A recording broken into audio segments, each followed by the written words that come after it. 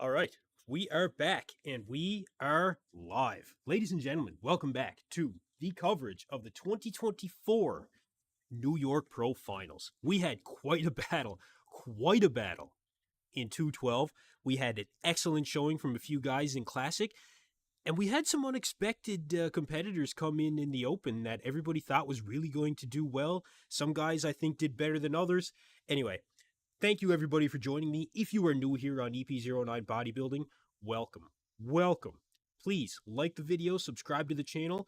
You'll find bodybuilding news and updates here, podcasts with all the top pros, coaches, other YouTubers, lots of collaboration. Live streams like this, you'll find it all here. Again, thank you, everybody, for being here. So we're going to look at some of the higher quality footage that we found for the prejudging. Gilco Productions did up the footage again this year.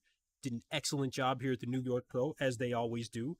So I am going to upload a few of the men's open clips that I found, and we are awaiting. Actually, I don't know exactly what the schedule is, to be honest. We'll find out. Right now, they're doing. Looks like, I think, women's physique right now. So we'll await the men's open. Well, 212 as well as classic. We'll have both of those before the men's open. Actually, we've probably got a little bit until the men's open. But again, thank you everybody for being here. Really appreciate all you guys. Make sure to check out the poll currently active in the chat. Who will win the 2024 New York Pro? Really, I have it between three guys right now, and that seems to be a general consensus. We've got Nick Walker, Martin Fitzwater, and Tonio Burton. I did leave out Beef Stu, as fantastic as he is. Black Patron, welcome back. Welcome back, Black Patron, to the chat. Bread and Cheese Man, I see you, bro. Welcome. Happy to have you guys here. Happy to have you here. As mentioned, we are looking at the... we're going to be looking back in time from a bike ride. Awesome, dude. Awesome. Yeah, I didn't get out on the mountain bike today myself. That's going to be a tomorrow adventure. Woke up and I trained some shoulders and some triceps, which was great. But yeah, we're gonna get some serious training done tomorrow. I got a leg day ahead of me tomorrow, and then I'm gonna do a bike ride. So that's gonna be sick. Really looking forward to that, actually. But yeah, let me know what's up in the chat. How you guys feeling? How's everybody doing? You excited for the finals? I know you guys are excited for the finals. Let's go. Let's go. Let me get some footage uploaded here. We do have footage of Nick Walker. We do have footage of Martin Fitzwater, and we got some footage of Beef Stu.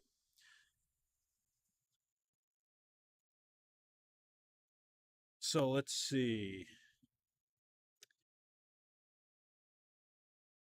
For those of you that may not have been here for the prejudging video, we are having the promoters of the show really lock down, you guys.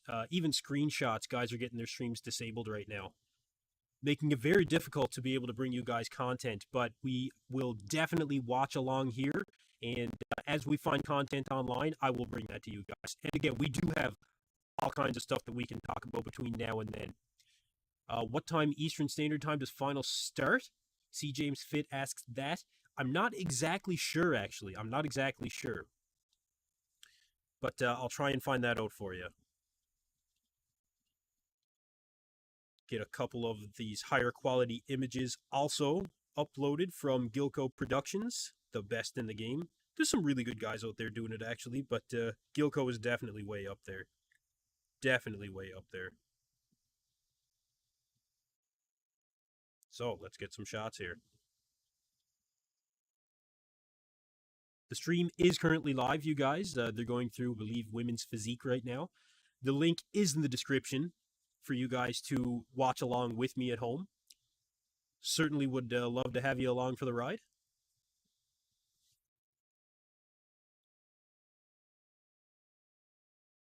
The thing is, you actually have to purchase the finals pay-per-view. I did not. I did not have to purchase the finals pay-per-view. It was all in one for me. Okay, so those messages were retracted. Okay. And yeah, this is really good quality. It's a really good quality live stream. I gotta say, it really is. All right, let's see if I can get something uploaded for you guys here.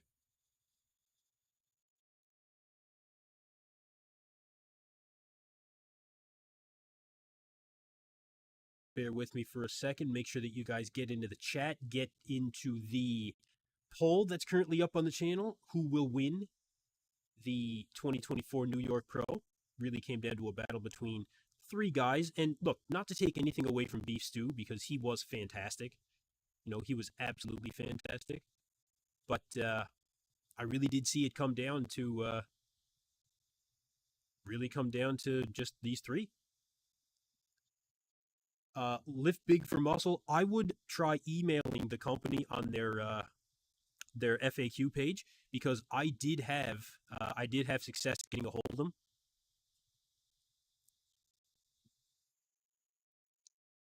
Just looking for my folder on where I have all these things uploaded.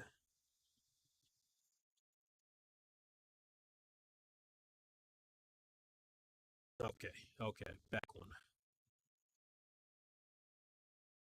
I'll get some things uploaded for you guys in a second.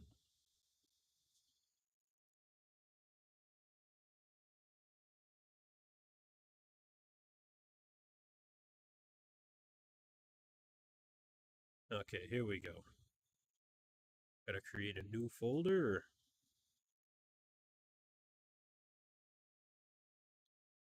Get everything uploaded, and we'll talk about it. There was also an interview from RX Muscle that happened in between pre-judging and finals. Dave Palumbo actually had Martin Fitzwater ahead, which I was a little bit surprised at, because Dave is there live. And from what I was seeing, especially as the pre-judging went on, Martin looked like he was fading. And I mean fading hard, man. Really hard. But, hey, Dave is there in the audience, so I don't know.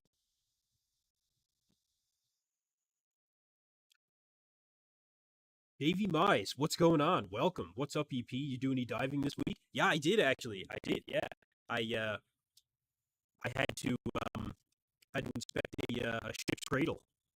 I've got a job coming up where we're going to be putting a boat onto a dry dock, so that's going to be a fun one. Those were really fun, actually.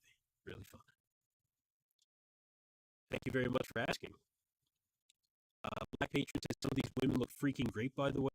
Good, man. I'm glad that the women's division is competitive. I think this is women's physique. Correct me if I'm wrong. All right, let's bring up a couple of things here. Pro finals. Apologies for the delay, you guys.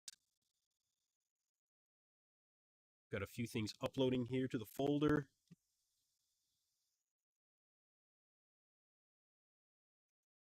But yeah, the interview with Palumbo I thought was very interesting. You know, Guy Cisternino, of course, that's Nick's boy.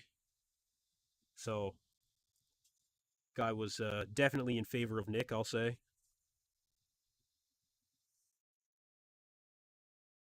Let's get a couple of pictures pulled up.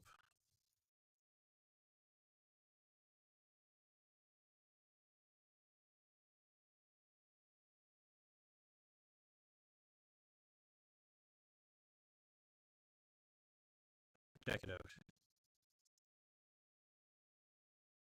So Beef Stu was definitely improved, I think, from a size standpoint overall.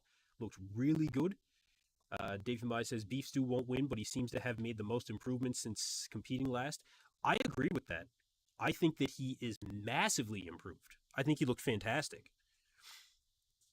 The side chest, man, he was pushing Nick Walker to the side chest. That's not an easy thing to do, ladies and gentlemen. Not an easy thing to do. So yeah, very impressive showing. Shots of Christian Wolski. I went looking. I can't find anything. I'll actually have to go to his page specifically and see what I can find. I know that he was one of the more impressive guys out there. Tonio Burton was looking absolutely ridiculous. I think Tonio looked bigger at this show. I think he looked bigger.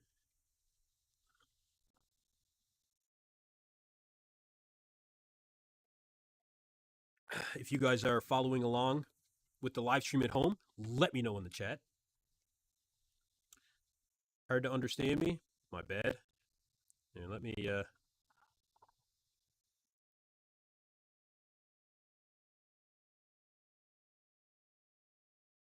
see if I can fix some of that.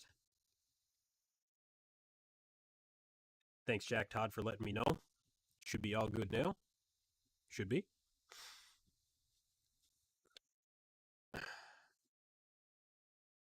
Beef Stu is a cool dude. Yeah, I think he is. Ruben Chulkowski. We are into the finals. We're waiting for, I think first up is going to be 212 or Classic. I'll have to check the schedule. I can bring up the schedule for you guys too. But we'll go through 2 more shots here.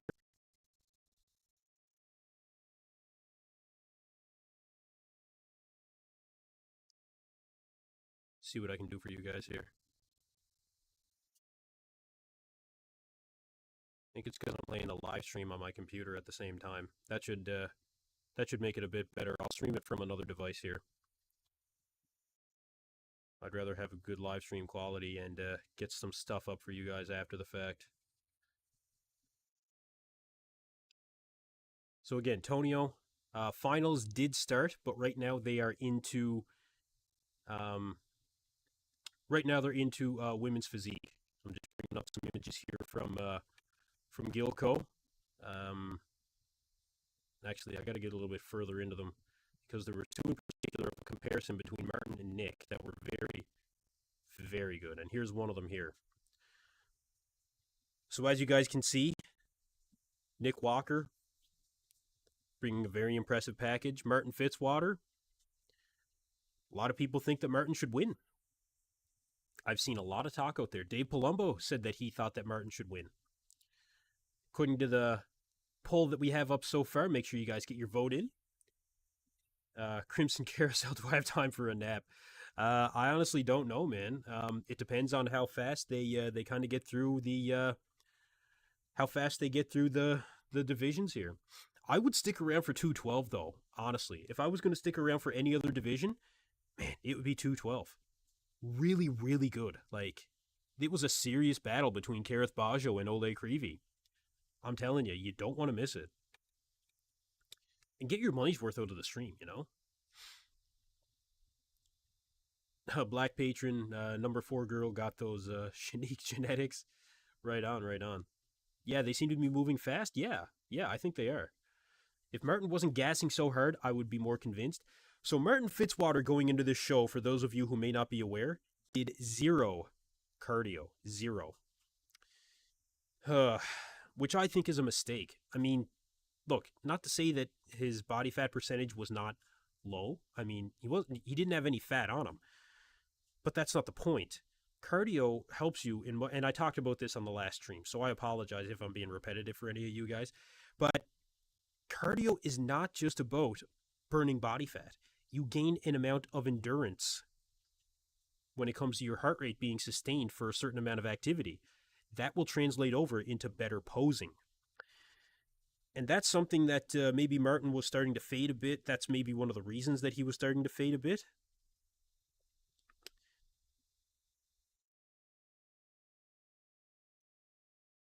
Let's see. New York Pro live stream. I just got it on another device here, so.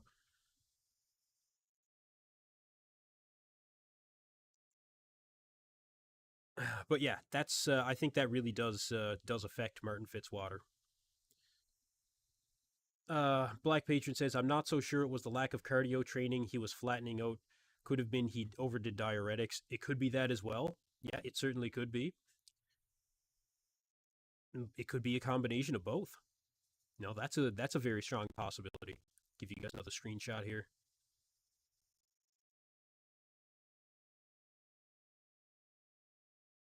See if I can open one up.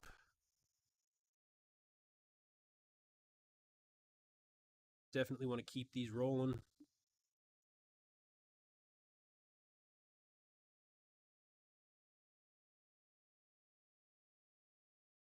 Now, let me just go back to what I had just to keep something up here for you guys. Yeah, so like I said, Nick and Martin, it was a serious battle. There's no question there. No question. Very, very tough battle.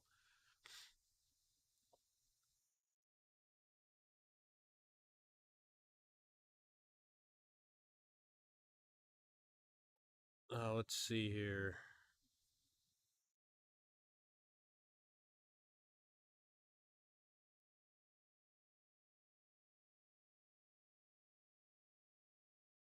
Okay.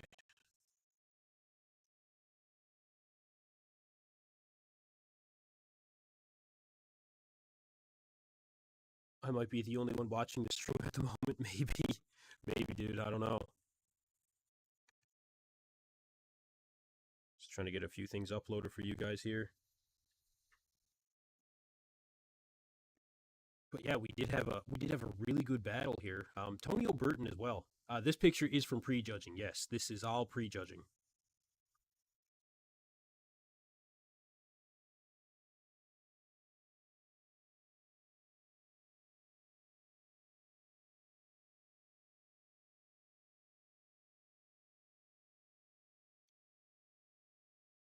Just gonna get my live stream started here again.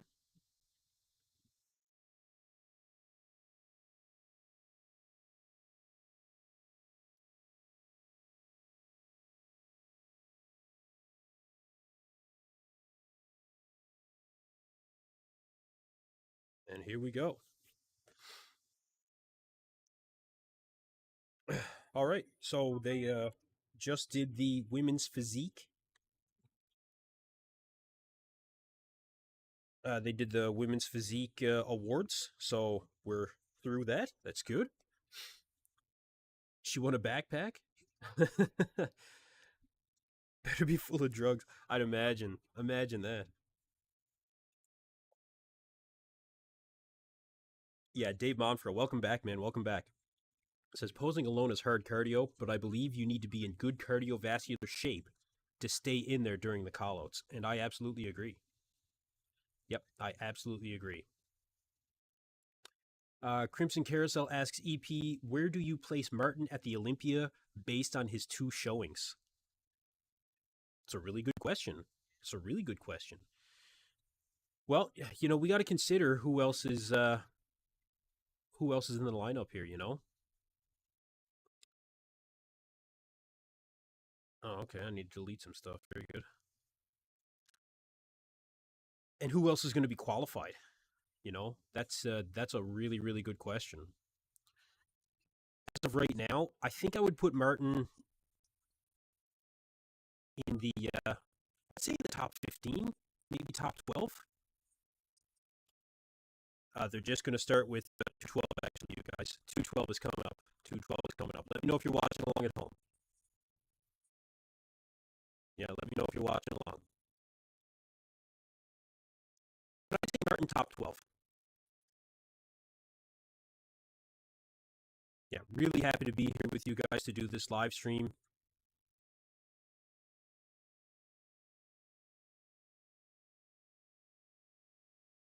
And I've got some Gilco footage I'm just trying to bring up here.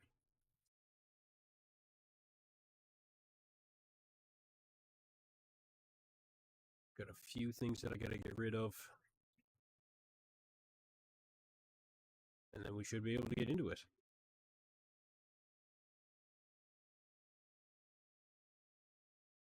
But first one, now let's see who they're bringing up now. Some of the 212 competitors, admittedly, I'm not as familiar with.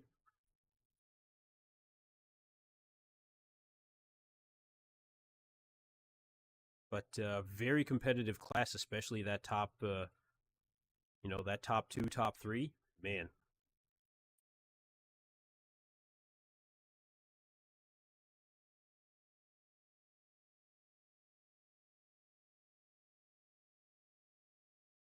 Thanks for having us back, bro. Love this stuff. Dave Monfra, you are welcome.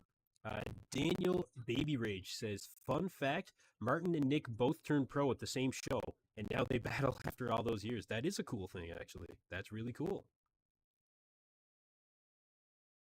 Yeah, that is really cool. Thank you for that bit of information.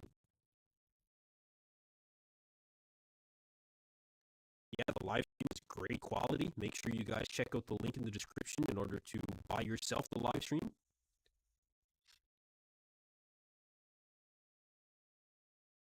And mine is cutting in and out. I don't know if you guys are seeing the same thing. Mike's sounding a bit scratchy, is it? Red Loop. Red Loop is in the chat. It might be because I'm doing other things here. I don't know.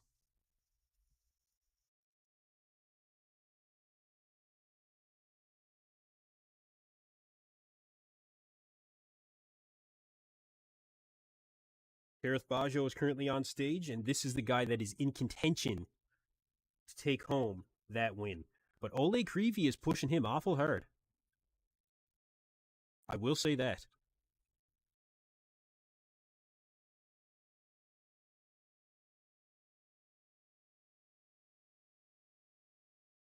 Yeah, Oleh Kryvyi pushed him very hard. It might be my internet. Yeah, maybe. I don't know. Usually it's pretty good. It should be okay right now.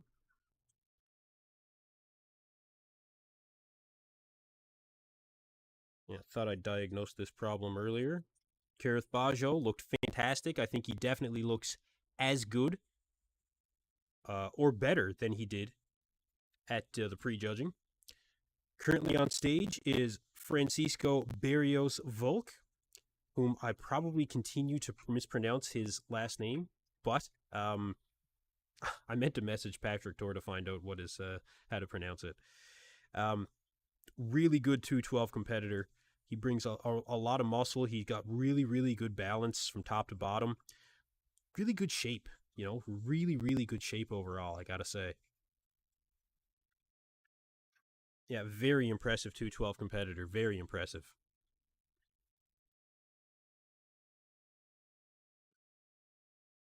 Live stream is alive and well. They've been having a little bit of issues with the live stream today, but not too bad. Yeah, Francisco does have a cool look, and he was in the top 4. You know, he's a Patrick Tor athlete, very, very good competitor. So yeah, Patrick has been doing really well with competitors this year, I gotta say.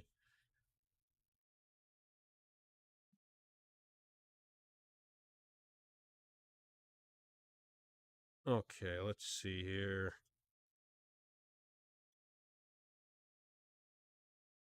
I'm gonna get rid of this folder, get another one uploaded. Delete this.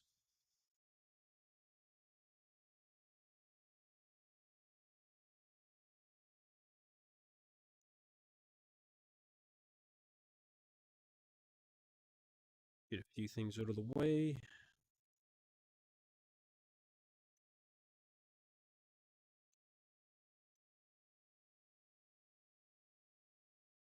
Colin Drysdale's following along on Instagram. Thank you very much. Appreciate it very much, dude. Thank you very much for the share. Awesome. I'll get some images uploaded for you guys here now.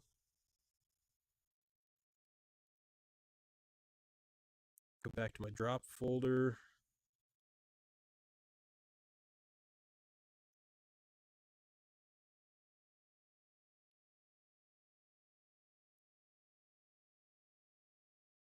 Crimson Carousel, best reactions on the platform. I hermit crab other streams, but your coverage is my favorite. Thank you very much, Crimson Carousel. I appreciate you being here. I appreciate everybody being here. If you are new here, make sure to like and subscribe to the channel. Thank you very much, everybody, for being here.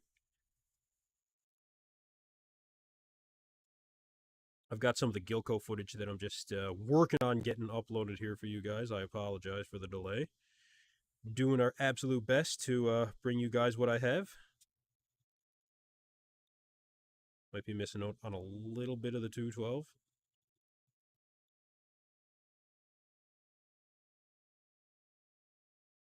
Courtney Rope says, Nick just needs to improve condition more than he's dangerous. Yeah, me and Xavier were actually, the Red Loop says, Martin calling Tonio a 212er. He's not a 212er, man. Tonio is top 8 in the world in the open. I mean, look, 212 that, man. You know, there's no question that Tonio belongs in the open, and he wants to be in the open. So stay there, you know, stay where you're at, man. I don't agree with this being a 212er thing at all. Not one bit.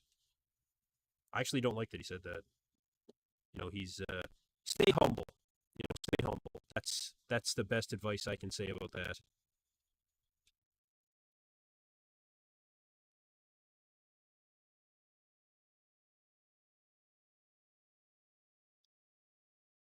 Yeah, Martin's got to stay a little bit more humble.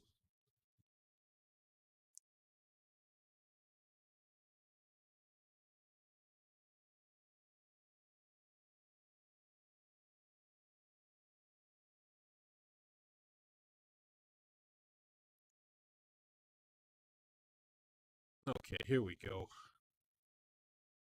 Beef Stew from the prejudging footage courtesy of Gilco Productions. If you guys don't know Gilco, you're living under a rock in the world of bodybuilding. Gilco is the best in the game, without question. Let me know what you guys think of Beef Stew. You can really see the high quality footage where he does have that really, really good conditioning, you know? Really good conditioning.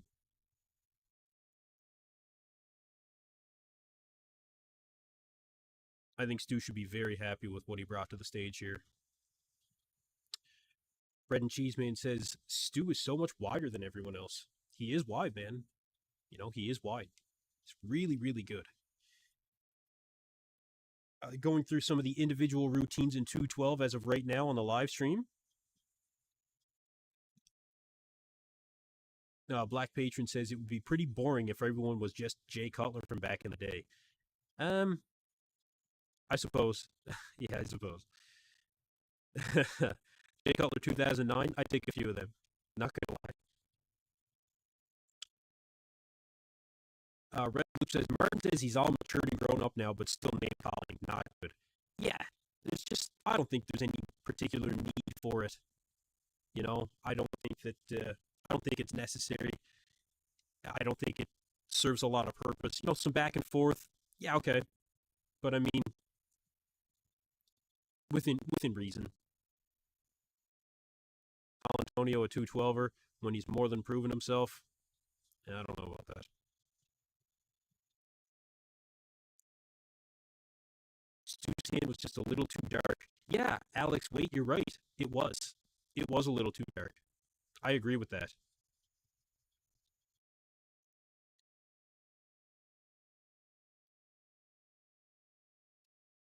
High quality footage of Nick Walker from the prejudging. Again, courtesy of Gilco Productions.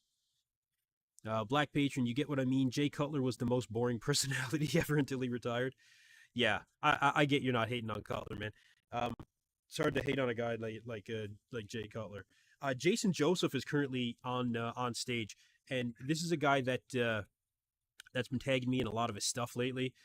He's a 212 competitor, and he is just getting better and better, you guys. So shout out to Jason Joseph. He had a really good showing here. Conditioning was fantastic. Very, very happy for him. Make sure you guys check him out on Instagram.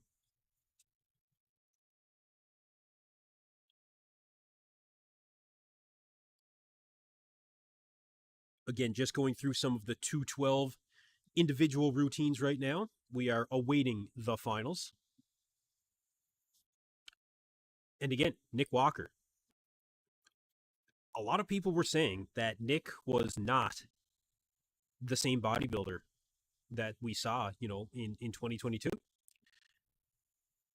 We didn't see him in 2023, except for the Arnold Classic. I should mention that. In 2023, the feedback on Nick was that he came in not big enough. You know, he wasn't the mutant. That was actually the judge's feedback. Oh, Oleh Kryvyi is currently on stage, you guys. I had Oleh I had Oleh on my podcast, The Bodybuilding Breakdown, when he was 4 weeks out of the New York Pro. I had him on with Justin Miller, who is the coach of Dimitro Krasin in Classic, as well as He used to actually coach George Peterson III. Really nice guy, actually. He's kind of a buddy of mine now. But he's been helping Oleh with his training and with his posing. He's not coaching him, but he has been helping Oleh. And Oleh is pushing Kerrith for the win here in 212. He actually is, which I was not expecting. I was expecting Kerrith to come in and dominate. He is the reigning and defending 212 champion in the New York Pro. A lot of people actually said that Kerrith Bajjo should have defeated, or could have, I should say, could have defeated Tonio Burton last year if they had a showdown between the open guy and with the 212. I'll try and turn it down a bit and see what you guys think. Crimson Carousel, thank you very much. Let me know if that makes any difference.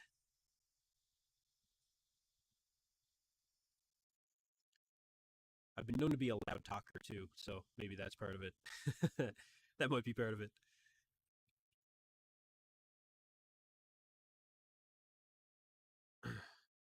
So again, Nick Walker. When it comes to how Nick looked here, I think that we did see a very good version of Nick Walker. I just think it's because maybe Nick isn't getting much better in particular. Maybe that's part of it. When it comes to improvements from Nick, I mean, has he gotten bigger? I wouldn't say that he's particularly bigger than what we saw in previous showings. Is he getting better in terms of conditioning? I don't think that this is his best from the back that we've seen in the upper body. I think he has been a lot sharper, at least noticeably sharper from the back. The midsection is not getting any tighter in particular. Like you can see here, it's that now you could just see right there. Look, we'll go back and we'll look at that one more time. Look at the difference. Watch the difference. Look. See the midsection? Watch here. Watch here. Tightens right up. There it is right there, you guys. There it is. I'll do it one more time just so you guys can see it. This is Nick not controlling his midsection. The obliques are spilling out. There's Nick actually pulling it in. That's how I'm used to seeing Nick Walker. Right there. That's a tight midsection for Nick. But he's been letting it go. I didn't notice that until just now, actually. Nick has to keep that midsection in control. It's absolutely essential for him to keep that midsection in control. Absolutely essential. Few people have some comments on Nick here. Black Patron says, I don't think Nick has improved at all, to be honest. He's most likely maxed. He may very well be. He may very well be. I don't know, like, how much better he can really get. He can't get any bigger. Can he get more conditioned? Perhaps. The legs, I don't think he has the hip tie-in particular for them to be any better. But at the same time, Nick wins shows because he's just, well, let's consider why Nick wins shows. Why does a guy like Nick Walker, who should by most rights in professional bodybuilding be penalized for his midsection, right? I mean, just look at the poll that we have up now. We have 198 votes, and 76% of the voters say that Nick Walker is going to win. So what is it about Nick Walker? Well, he has an overwhelming amount of muscle compared to others, I think, especially when you go per square inch. And I think the freak factor is legit in bodybuilding. I mean, this is a muscle contest. He brings a lot of freaky muscle. He brings a lot of conditioning. He's very wide from the back. He's hard. He's grainy. He's vascular, you know.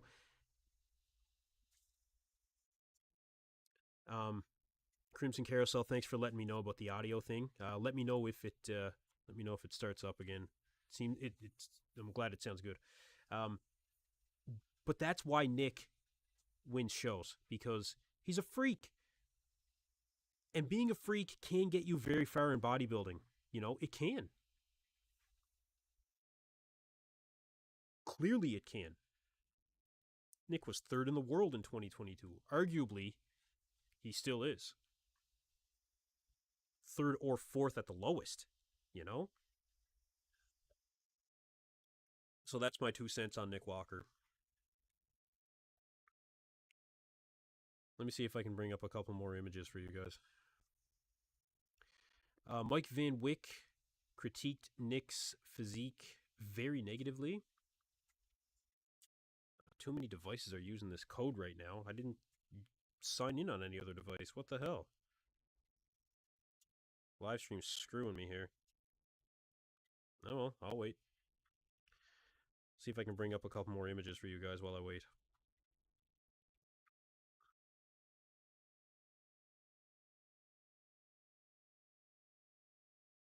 Yeah, Mike was very Nick. There's no question. He was. And this was a good comparison between Nick and Martin.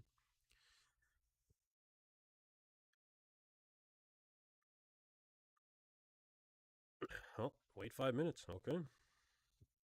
I don't know. I think some other people were having trouble with the live stream as well. It seems to be cutting in and out for people, so we'll jump right back into it as soon as we can.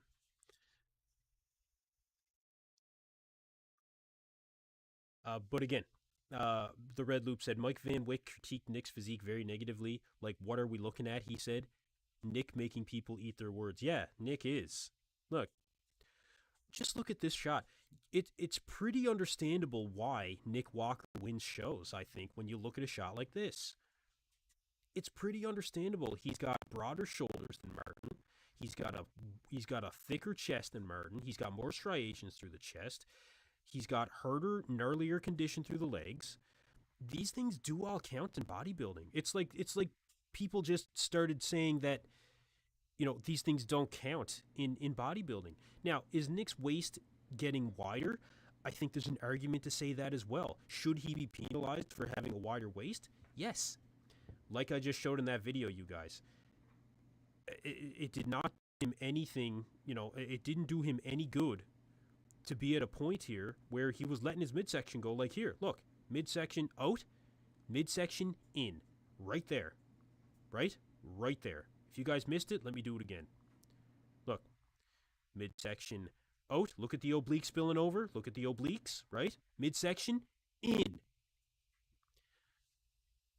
That is the perfect representation of Nick Walker controlling his waist. Right there. When he's not controlling his waist, he doesn't deserve to win. He doesn't deserve to win. But when he really brings in that midsection and keeps it dialed in, I mean, it looks good. And it all comes down to how you control that thing on stage. He did let it go a bit. Black Patron, you're mistaking veins for condition. Take away the veins and his condition isn't better. I think it is. I actually think it is. Let's look at this one again. He's got more detail, especially near the hip.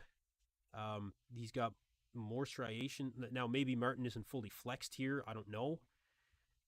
Well, look, in comparison, when I say his waist is in comparison to when he clearly lets it go, I mean, it's night and day. Look, if you keep going with the video here, I'll show you guys again.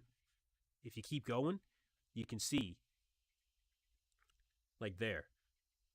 Like, look, that looks pretty good, Like that. It's not perfect.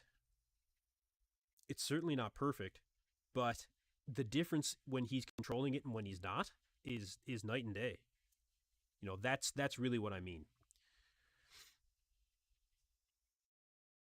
James says, don't you think he's trying to control his waist? It's impossible to control it anymore. His organs have grown to such a degree, it's impossible. Well, this is one of the things where Nick has been gaining more and more criticism over the last, couple of shows. And I don't disagree that his midsection is getting wider. and he's letting it go more and more. It's not going to serve him well in the future. It's not. Loho says, wasn't Nick just taking a breath instead of letting his midsection go? Well, I don't know.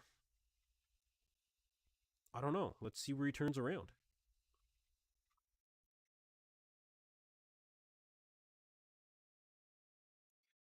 No, I don't think so. I don't think so. He was looking up and down. There was a fair bit of time there. I don't think. No.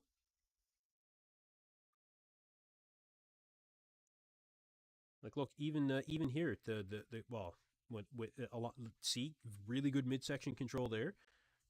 Turn to the side. He's keeping that thing tight. No, I really do think he was letting it go. Yeah, I really do. If anybody saw the interview on NPC News Online that they did with Derek Lunsford and Nick Walker backstage, Nick was letting it all hang out then, man. He was letting it all hang out. Man, if you didn't catch that one, go check it out on NPC News Online on their YouTube channel. Let's see if I can get back into the stream here.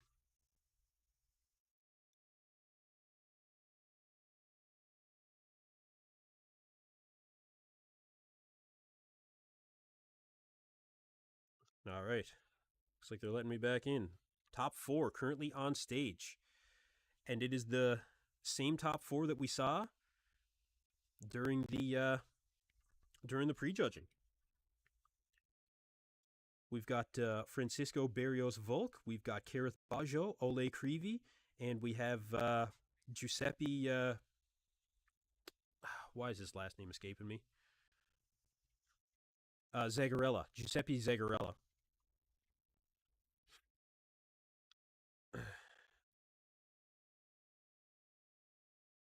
I don't think anybody is necessarily any better here in the 212. And look, we'll get back to the open here discussion in a bit, you guys. CTV Orange, you did not miss the competition. We are currently going through 212.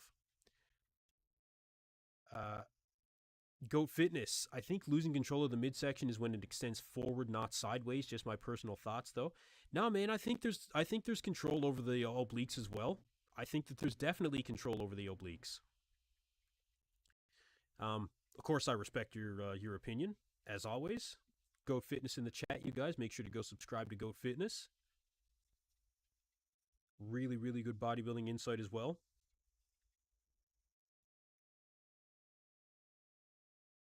Actually, I can probably bring up a couple of 212 shots from the prejudging. Very similar to what we saw here earlier. Let's see what I can bring up.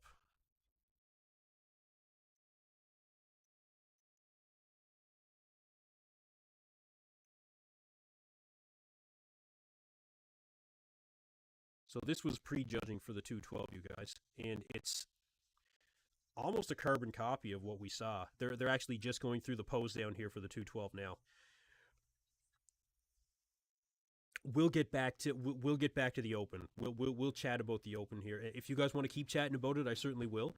But just so you guys know, they are doing the pose down now for the 212 division. So we'll be seeing the awards here, unless they do sometimes like they do where they do the awards later. I don't know, but we'll see. We'll see. I think I'm still going to give it to Kerrith Bajjo. I'm still going to give it to Kerrith. But it's got to come down to like a 1-point decision between him and Oleh Kryvyi. Oh no, they're leading everyone off the stage.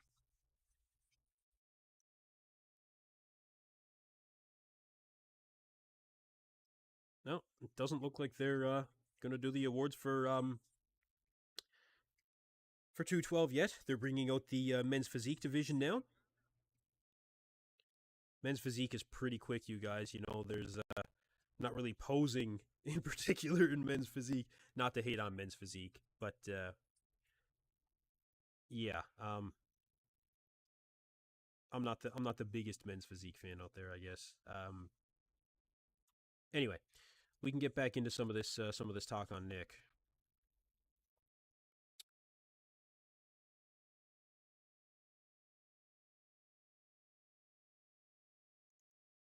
James says, yes, Walker is on the decline. He's finished. I don't think he's finished. I think that's a bit of a stretch. Yeah, men's physique is on, quick lower front pose, and that's it. Yeah, that's all. You're on the stage, you're off the stage. These guys are probably getting a little bit of cardio in for all the walking they have to do since they don't have to pose very much.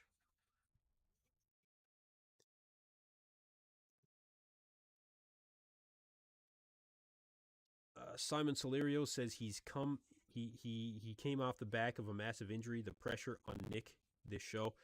Nick responds well to pressure though. Nick, not to say he thrives on it because sometimes it does get to him, but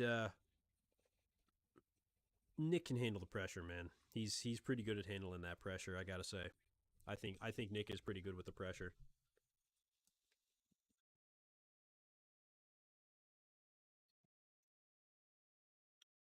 Thank you everyone for getting into the chat. Appreciate all you guys being here.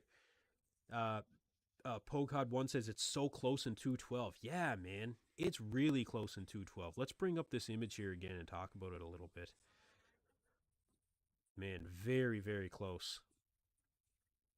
Kerrith was absolutely on this show. But Oleh Kryvyi pushed him very hard. Even Giuseppe Giuseppe Zagarella, such a hard name to remember. Awesome shape, ridiculous shape actually. For a 212 guy, man, really good. Like he almost looks like a classic guy. It's crazy, but he's really good. I was most shocked by him in particular. You guys may have caught my video where I did a segment on Francisco Barrios Volk. That was a couple of weeks ago now, before the show. And I was right. He was a factor here. He's gonna be a factor in 212 in the future here. James says, when I say he's done, I mean as far as ever winning the Olympia. He'll likely win this because of politics, but it's all downhill from here. Yeah, I don't know if Nick will win the Olympia. I don't know. This was the first show that I looked at Nick Walker. Actually, I was talking to Xavier Wills about this earlier at Desktop Bodybuilding. I'm actually going to be on Desktop Bodybuilding's Bodybuilding University. We're filming tomorrow, so you guys can stay tuned for that episode. Xavier invited me on. Stay tuned for that. But this was the first show with Nick Walker where I was kind of like, I've always believed that Nick could be Mr. Olympia. I don't necessarily think I'm as confident in that anymore. I don't know if I'm as confident. Nick is a really good bodybuilder, but can he win the Olympia someday? I mean, it's tough to say. I think it's less likely. I guess I can say that. I think it is less likely at this point.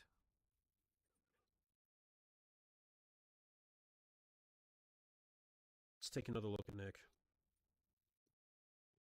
Let this footage play again. We do have Classic Physique coming up as well, you guys. Matt Greggo is looking to win his Olympia qualification. He's looking to defeat Eric Wildberger after losing to Eric at the Pittsburgh Pro. Jet Sterling, when is the Open Finals? I don't know exactly when the finals are. I know that they need to go through Classic, and I think they need to go through maybe another women's division. But I'm going to try and pull up a bit more footage for you guys and see what I can find.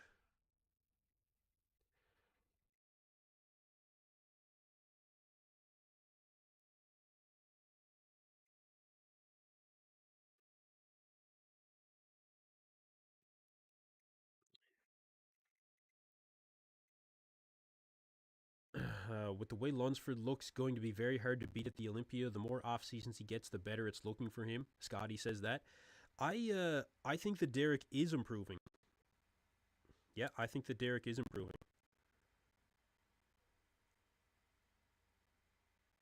Let's see.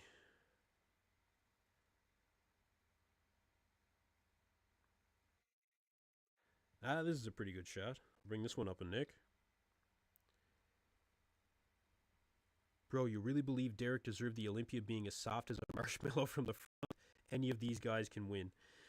Derek was not at his best, and I do submit to the fact that it was a controversial win for Derek. I think you could have argued Hottie winning very easily. But alas, Derek did win. Whether he should have or not, well, you guys let me know what you think. But when it comes to the New York Pro, pretty confident that Nick is going to take this one home. I think most are. I think most are. Shot of Nick here that I found. Really nice shot. Let me try and find Christian Wolski. I know I had a few people asking me about Christian in particular. Unless you guys want me to follow along with the men's physique, you guys let me know.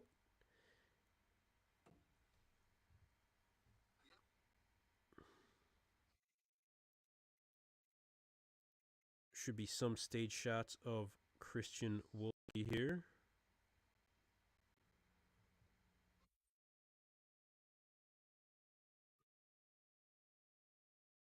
There we go.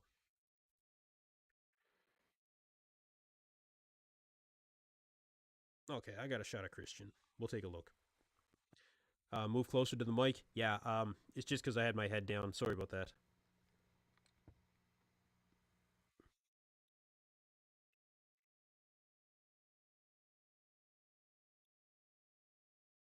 Loho says Nick Walker will walk the line. Interesting. Kai says controversial equals close. Yeah, I think it does. I don't think that it was, a runaway for Hottie. And obviously the judges didn't either.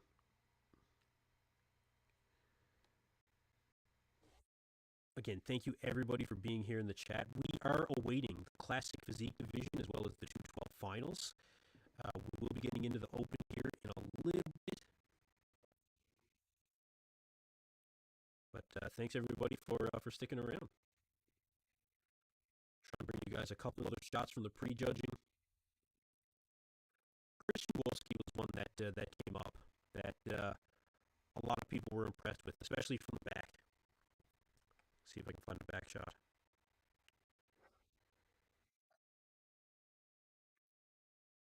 And he was one of the best from the back. There's no question.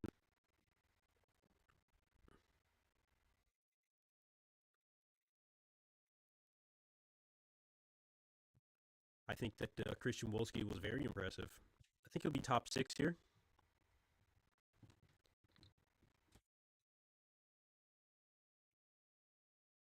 I don't think he'll end up beating Beef Stu, but Quint Beastwood was someone that really just did not end up meeting expectations at this show, unfortunately.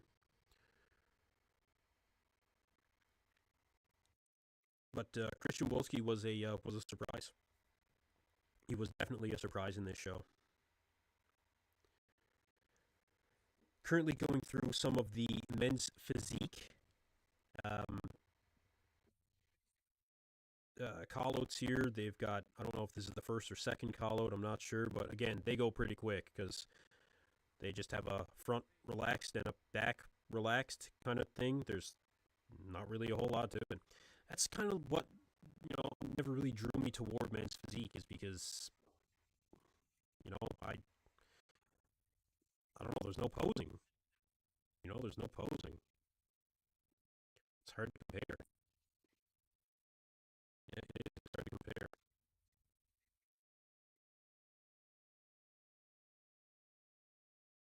Let me see if I can bring up Beef Stu. I need to. Yeah, we'll look at Beef Stu for a second. I want to bring up the Gilco footage of Martin Fitzwater. Psycho Fitness is in the chat. Chris Psycho Lewis, welcome. Psycho Lewis, that's cool. Martin is on fire. Let's bring up that image of Nick Martin again. Let's bring it up. There's 212. Let me just get that image up here for you guys, and we'll find out straight from the source. Psycho Fitness is on site at the New York Pro, as far as I know. And bro, you can let us know. Where is that shot? I think it was this one.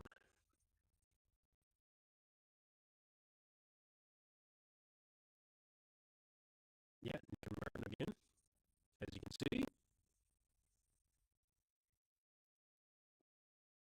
my mic not good?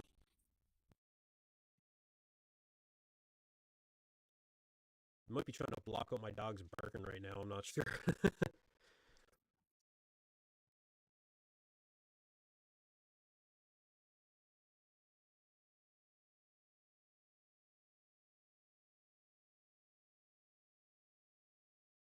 I really did it.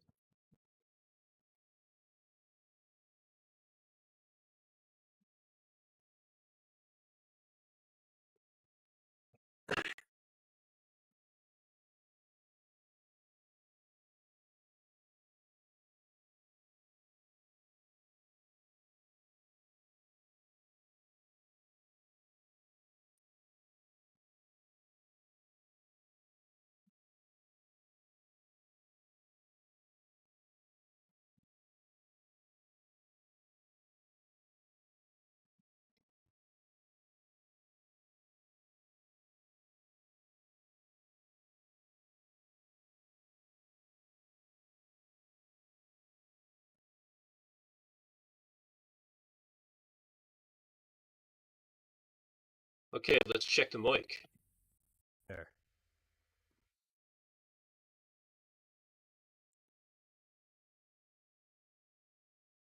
Mic should be good now.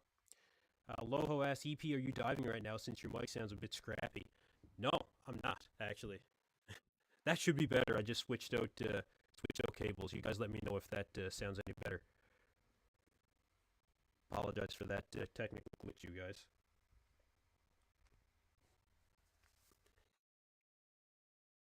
EP diving to the Titanic, the mic is off. Yeah, yeah.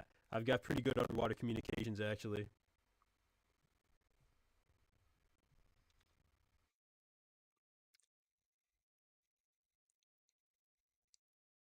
Remember, Nick Walker probably took time off from training legs during his injury with his hamstring. I think that's what we're seeing.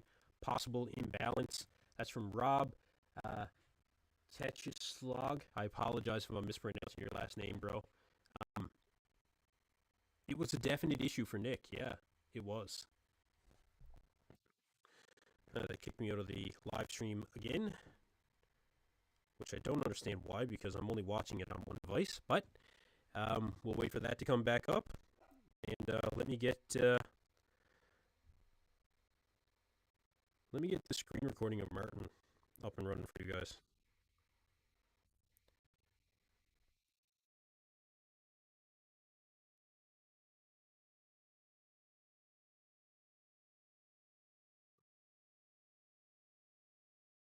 Get this uploaded. The mic's still breaking up? Man, what's going on here?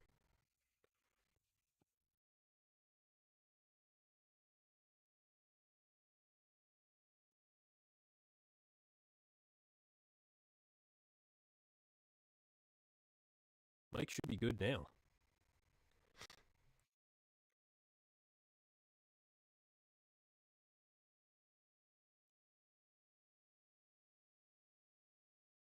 Looks like everything's not bad on my end.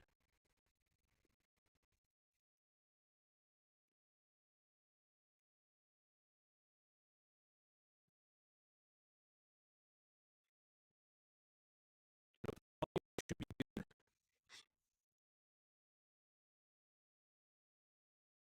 Let me see if I can do a quick check of my mic. Yeah, I'm working on the mic here, you guys. Give me a second to get this worked out.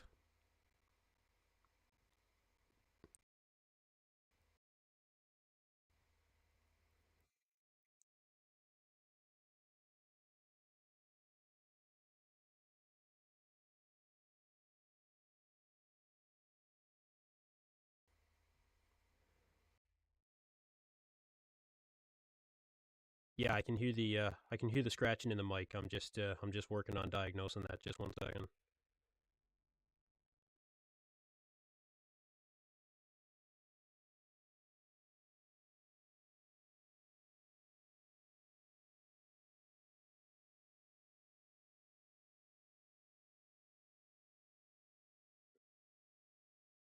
Seems like it's a bit better. I think.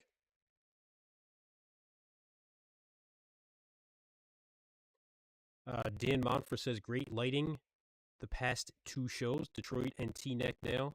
Hopefully the Olympia is watching.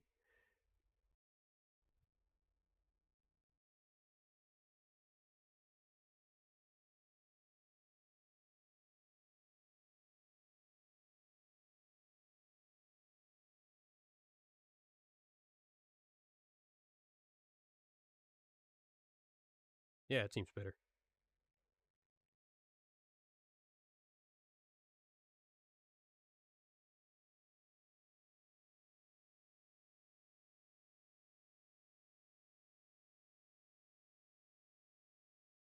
Let's see here. See if I can get this media source up from Martin.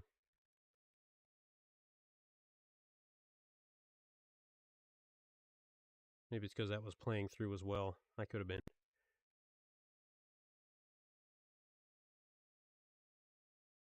I'm going to get myself back into the stream as well.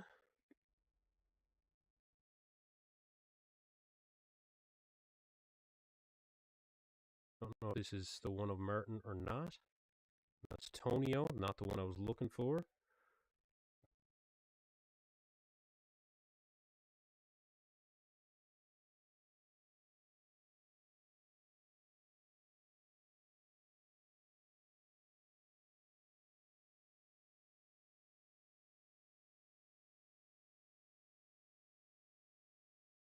Okay, I'm going to have to pull this footage of Martin again, it seems, and try and upload it.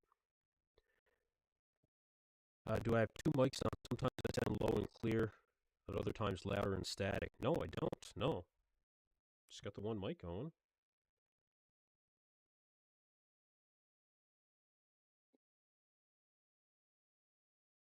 Try and fix this up.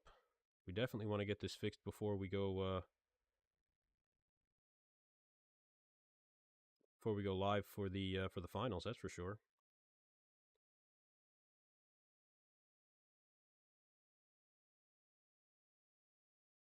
We'll see what I can bring up for Martin here. I'm going to get that footage re-uploaded because that stuff of Martin was really good, man. Really good. The Gilco footage. Shout out to Gilco Productions.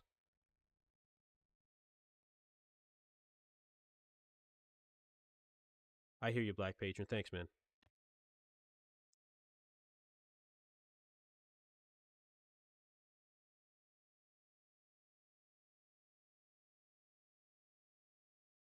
Don't touch it. Not touching it.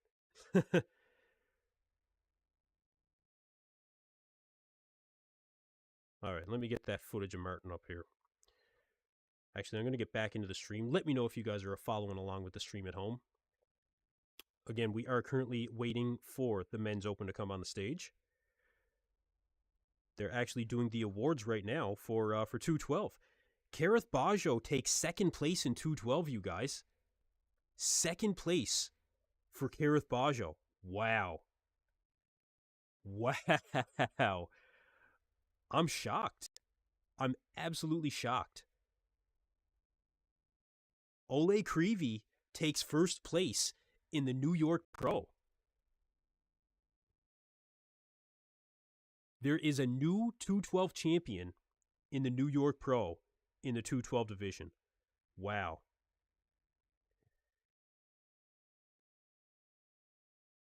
I know Kerrith wasn't necessarily at his best. Oleh did come in like ridiculous, but I mean, I'm surprised.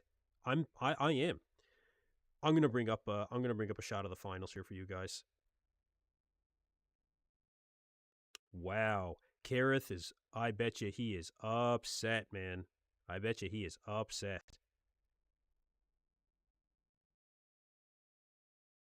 Oleh Kryvyi did come in ultra conditioned, though. I mean, ultra conditioned.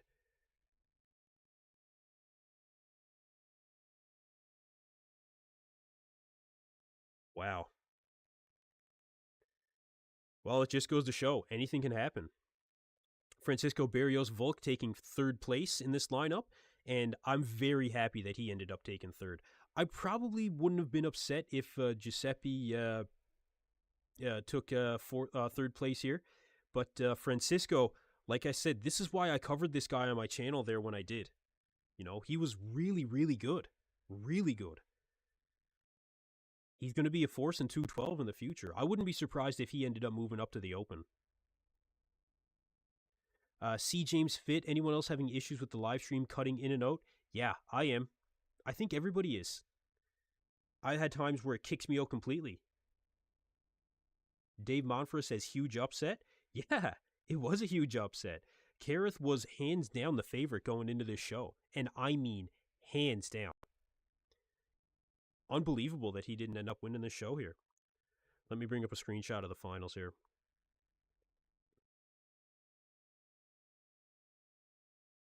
Wow. I'll bring up two.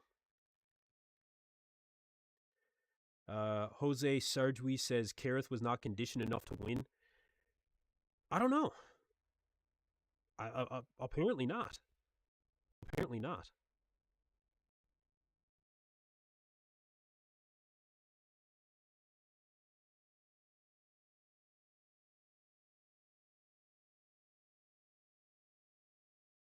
Here's the finals.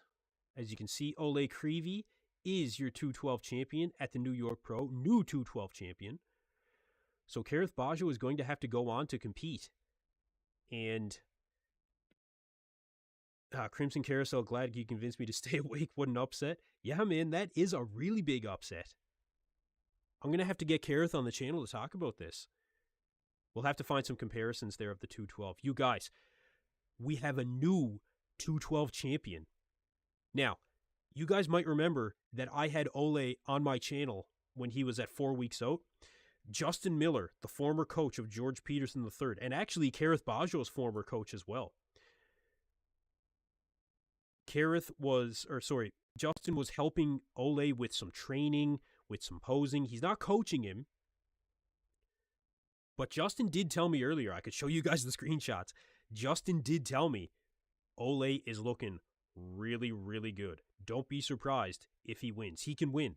And I was like, Kerrith is a dominant champion, man, honestly, is the way that I saw it. But clearly, you know, things can happen in bodybuilding. And it's not because Kerrith was complacent.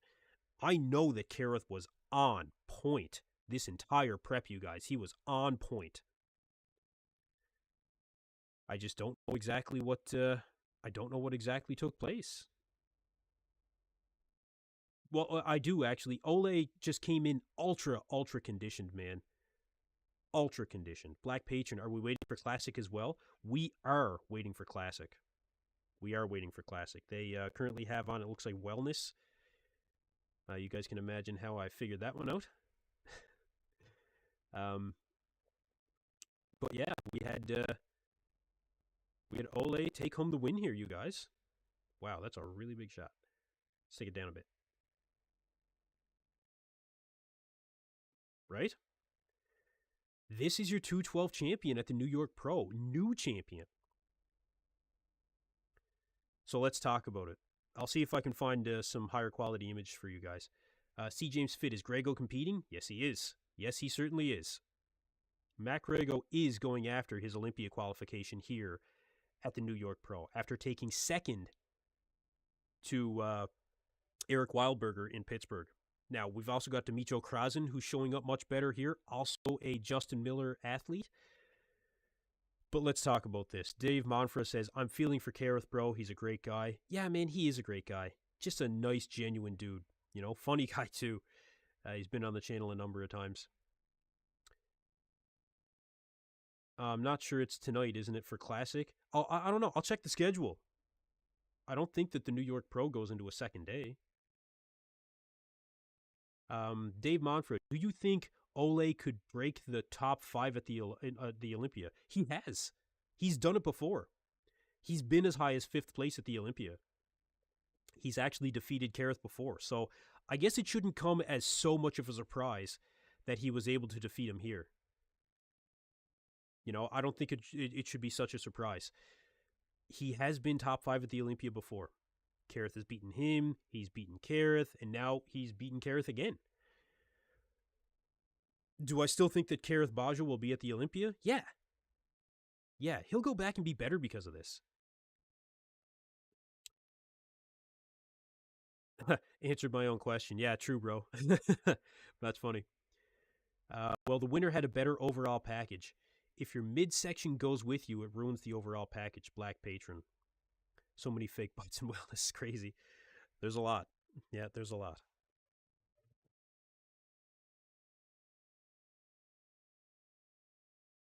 Again, thank you everybody who's here for the live stream. Follow along with me at home. You can find the link in the description for the live stream coverage. ny-pro.com. Follow along with me. I'll bring you guys what footage I can from the show.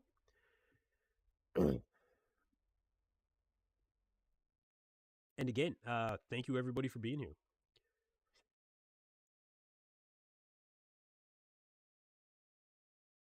C. James Fitz says, I hope he wins. Matt Greggo, I'm sure you mean. I'm surprised he didn't win last week. Yeah, a lot of people were.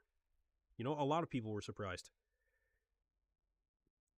There should be some shots of the finals for 212 out there now. I'll see what I can find for you guys. Definitely a big upset in 212. Big upset. Okay, we got some shots here of the top 3. Or sorry, no, they didn't put Francisco Barrios in these shots, but I'll bring up a few for you. I'll get this one up quickly, and then I'll grab a couple more. And maybe you can see the difference in conditioning in this shot between Kerrith and Oleh Kryvyi. I got a message Justin here in a few too, man. He's got to be pumped. He's got to be pumped. Hey, he told me, and I stand corrected. I didn't believe him. I honestly didn't.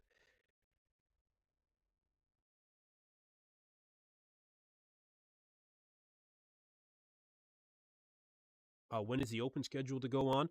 I think we've still got a bit of time until the Open. They did not announce the winners for Classic as of yet. No. We still need to go through the finals of the Classic Physique division. Actually, let's see if we can really bring this up. Okay. So let's break down some of this. Kerrith on the left. We've got Oleh in the center, and Zagarella is off to the right there. Oleh has really hard, gnarly conditioning here. Really, he's hard and he's grainy. He's harder and grainier than Kerrith. And I actually don't know if Kerrith is any better at the finals than he was in prejudging. He's got good quad detail, but we're not seeing the feathering, I don't think, in the quads that we typically see. Now, from Oleh, you can clearly see that even from the stream. From Zagarella, you can see the striations in the teardrops as well. The striations through the chest, you know. Zagarella was really good. But Oleh just brought a lot of hard, dense, grainy muscle. You know. Black Patron says Kerrith looks narrow in that shot. He lacks detail throughout his entire body. He doesn't typically.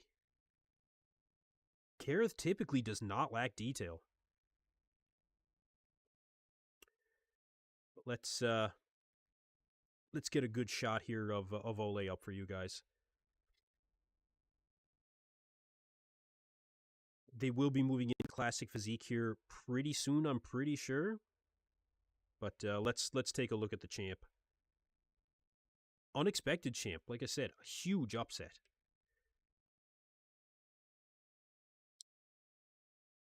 Kerrith is third and the most muscular here. Yeah, I don't disagree with that. No, I don't.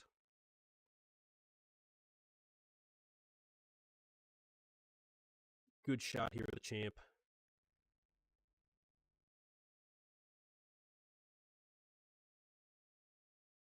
Really good shot.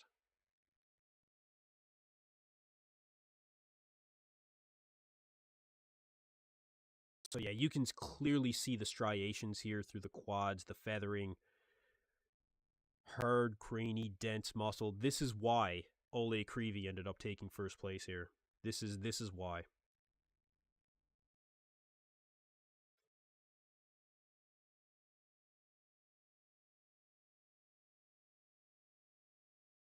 Wow.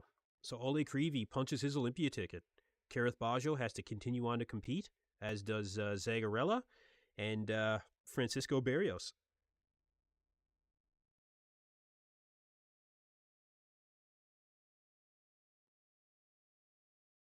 Definitely surprised when it comes to the winner here. Brett Wilkin is looking pretty big. We'll say that for sure.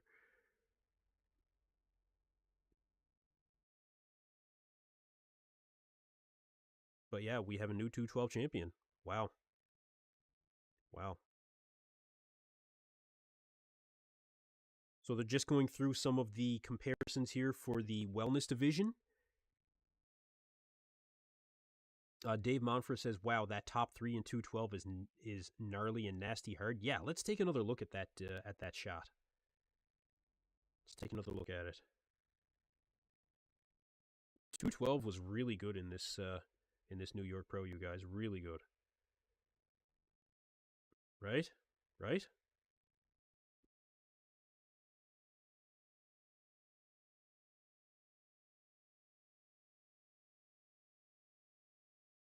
I'm impressed. I was especially impressed by Zagarella. Especially impressed by Zagarella. I can't wait to see the high quality images of that guy, actually, because he was awesome. Like I said, he has kind of a classic aesthetic that he brings to 212.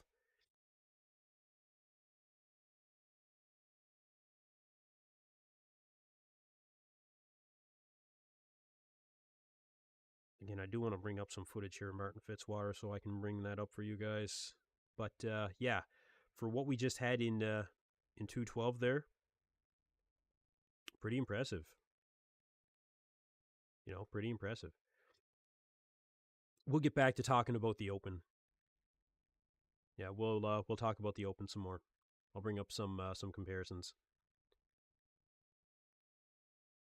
Like I said, they are moving through the wellness division now. I believe the awards are being handed out, and we will continue on with the next division. I'll check out the schedule here in a second as well. Black Patron says Martin was matching him in the hamstrings. He was. Yeah, Martin was matching Nick in the hamstrings. He wasn't matching him in the upper body though, not in the back. No, I think Nick was better in the upper body in the back. I've seen Nick's lower back sharper as well. I have too. Yep. His lower back has definitely been sharper in the past. I definitely agree with you there.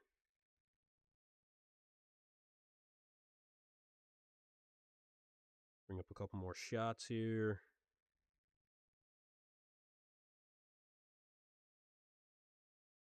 Yeah, they're moving right through the wellness division awards now.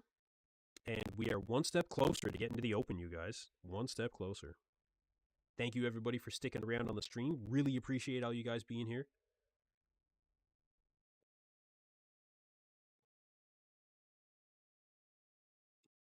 Dave Monfort says, I love this stage too. I took fourth at the Eastern USA there. Great venue and hotel. Oh, that's awesome.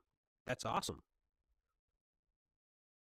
Every 212 show I've seen, no one is ever not in shape. Yeah, that's the one really cool thing about 212. You know, these guys do show up in shape. Really good shape. 212 is definitely, I think, a little bit underrated as a division. And you know, my channel primarily, I will say, we cover the Open here. We do cover the Open. But do I have a lot of respect for 212? Yeah, I do. I really do.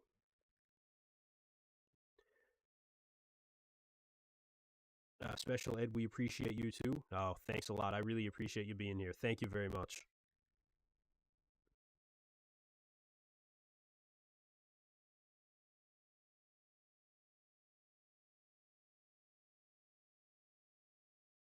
All right, let's see if I can bring that footage up of Martin Fitzwater now. The Gilco footage was really, really good.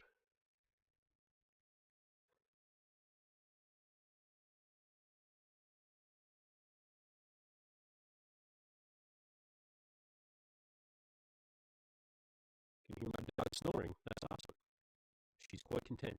And yeah, OGs of the stream know my dog jumps in every so often. Maybe not now. All right, here we go. HD footage of Martin Fitzwater for all prejudging. Right here, right now.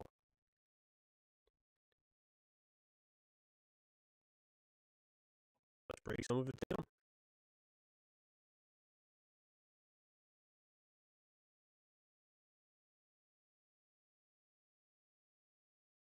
As you guys were saying, when it comes to the lower body for Martin, it's there. It's definitely there. If I was Martin, I would be very, very happy with this package. Like I said, he did seem to fade as prejudging went on. I will say that. But now they kicked me out of the stream again. Man, it's been constant here. I can't believe how often this happens. They really got to get this sorted out. I'll get back to the stream here in a minute. But yeah, there's a reason why Martin is getting such high praise. His shape is phenomenal. His conditioning is really good here. The only thing that got me, like I said, was he did start to fade after as prejudging went on. Can he come back better for finals? I think he absolutely can come back better for finals. Absolutely.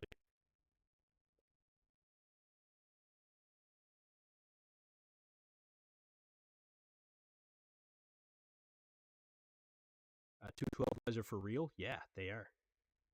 Do I have any footage on Tonio? I'll see if I can find some.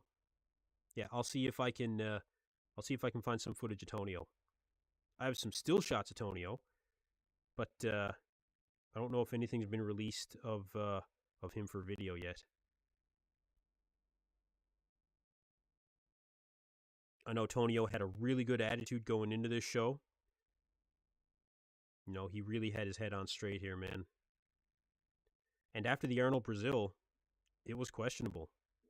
That really beat him down. He told me he didn't even know if he wanted to continue competing. That's how much it bothered him. But he did go on to continue competing, and he's going to be top 3 at this show. Easily top 3. Which division is on stage at the moment? I would love to tell you that, but they kicked me out of the friggin' stream again. So I'm going to have to try and sign back in. I know a lot of people are having trouble with the stream. It's really unfortunate. Yeah, it's still telling me I gotta wait a few minutes. Well, we'll wait. A few more people in the chat here. Which division is on stage? I will find out. If anybody else still does have the stream going, let me know. The only thing Shemian says, or Shemayan, I apologize. The only thing Martin is missing is size. Unfortunately, that takes time to put on quality size. Martin's about, let's see. The only thing, Martin's about and thigh match Andrew Jacked. Abs and thigh. Martin's abs and thigh match Andrew Jacked. That's an interesting comparison. Yeah, that's interesting to consider.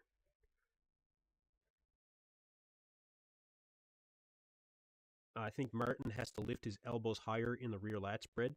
Yeah, I think you might be right. Might have to stretch his arms out a bit more to really get that lat width. That's a good possibility.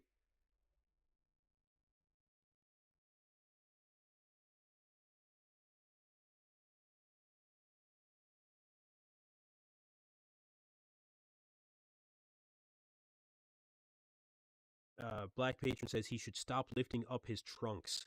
Dave, yeah, I don't think it's serving him very well there. No, I don't think it's serving him very well.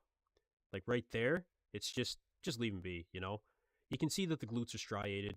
As long as they're not covering the glutes, like shouldn't have any problem.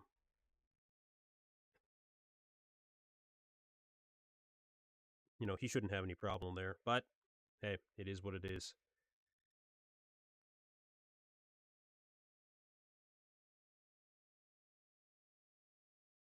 So again, if you guys missed it, we do have a new champion in Oleh Kryvyi, who took home the win in the 212 division. We are awaiting the classic physique division to take the stage, and after that, we'll be awaiting the men's open.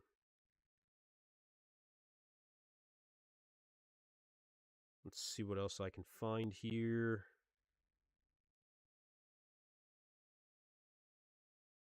Yeah, some prejudging shots of the men's open here. We can look at some of those as well. See if I can get back into the live stream.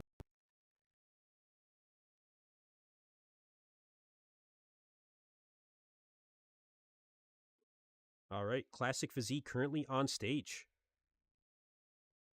So we are into the Classic Physique division, you guys.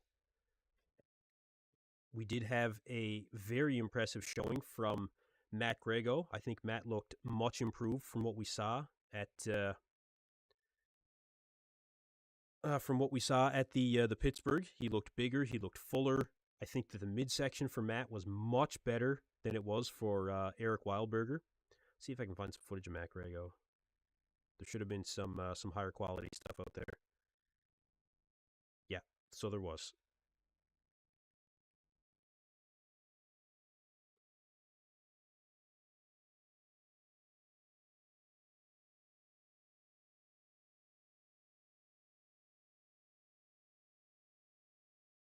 A few more comments from you guys. Crimson Carousel says Martin doesn't match Andrew in the abs and thigh. Martin's abs are, yeah. I mean, not that Martin doesn't have a decent set of abs, but are they deeply cut? I mean, not in particular. No, I wouldn't say that they're particularly deeply cut.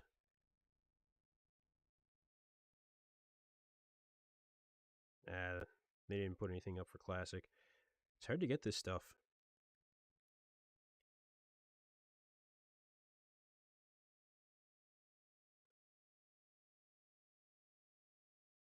Let's see if I can bring up a couple more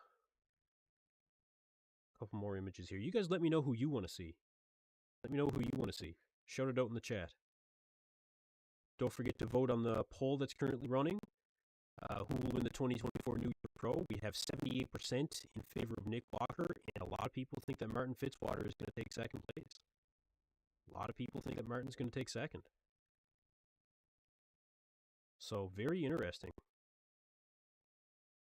I'm going to bring up the footage of Nick again so we can take another look.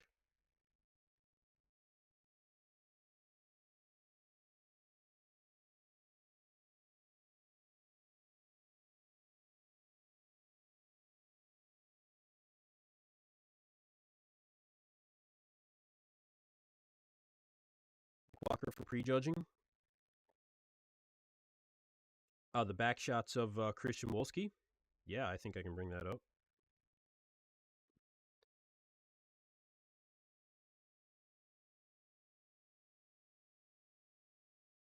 There was a back lat spread that I found.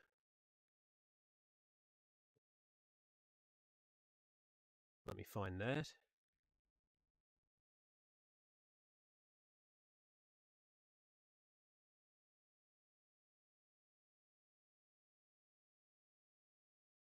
Be right here. We'll get back to Nick.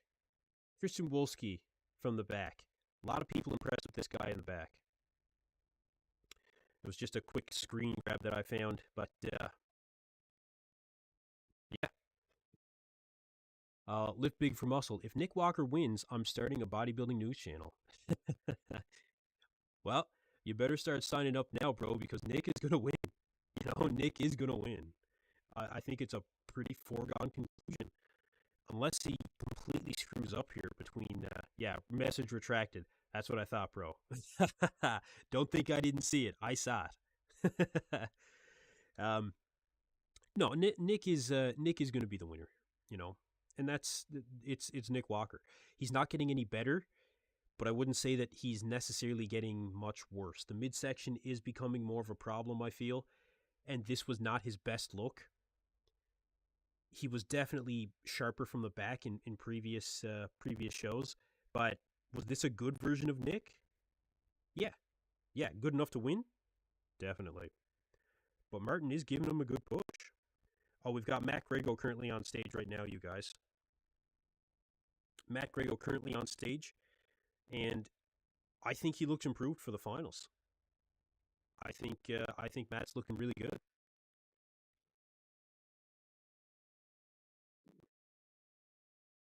Fuck it, I wasn't going to throw up any screenshots, but you know what? I'm going to throw one up here, Matt Greggo.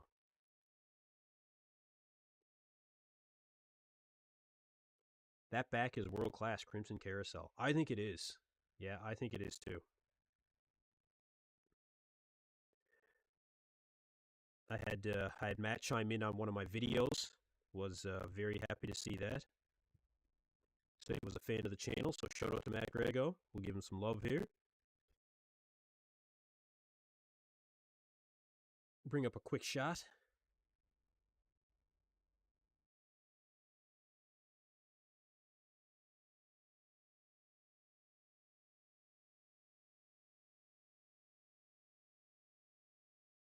So this is Matt.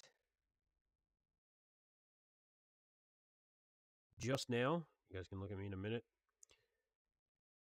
At the finals, very well conditioned guy. He's got a really good most muscular, actually.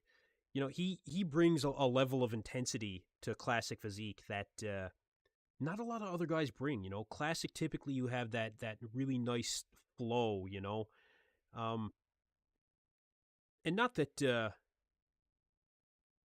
Matt Greggo doesn't have good flow. I think he does, but he just brings kind of another level to classic physique when it comes to just that intensity as a guy. And I've been a big fan of his for a while. Also coached by Chris Aceto. Trains with Derek Lunsford, as most of you know.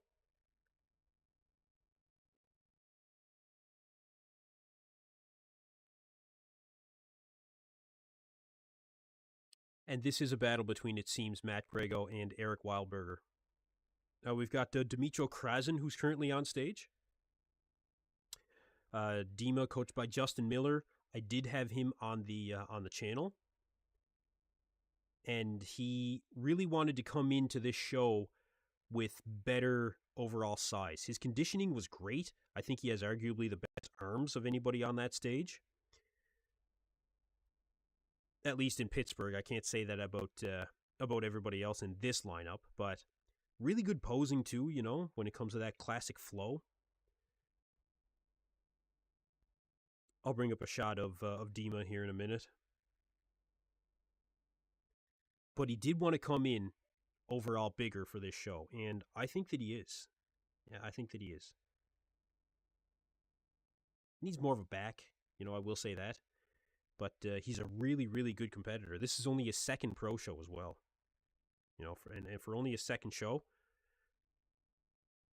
I've seen guys do a lot worse. That's for sure.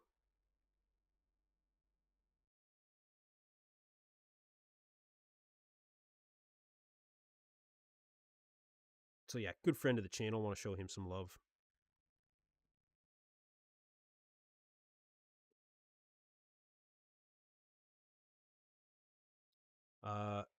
Jose Sardway says, why would anyone be surprised if Tonio gets second?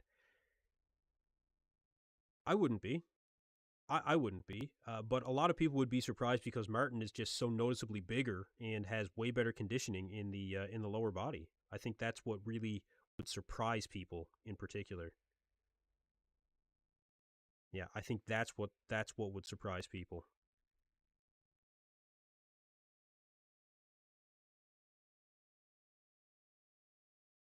All right, let me bring up an image here of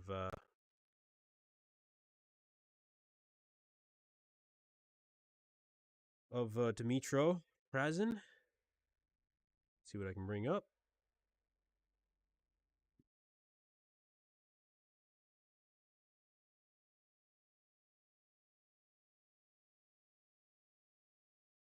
Because Martin is a better bodybuilder.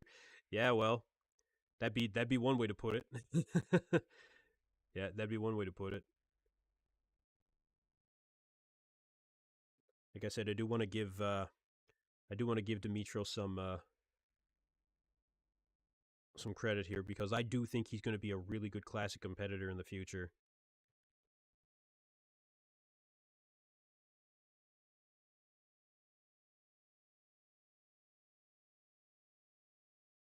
Get something uploaded for you guys here.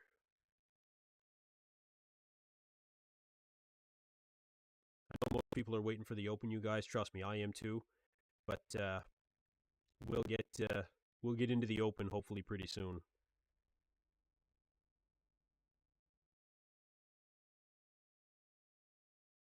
If this is the shot that I wanted.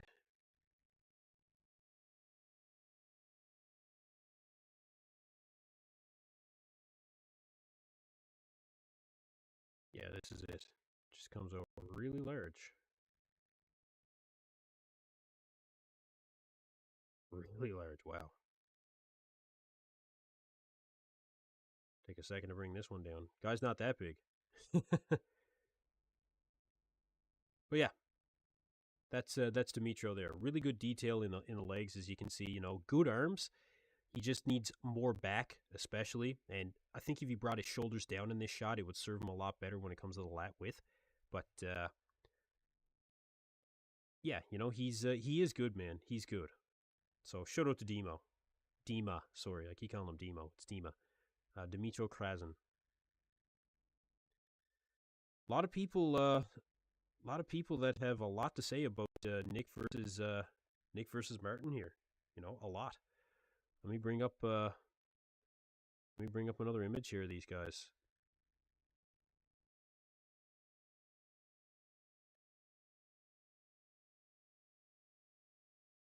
Sorry, and Nick versus Tonio as well.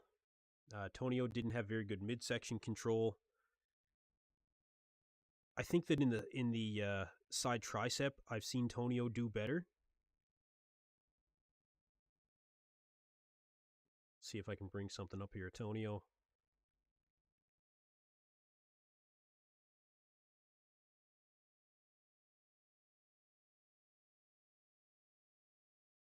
Again, don't count out Beef Stu either. He's going to be a factor going into this finals, right?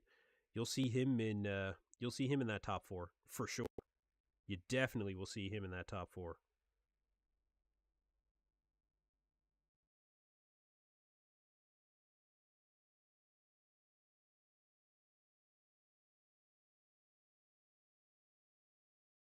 Bring up a few more images for you guys.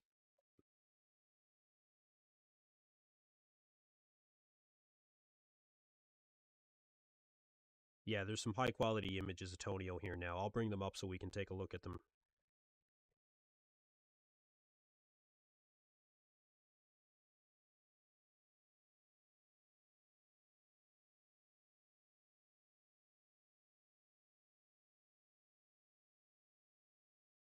Lift big for muscle. Keeps me from starting a channel is using images or videos.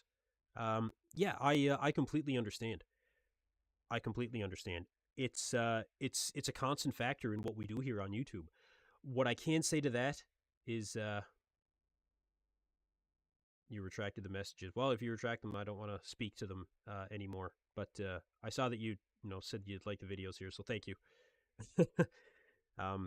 Like I said, I've got some high quality images of Tonio here that I'm going to bring up, and we haven't really looked at Tonio in high quality images, so let's take a look. Greggo trains his butt off. Yeah, he trains hard. You know, you want to keep up with Derek Lunsford, the current Mr. Olympia, you got to train hard. Still doing some of the individual classic physique comparisons right now, or not comparisons, just the the individual routines, but I've got a few images here of Tonio Burton. Very high quality images. Bring those up. We can take a look at them. We've got front shots, back shots. We've got it all.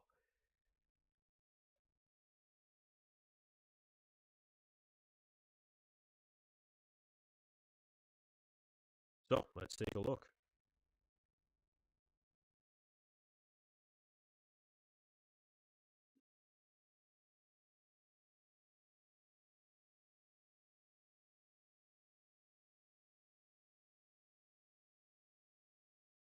No, I'll get that up for you guys here.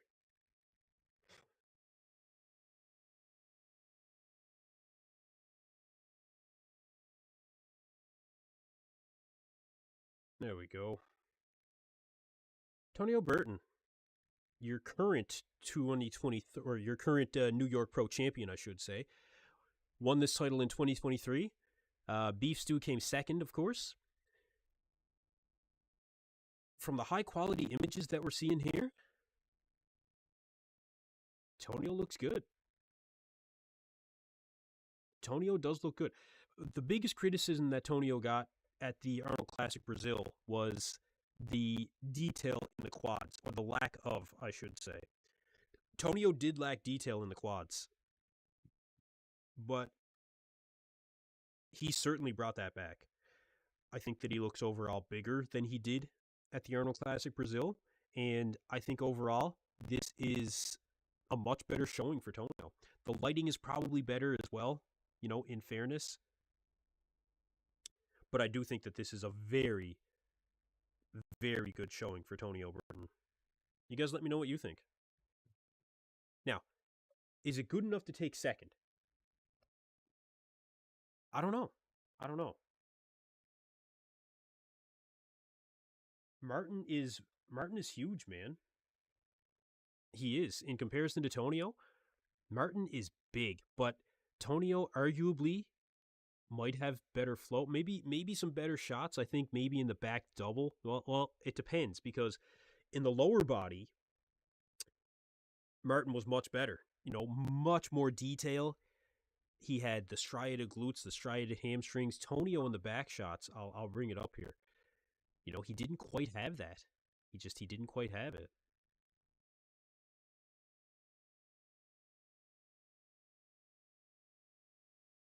Back shots for Tonio.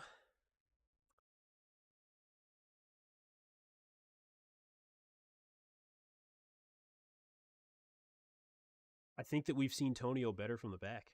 If I'm being completely honest, his back lat spread is really good, and you can see a fair bit of detail in the hamstrings, and the glutes are not quite as striated as what I've seen in the past, but he just has such good flow to his physique, man. Really good flow. His back lat spread is fire, man. Really, really good back lat spread here. Get to a couple of comments. Let's see. Tonio has serious density going on compared to Martin. James Limburn. I think in certain shots, Tonio seems to have more depth to his physique overall, maybe more detail, maybe not more striations, because there is a difference. But yeah, Tonio he's got crazy, crazy flow. Really, really. Actually, Black Patron says Dexter just had insane flow. Tonio has really good flow. Really good flow. For those of you following along on the stream, they're just doing the classic physique comparisons right now.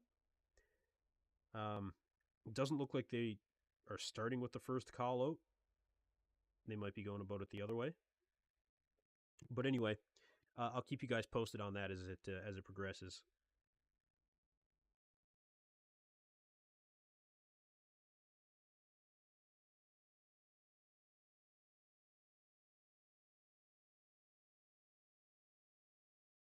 But let's see. Yeah, I don't know. The back shots are tough ones to give up to Nick, of course. But for Martin, I don't know. I could give some of the back shots to Tonio compared to Martin because although Martin is more separated in the lower body, I think Tonio has more depth and detail in the upper body in the back shots. So although it's a tough call, I think I'd really have to go with probably have to go with Tonio in the back lat at least. Now they didn't put up his side tricep, but his side tricep was definitely a problem in comparison to his other shots. But side chest is a good shot for Tonio as well. It's a tough lineup to do damage with a side chest, though, you know. Nick is a master of the side chest. He owns the side chest. Beef Stu was actually pushing all these guys in the side chest. Martin was pretty good in the side chest. You know, Tonio it'd be a tough call when it comes to the side chest for Tonio. The most muscular, I think he has a much better hands clasped, most muscular than he does, you know, the crab most muscular. Tonio doesn't have the arms to do a crab most muscular, I feel. I just don't think that he has the arms for it. Oh, they are doing a top 4 call out right now, you guys, of the classic physique division. You've got the exact same top 4, I believe, that we saw at the prejudging. Dimitro Krasin, you've got Matt Greggo right in the center, Eric Wildberger right next to Matt Greggo, and actually I don't know the name of the guy on the far right. You guys let me know if you guys know his name in particular. Osborne says, EP, glad you're back. It appears Tonio is holding a little bit of water, hence the skin fold in his lower back. Hopefully he comes in a little tighter tonight. I agree. I hope he does. Yeah, I hope he does. I don't know if he will, but we'll see. You know, we'll see.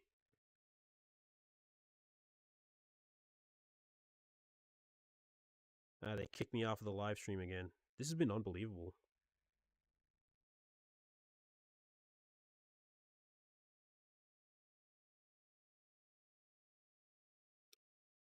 But for what we're seeing here from Tonio, I think third place is probably most likely. From what it looked like when it came to where the judges were putting these guys in particular, you know, I think the third place for Tonio is probably likely. I think he'll go on to do California, and now that Quint Beastwood really isn't a factor, Black Patron, I see what you're saying. I'll get to that in a second. I think Tonio will probably go on to do California and probably take home the win. Now, Black Patron says, gotta agree to disagree on Tonio's flow being the best. His midsection throws it off for me. So look, I know Tonio a bit. Really great guy. But I think this is not the best that we've seen his midsection in the past. I think that we've seen better versions of Tonio. I think that 2023 New York Pro Tonio Burton was maybe even a little bit better than this version. Now, the front double, it's really good. His midsection looks really good in the front double. And he does have that quad detail that he was lacking at the Arnold Classic Brazil. You know, he has it here.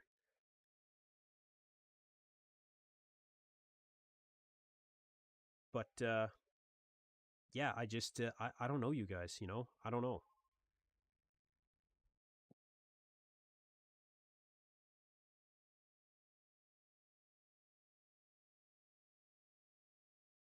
Yeah, I'm not really.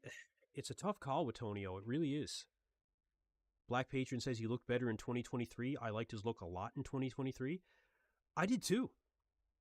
I think that when Tonio showed up at the 2023 New York Pro, when he took the win last year, a lot of people did have him winning going into the show. People thought it was quote unquote a weaker lineup, which I didn't agree with. In fact, I did a whole video saying how it was not a weak lineup.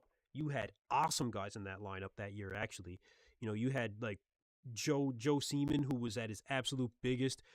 Robin Strand was ultra striated. Beef Stu was very exciting in that lineup. Like, um, uh, Joseph Vetten, who's in this show, it was not a weak lineup last year. Was it a star-studded lineup? No. But was it a weak lineup? Absolutely not. Absolutely not. No. So again, Black Patron says Tonio should lower his delts in the front lat spread as well. Lifting his delts like that makes him look narrower. It would make his lats look bigger, I think, if he was to do that. I don't disagree with that.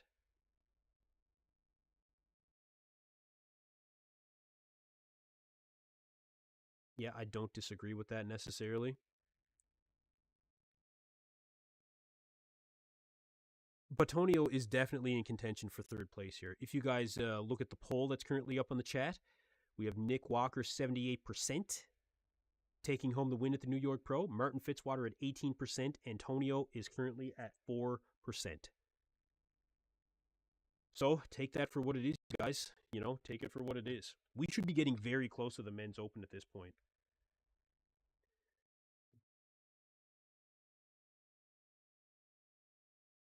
Yeah, we should be getting very close.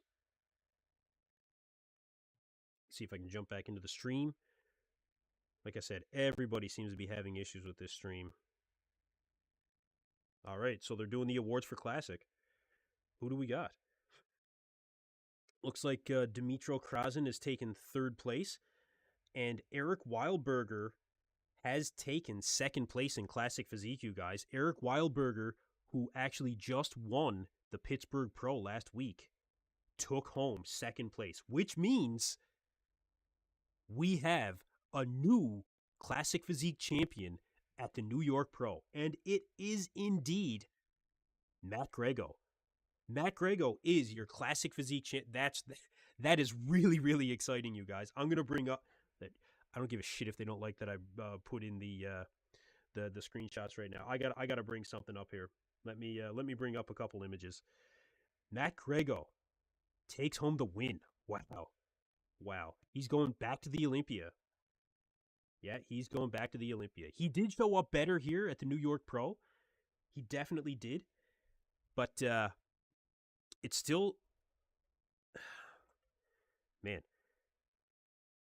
No, I think it was a well-deserved victory. Eric Wildberger's midsection was all over the place in this show. Honestly, like, just he had a really, really wide midsection. So yeah, Matt Greggo takes home the win. Congratulations, Matt.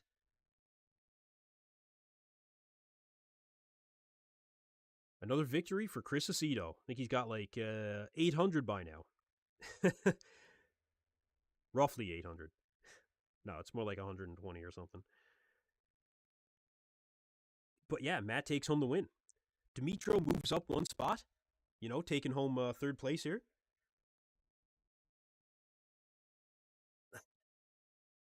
So good for him. Dima is going to continue to progress in this sport, He's going to continue to progress.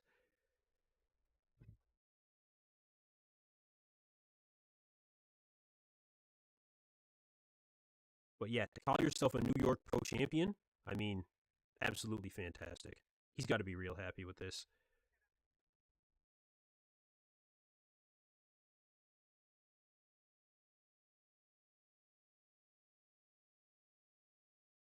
Matt is a serious, like, he's a serious competitor too. It took him 4 shows to get to the Olympia last year, and he was hungry for it.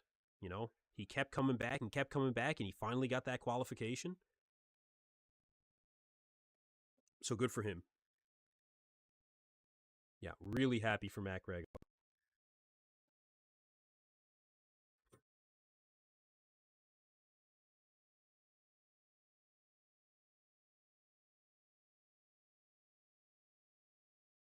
Just listening to some of what Matt has to say.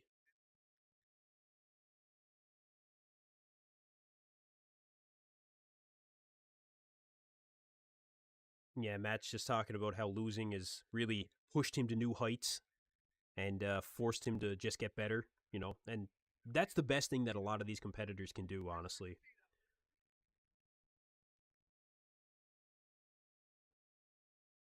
Did very well here. Very well. I'll bring up some shots here of Matt. I think he's going to hit one more. We'll get a champion shot.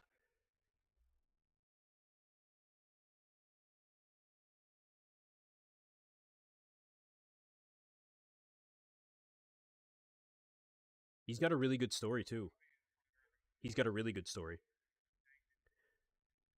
He actually started out in men's physique and ended up going through some hardships where he dropped down to basically a twig and brought himself back up to, well, look, he's an Olympian. He's now the New York Pro Champion. He should be very, very happy right now. All right, let's see. Let's get a champion shot. He's going to do the front lat spread. Oh, yeah.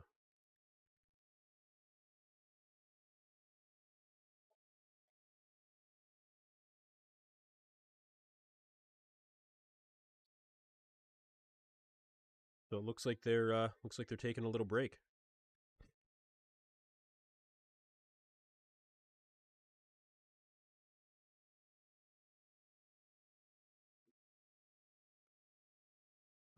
Black Patron says the classic guys own the open guys when it comes to the front lat spread.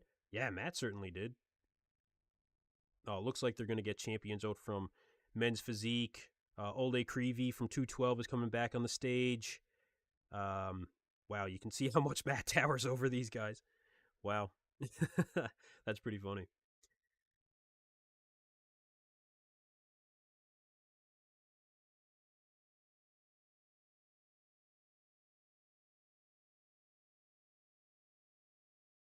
Audio stream bitrate of 128.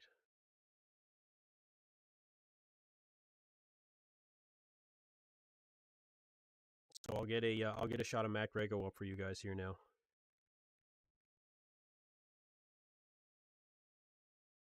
So yeah, first place goes to Matt Greggo. Well,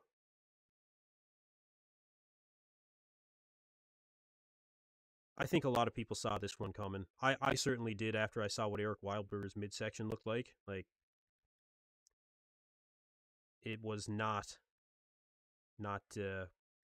definitely not where it should have been.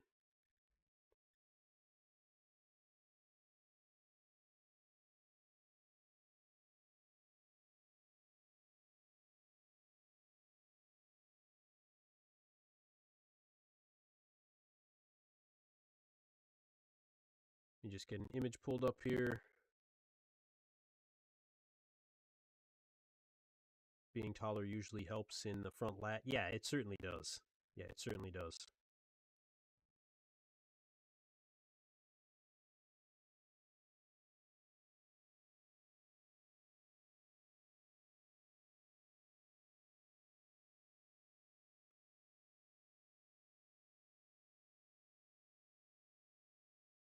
Let's see if I can bring that up.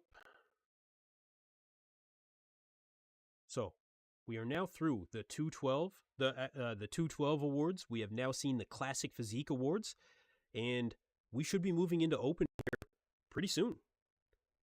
They're taking a 45-minute break. Okay. Okay. So we'll have open again in about 45 minutes. Okay. There you go.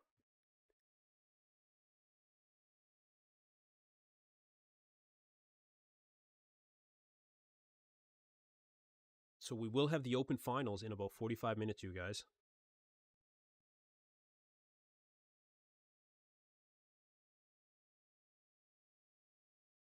Let's see if I can bring up a quick shot of Matt Greggo here. Champion shot.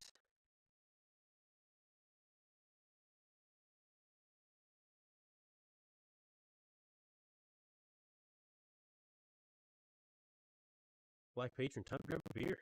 Okay. Give her a minute.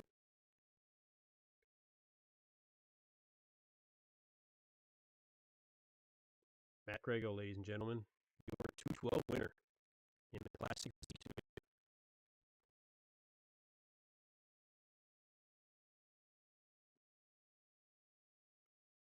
Well-deserved victory. Definitely a well-deserved victory for Matt.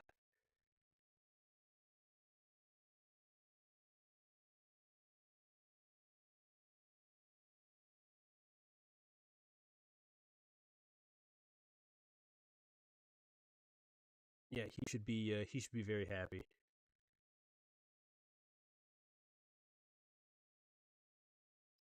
Danny B, am I having problems with the New York Pro live stream? Greggo did win, yeah. Yeah, a lot of people are having trouble with the live stream for some reason.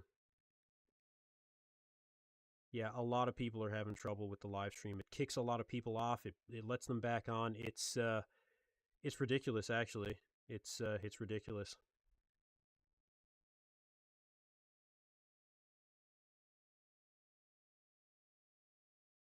But yeah, Matt Greggo is your winner.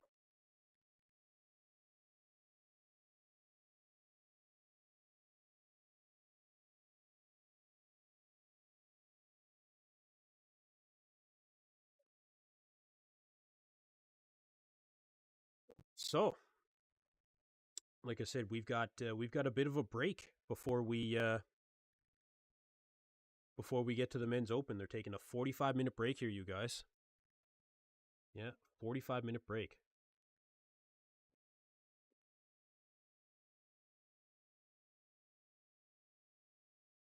Yeah, the live stream is really bad for some reason. I don't understand why.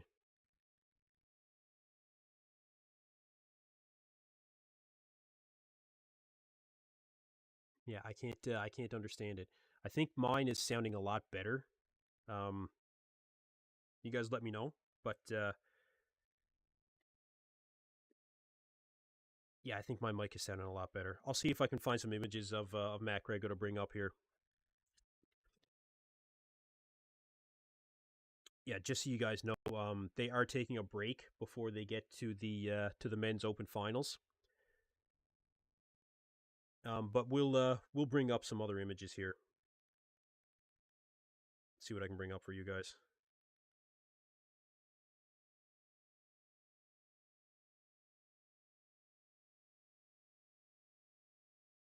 There should be some higher quality images of Matt Greggo coming up here very shortly. There's a couple from the NPC News Online page I'll bring up. You guys can see that. William Banks says Quinton just needs to get bigger. Yeah, he does. So I was actually having a chat with Krishan over at Goat Fitness, and it was in between the prejudging and the finals here. Get some lunch into the EP. I've actually got some. I've got some food here when I'm ready. I don't go far without my food, bro. That's for sure. No, I don't go far without my food. Yeah, they'll put the stream down until it starts running again. But I've got a couple images of classic that I'll put up here for you guys. Better than my image, that's for sure. A lot of other YouTubers getting slapped down for using screenshots. I was speaking with Xavier Wills, Matt over at Muscle Discord. You know, a lot of people getting shut down. But as these are from the NPC News Online official page, presumably we should be okay. So again, your winner, Matt Greggo. Second place, Eric Wildberger. Third place, Dimitro Krasen moves up. So good for him. But yeah, we did see Matt Greggo take home the win here. Eric Wildberger's midsection was a serious problem at this show. A serious problem. It was not a midsection control thing, I don't think. His midsection just looked wide. It just looked wide. It was flat, but it was wide.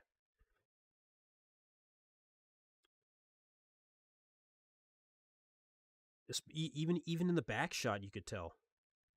Actually, there's a back shot of the top four here. I'll bring it up for you guys.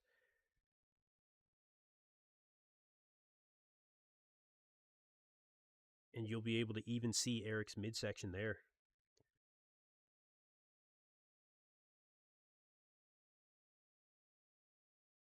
Bring this image back up here while we're waiting for me to get this straightened out.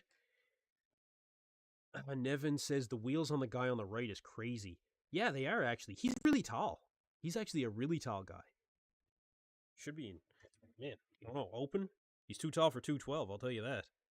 Way too tall.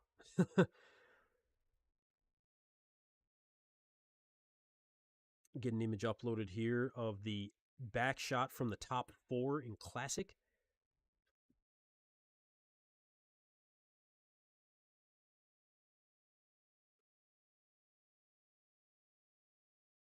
Yeah, Eric Wildberger. I think that's what I said. Apologize if I mispronounced Eric's name. So here's the back shot of the top 4 in Classic Physique. And look, you can even see from here Eric's midsection. It's just a wide midsection. It's a big difference from the Pittsburgh. You know, the back detail I think is pretty good. But there's definitely something happening with the midsection at this show. I don't know exactly what it is.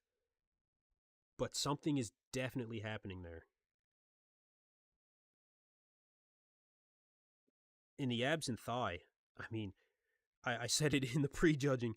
Eric actually looked like he was like leaning back on a lawn chair, almost like sprawled out after a couple of drinks or something. Honestly, like it was really bad, really bad.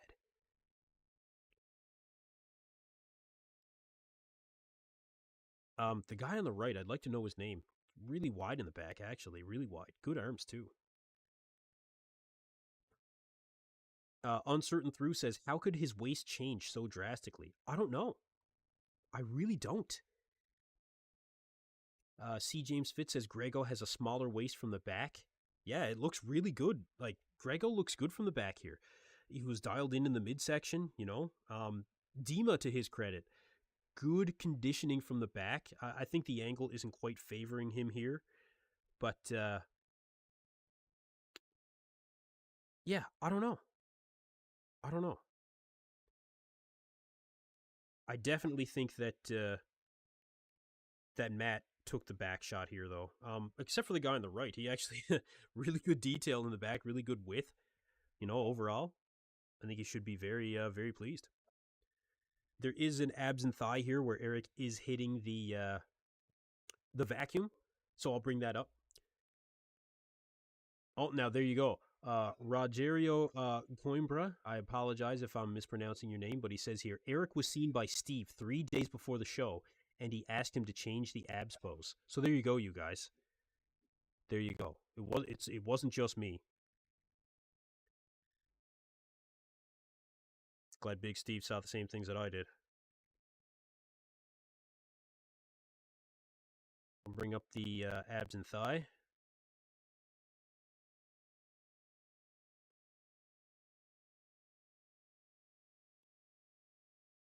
Danny B, I'm trying to watch the live stream in this channel at the same time, and I seem to be get better info from your channel than the actual live stream I paid for. Okay. Okay. Well, stay tuned. Thank you, everybody who's been signed into the stream here, sticking with me. We will have the men's open in about 30 minutes or so. We just had the Classic Physique division wrap up where Matt Greggo did take home the win in Classic Physique. Matt is the second from the left here. And after winning the Tampa Pro last year, competing in 4 different shows to get to the Olympia, Matt did earn his Olympia qualification, and he's going back again this year.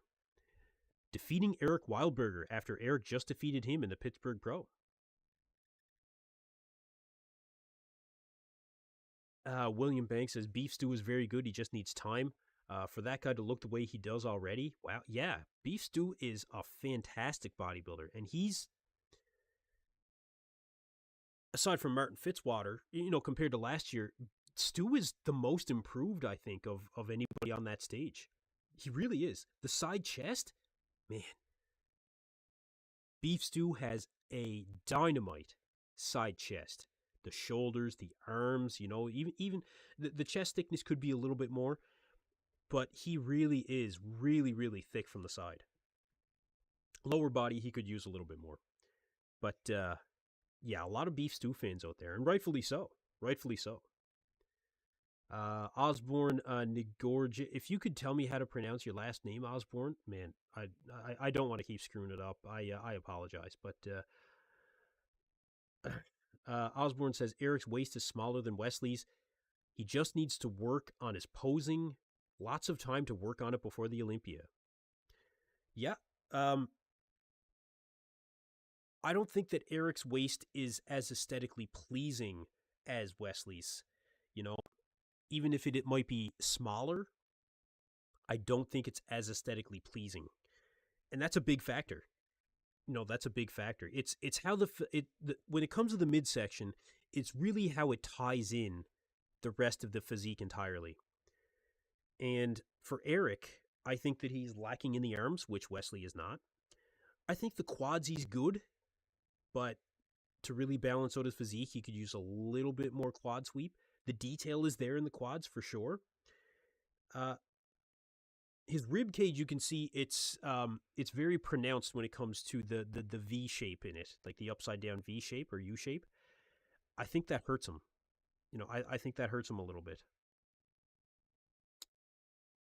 Wesley is going to be pushing for, well, Chris Bumstead is an undefeated champion, so I'm not going to say that he can be defeated this year, but Wesley is certainly going to give him a big push.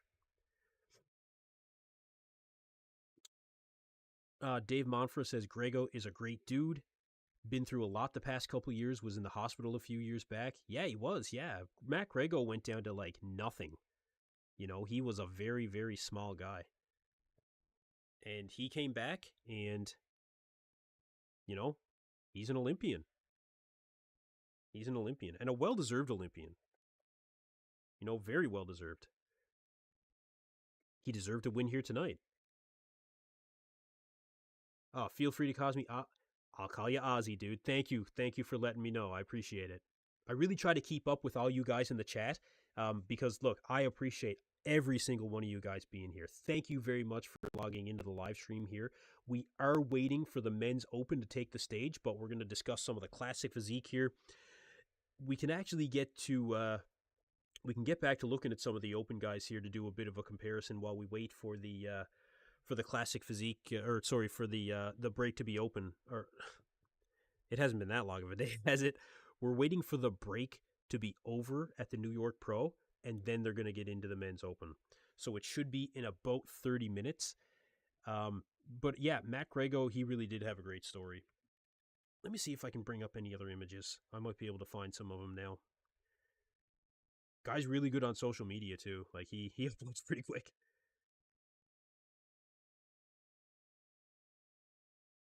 See if I find anything of Matt in particular.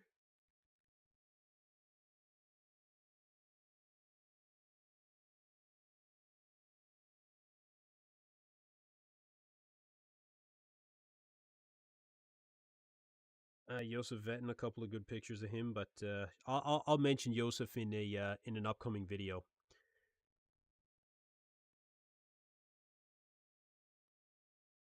Okay, little shot of the back double actually from buys and tries of the top four in the open. I'll bring that up. That was a good conversation. I do want to try and find a couple images of Matt Greggo though.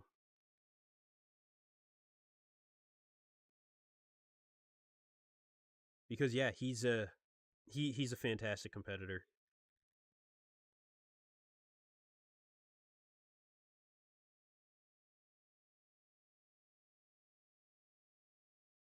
Black Patron says so far there's only 6 competitors qualified for the Open. Yeah, there's still. I mean, it's still wide open, you guys.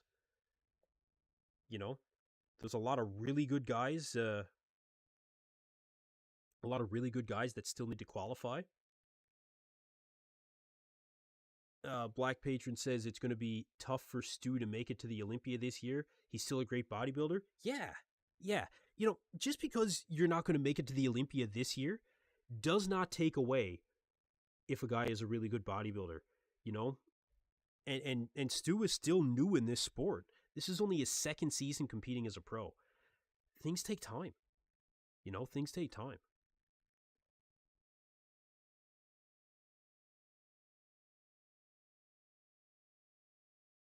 But let's get into some top 4 comparisons, you guys. Classic Physique, congratulations to Matt Greggo.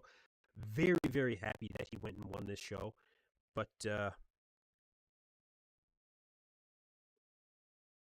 yeah, I'm going to bring up a couple of comparisons here.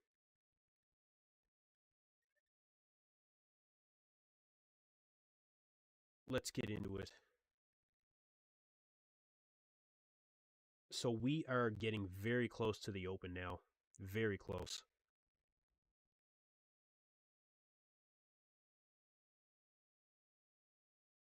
All right, here we go. Let's start with the back double. This is from the prejudging, courtesy of Buys and Tries. Everybody follow Buys and Tries on Instagram for putting this together. Thank you very much. Now, we were talking about Beef Stu. Let's talk about him again here. The back double is Stu's worst shot.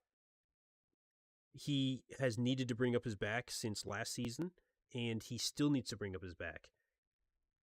This is not new. He knows that. Is it better here? Yeah. Yeah, it is better. Is it enough to, pull him ahead against Martin or Tonio? No, it's not. But looking at the rest of these guys, Martin actually looks much better in this shot than he did moving on to the end of the prejudging. And I don't want to keep harping on that, but I think it is a factor where Martin just faded so much after prejudging,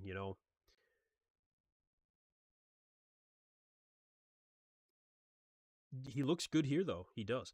When it comes to the conditioning in the lower body, Martin is rivaling Nick. Martin is definitely rivaling Nick. We have a super chat. Joe Blass says, thanks for what you do. Thank you for the super chat. I really, really appreciate it, brother. Really appreciate it. If you guys want to leave me a super chat, let me know, and I'll get to your comment right away. Again, thank you very, very much, Joe Blass, for the super chat. Now, talking about Nick Walker here and Martin Fitzwater in the upper body, this is not the best that we've seen from Nick. This is not the best version of Nick Walker in the upper body in that back double bicep. It's just not. He's been much crisper through the lower back especially, but I think that we've seen more, even more width from Nick. He's a freak, but we've seen him freakier. Now, with the arms, the bicep peaks are crazy from the back. Crazy. Look at the bicep peaks are nuts. He arguably has the best set of arms in bodybuilding. I would argue that Michael Kryvyi does, but that's me. Nick is right up there, though.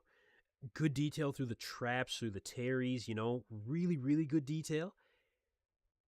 But, when you look at Tonio Burton in comparison to even Nick, Tonio has just as much detail, if not a little bit more detail, actually, now that I'm looking at it.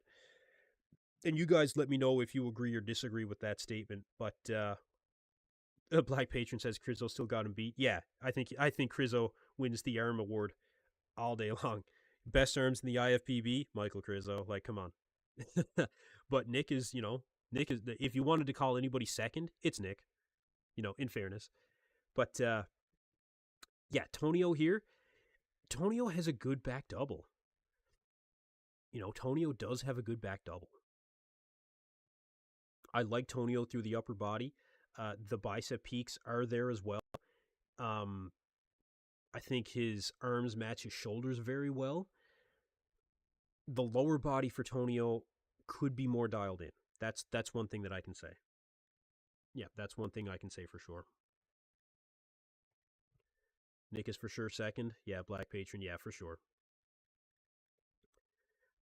Get to a few more comments from you guys. We are anxiously awaiting the men's open finals. But appreciate you guys sticking around and getting into the comments. Let's get into it. C. James Fit responding to Special Ed. I would like to see that too. Justin Shire has an insane V taper and lats. So yeah, I'd like to see Justin Shire in this line. Justin Shire in this lineup would be a good matchup, actually. Yep, winner of the Chicago Pro last year. And Justin is, I don't know. Justin, I don't know if we'll see him compete this year because you guys may not be aware, but Justin actually had to completely shut down his gym and move it to basically a storage facility because the landlord kicked him out, which was really unfortunate.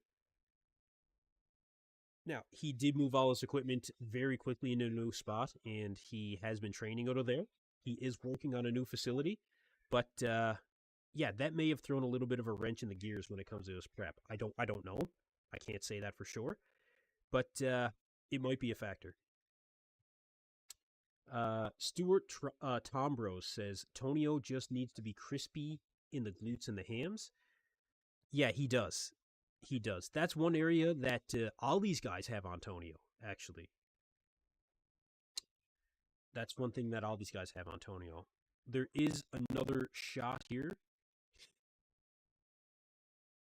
I believe the front double that we can look at. Get to a couple of comments before we start on this one, you guys. Um, Stu is still young. Keep an eye on him in the coming years, says Danny B.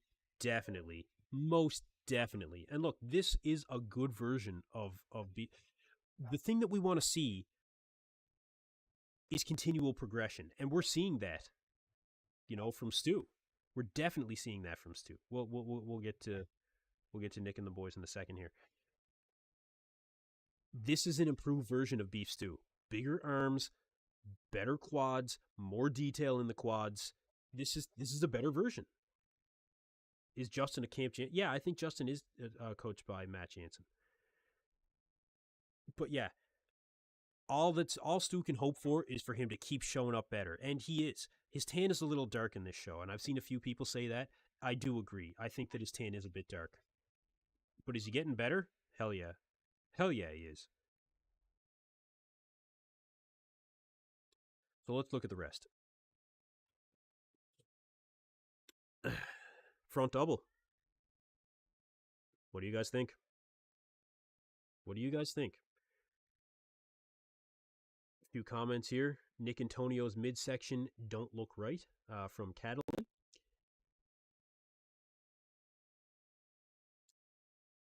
Nick's is not quite as tight as what we typically see. Tonio's has definitely looked better as well. Tonio did want to play the size game here, and I think he did do that, but did his midsection maybe suffer a little bit because of that? Maybe. Maybe. It's a possibility. I think we have seen Tonio's midsection better.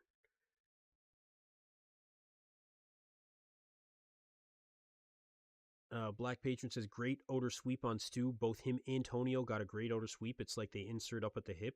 Yeah, and that's what Nick is lacking. Nick's outer quad does not insert into the hip.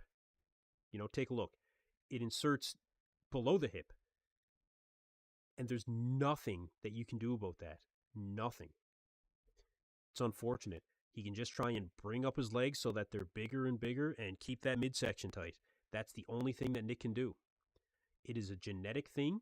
There's nothing he can do about it. However, with that being said, he's got, again, some of the best arms in bodybuilding. And when he does have that midsection in check, I mean, the guy's the mutant.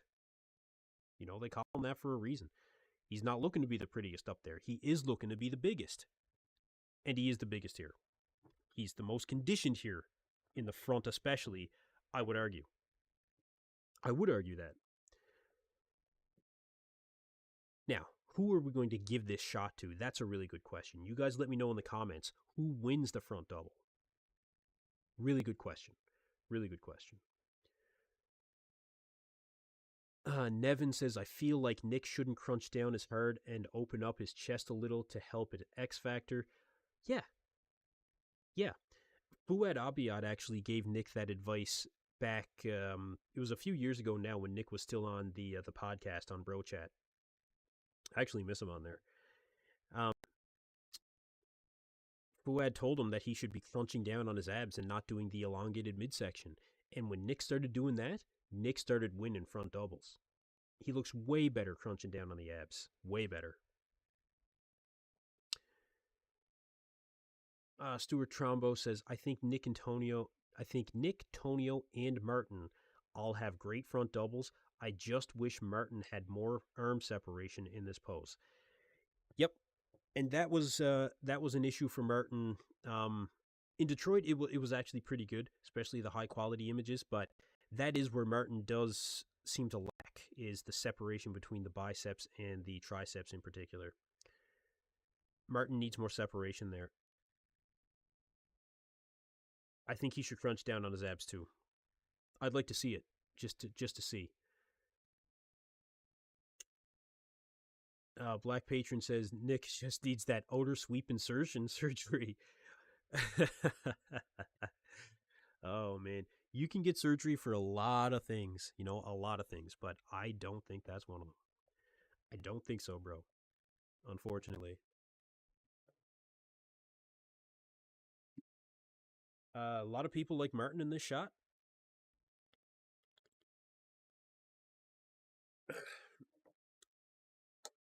Martin's got good quad detail in this shot, I will say that. We got a couple of Tonio fans in this shot as well. Make sure you guys get into the poll that's currently up on the channel.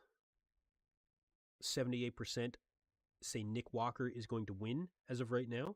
Martin Fitzwater at 18%, Tonio Burton at 4%, and that's your former 2023 champ.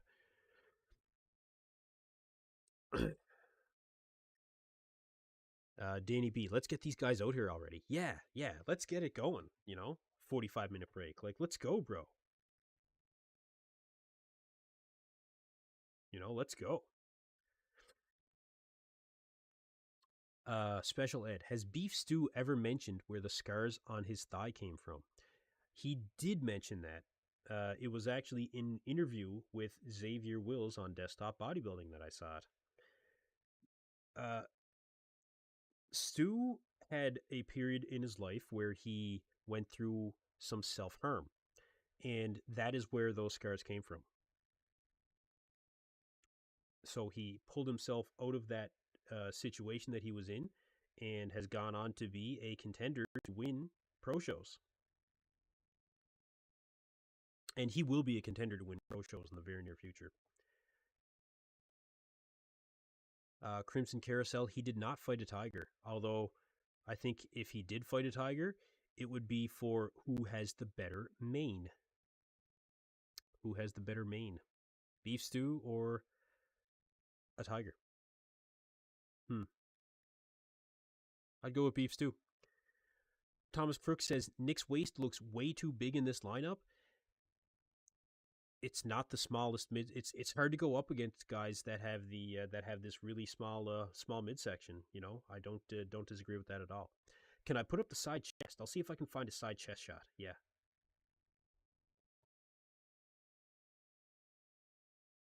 Got a side chest for Nick. Actually, I've got a side chest and a most muscular for Nick. So I'll see about bringing that up.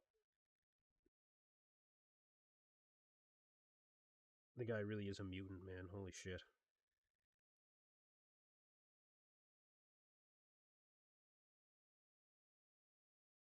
Okay, side chest. I've got one here. I've got one of the top 4. Yeah, good for him for pulling through was right.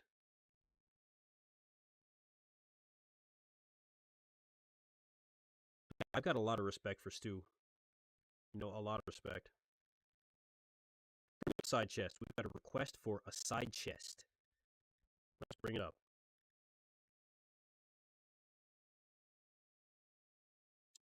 Black Patron says Martin by far has the best flow of these 4.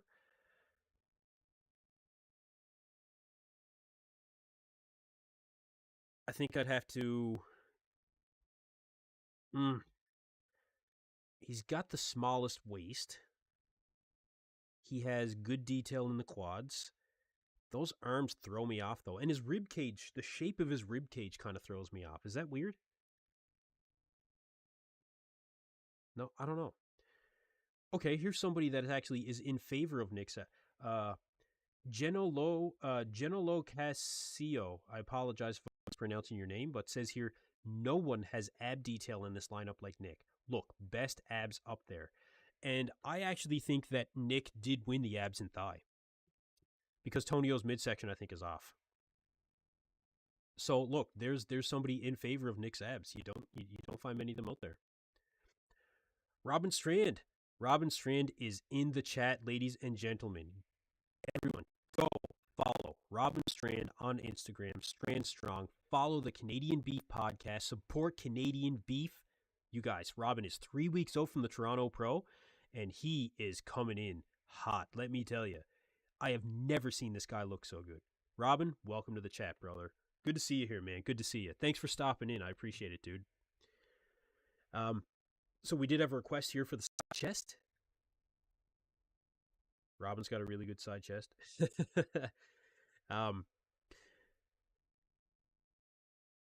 So my eyes go to Stu in the side chest.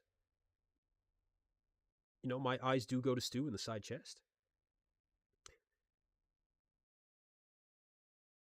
He looks really, really good in this shot. Really good in this shot. He's got the shoulders, the arms to match the shoulders. His chest looks really good. It could be just the lighting, but he looks like he's got a lot of depth in the hamstring to quad separation as well. It's a really good shot for Beef Stu. A really good shot for Beef Stu. Now, Nick is really just an overwhelming force, though. You know, Nick is an overwhelming force. It's hard to beat Nick in that side chest. Really hard to beat Nick in the side chest. Robin, you're getting a lot of love in the chat, man. A lot of fans of Robin Strand here, rightfully so.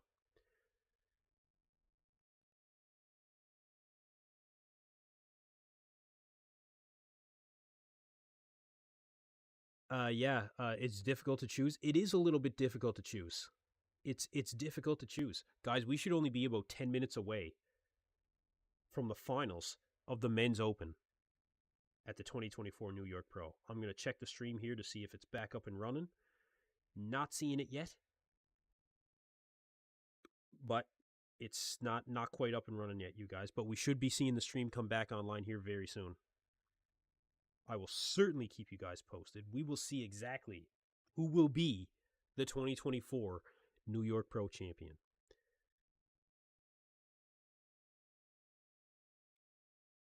But yeah, for the side chest, Nick is overwhelming. Nick is overwhelming in this shot, you know.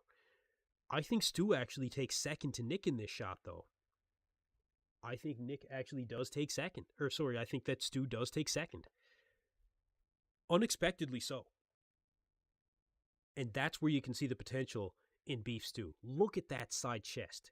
Does anybody want to disagree that Stu is second to Nick in this side chest? Tell me why you think so.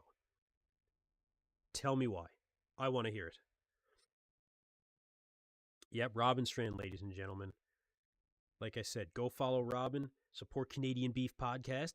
Man, I can't tell you guys how much I love being on that podcast. It is awesome.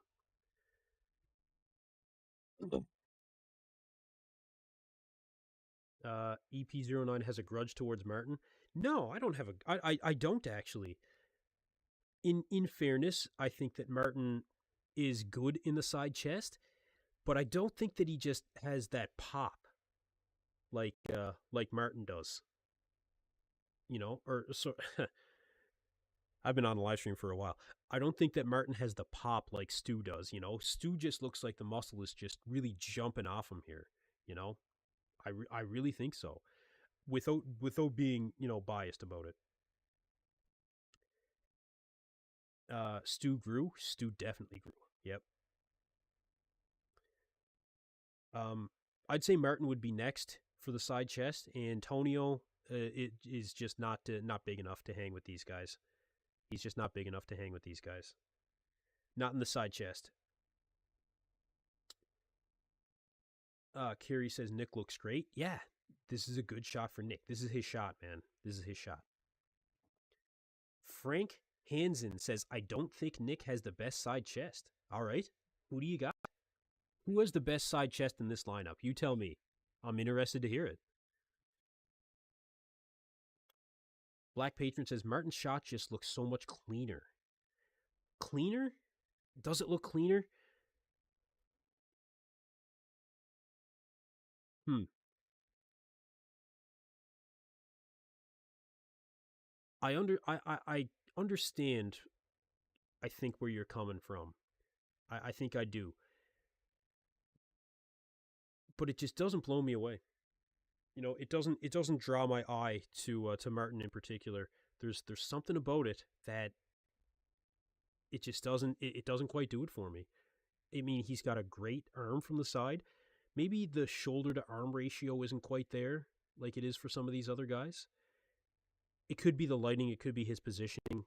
I'm not sure. I do want to give the guy, fair credit. But honestly, Stu just jumps out at me in this shot. He really does. A few more comments from you guys. Thank you very much for getting into the comments section. Looks like we are going to be getting back to the live stream here shortly. I think that they're going to be coming back online. We can get to the men's open of the 2024 New York Pro. It's coming, you guys. It is coming.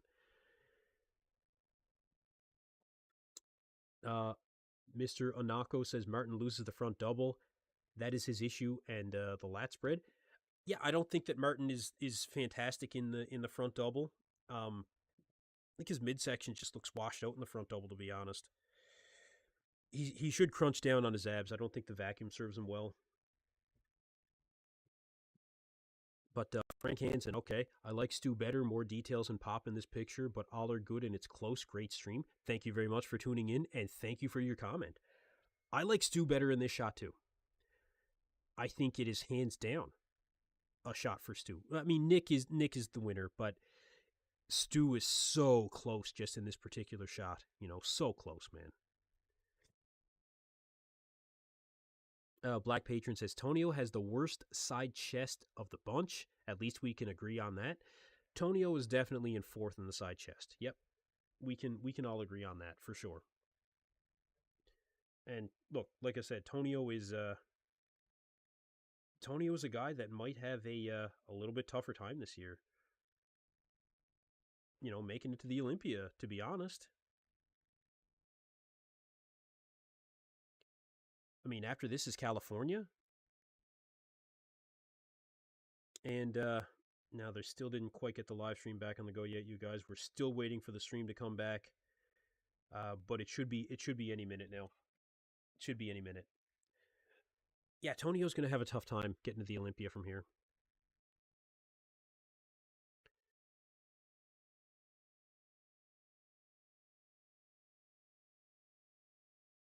Got a lot of comments. I'm just trying to catch up with you guys here.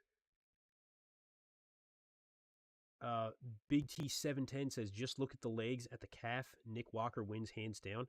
I think this is Nick's pose. I agree. Danny B, this New York Pro live stream was really disappointing. I hope the Mr. Olympia isn't like this. Yeah, I hope not, because the Olympia is going to be more expensive too. Oh, they did start up the live stream again, though, you guys. The live stream is back. They're just showing the stage right now. We'll see who ends up taking the stage. And this is where it starts to get exciting.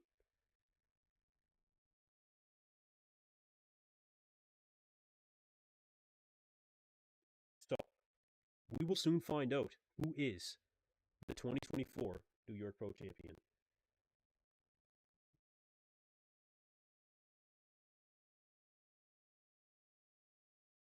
Jason Ellis says, I don't see it, bro. Tonio looks great in this side chest. I don't think he looks bad. I don't think that Tonio looks bad in particular. I just think that there's actually a lot of discussion just surrounding this one shot. That's really good. The other guys just have so much mass and conditioning. Tonio played the mass game here. Derek, I see you, bro. I see you. Guys, I just want to take a quick second to make note of the fact that Derek McDonald entered the chat, and this is a guy that I trained with for years back in the day. Derek is a bodybuilding competitor. You want to see conditioning? Holy shit, man. Derek brought very, very dedicated to bodybuilding. I'm telling you, like one of the one of the best guys going that I've had a personal relationship with in bodybuilding. Derek, welcome to the chat, dude. Welcome to the chat. I love it. It's great. Guy trains hard. Fuck man, we had some hard training sessions. Really hard. All right. Let's see. William Banks says, you know what? That is a good word for it. Martin looks too clean. He needs more grit. Yeah. Yeah, you know what? I like that. I do. I like that. He does need more grit, doesn't he? It is a little bit too clean. That's what it is. William Banks, thank you. You're right. He just needs more pop, you know? He just like look at Stu. That's grainy. That's gnarly, you know? Martin just is a little bit too clean. Not smooth, but just clean. Shoulder to arm separation, you know? I want to see more. That's what it is. Yeah, that's what it is. Nevin says Tonio looks a lot bigger than Martin here, in my opinion. Okay. Okay. Martin was definitely bigger than Tonio. Maybe in this one shot. Might be an ankle thing as well, but Martin's definitely bigger than Tonio. Let's see. Jason Ellis says he looks wide shoulder to shoulder. I don't know who you mean. Special Ed, how far over 212 does Tonio weigh? Tonio got up close to the 230s for this show. But at the Arnold Classic Brazil, you know, he was significantly lighter than that. He could still suck down to 212 if he wanted to. You know, he could do it. But he doesn't want to. He's told me that he wants to play with the big boys, man. You know, he feels like he has more to prove in the open. And I do still think that we haven't seen the best of Tonio Burton. Imagine Tonio Burton taking off a year to just put on size and actually put that size on. I mean, you guys, like, that's the only thing that he's lacking. As long as he keeps the midsection in check. That's for sure. He's got to keep that midsection in check. But again, thank you everyone again. I just want to say thank you everybody for tuning into the live stream here. Appreciate all you guys being here on EP09 Bodybuilding. Make sure to like and subscribe to the video. We're going to keep this going all year long, you guys. Don't miss a second of it. Really good discussion here on this side chest. Big T says Martin needs more side delt. Yeah, that's what's doing it for me too. Yeah, that's what's doing it for me, I think. Just if like you look at Tonio, the delt is clearly separated from the rest of the arm. With Nick, you're looking at the same thing. Not as pronounced as Tonio, I will say. Maybe it's the lighting. But look at Stu. The shoulder to the arm. Just, man. You know? Martin is missing that. He's missing that. C. James Fit, appreciate the stream, man. Hey, I appreciate you being here. You know, I appreciate every one of you guys being here. Thank you very much for being here with me. I'm glad you guys are enjoying it. We got a lot of good discussion out of this side chest. Yeah, great online fellowship. Yeah, it is here, man. It's a really good community that we have here on EP09. I couldn't be happier about it. Honestly, couldn't be happier about it. Black Patron says Tonio's midsection would just grow. Size isn't always the answer. Tonio would look bigger if his midsection was in check. Yeah, and this is the only time that I think you could say that Tonio's midsection maybe was not as in check as what we've seen in the past. But I do think that he needs more size. I think more size would serve him well. I think more size would serve Tonio well. I mean, what else can he do when it comes to improvements? That's a good question. What else can Tonio do to improve except put on size? You know, he's got great shape. He's got great flow. He can bring the conditioning. Size maybe is not always the answer, but if it's not the answer for Tonio, then my question for you would be, what is? You know, what is?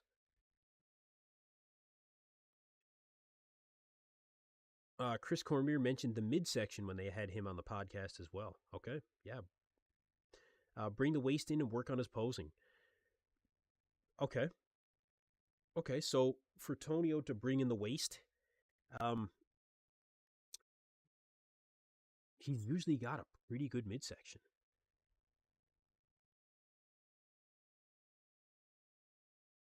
See James Fitz, Derek says hello. I'm in Halifax. He's a great friend. Oh, that's cool. Hey, that's awesome. Hey, man, friend of Derek's is a friend of mine. That's awesome. Yeah, that's wicked. Thanks for letting me know, dude. Thank you very much for letting me know. That's awesome. It's good to have. Did they get a side tricep? Let me see if I can find a side tricep actually, because that was definitely not the best shot for Tonio, and it'd be interesting to see if we can actually find that. They will be starting on the stream here soon, you guys. So I'm not going to take up a ton of time with the comparisons here. I do want to be there for the men's open, and I know you guys do too. Hell yeah, see James fit. Hell yeah, man. The most muscular I'm going to bring up too. All these guys hit a hands clasped at one point, so I'll have that in my back pocket. You guys want to talk about that? We can. The abs and thigh was a good shot too. I'll bring that up if we want to talk about it while we're waiting. And we will not be waiting much longer. They have started the stream. The stage is currently empty, but we will be getting to it here, I think, very shortly. So let's bring up another shot. Yeah, it is a small one, that's for sure. Black patron midsection is the answer. I hear you, man. And he does need better posing. Those are things he can work on, yeah. But I mean, even with a better midsection and phenomenal posing, would that put him ahead of a guy like Martin Fitzwater here? I wonder. Is that going to be enough? I honestly don't know. Let's see if I can tricep. Abs and thigh. We'll look at the abs and thigh here in a minute. I've got my opinion on that. Should be right here. Side tricep. There we go. Side tricep. So, not Tonio's best pose.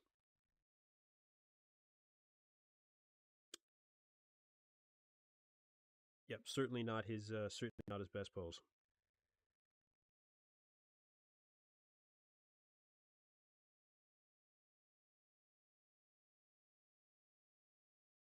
You can see that he doesn't have good midsection control here for the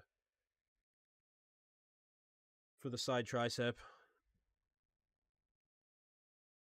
Probably the worst of all these guys.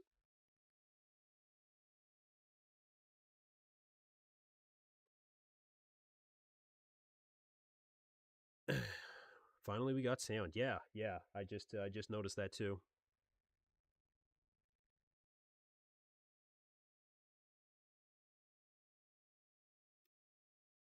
So just so you guys know, they are starting with the women's bodybuilding, and after that, we should have the men after that, I believe. They might do wellness after that too, but I don't think they're super deep divisions. But yeah, side tricep. Not everyone has the potential to be the best, but he can be better than what he currently is. Yeah, definitely he can, and he's not the only one. You know, he's not the only one for sure. So the side tricep. I don't think Nick is fully in the pose in this one. I don't know. I think Nick has a flatter midsection, flatter ab wall than what he's showing here. You guys let me know what you think about that. But Stu, although he's not really hitting it, I think, as well as he could, he's got some like he's got good arms, man. He's got a really good tricep. if Tonio just tucked in his lower midsection, whatever's going on there, definitely not the best. Now, when you look at Martin, Martin is excellent in this shot. What he was lacking in the side chest, he is definitely showing here in the side tricep. Look at the shoulder to arm separation. For some reason, he has it here in the side tricep. And I would actually... Do I want to give this one to Martin? I don't know. Nick is pretty gnarly in the lower body. He's pretty gnarly. But I think Martin overall flows better. I would have to give the side tricep to Martin Fitzwater. I would give the side tricep to Martin Fitzwater. You guys let me know what you think about that.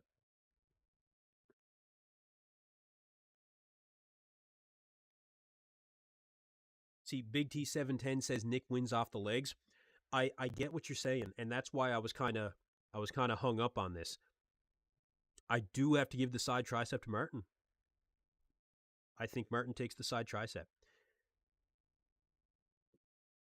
Black Patron says, I don't want to give anything to Martin. I'm going to give him this one. I think he takes this one. I do.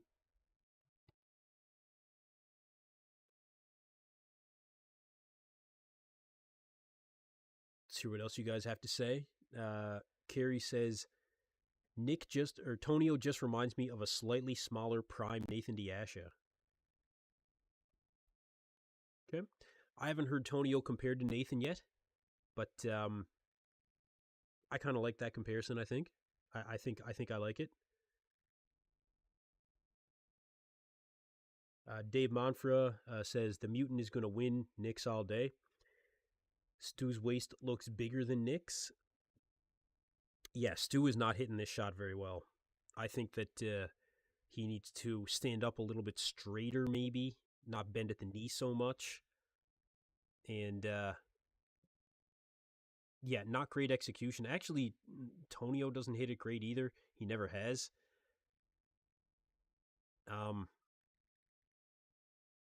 Yeah, I'd give this one to Martin. I really would.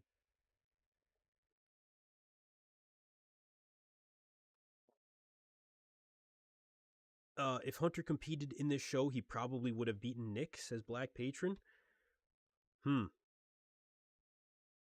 They just kicked me off the stream again. This is unbelievable. Absolutely unbelievable. Well, they're just doing the women's division right now, so we will wait another 5 minutes. That's definitely my biggest criticism of this show. Constantly kicked off the live stream. Unbelievable. But we will wait, and we will sign back in as soon as we can. For now, again, still looking at the side tricep here. RD says Stu needs more size in the legs from the side. Yeah, he does. He needs more hamstring, especially. He needs more of a hamstring drop.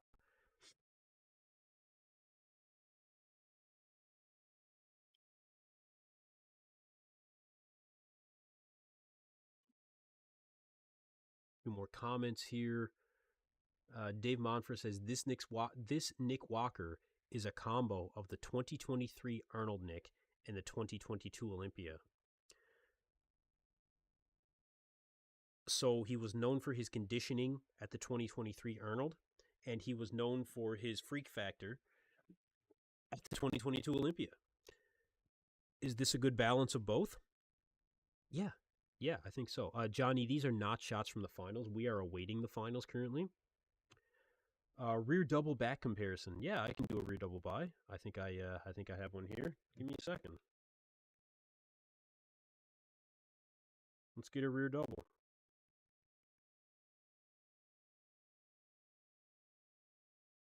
Rear double was a good shot for all these guys, except for Stu. Stu needs more in the back, but he knows that.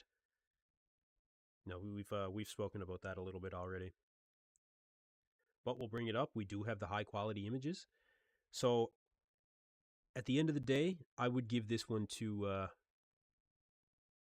I would give the side tricep to Martin.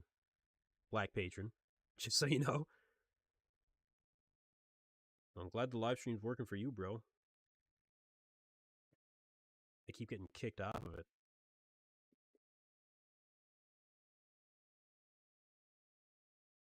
But let's take a look. Back double bicep.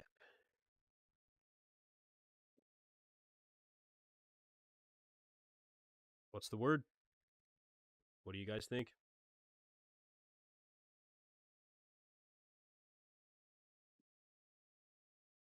Nick is a hard guy to go up against in the back double. Nick is a very hard guy to go up against in the back double. You look at the lower body, but him and Martin, though, very, very comparable, which a lot of people would not be expecting. The upper body, though, it's a different story. It's a different story. Nick is dominating in the upper body as far as I'm concerned. I think Tonio has good detail in the upper back as compared to Nick. But overall, this is Nick.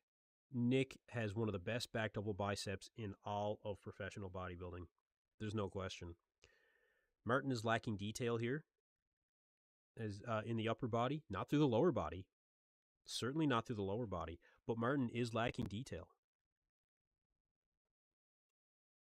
Robin Strand. Yeah, Robin Strand. Love it. Great dude, man.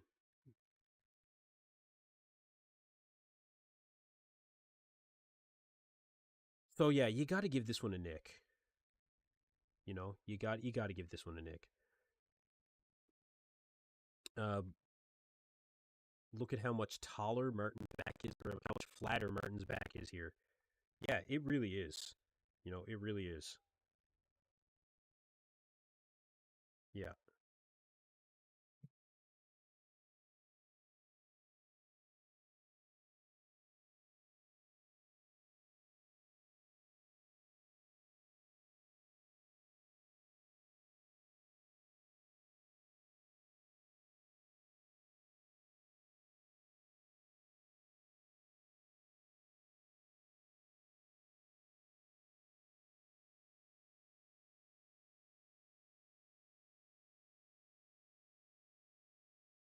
Sorry, guys. Just had a quick call from one of my divers I needed to attend to.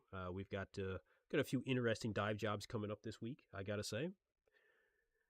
One thing, when you own a business, you're always on call.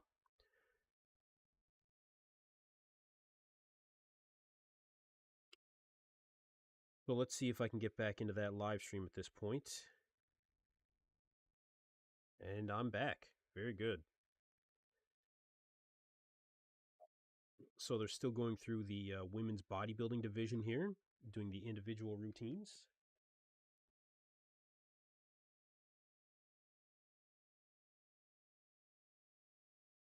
But yeah, when it comes to the back double here, most people agree that Nick Walker takes home this pose, and I agree as well. This is a Nick Walker shot. Nick can stand toe to toe with anybody, and I mean anybody, in the back double. Honestly, after that, I would give it to Tonio.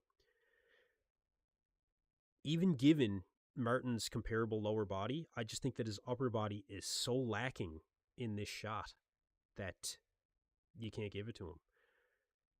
You just can't. Black Pager said, I missed the genetic marvel girl. Yeah, I did. Yeah, she's going to win it. Good. That's good. I'll keep an eye out.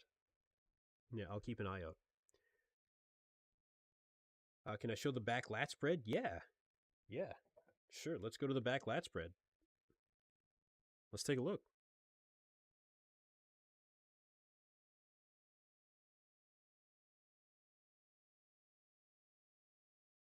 I'll get that up for you guys here in just a second.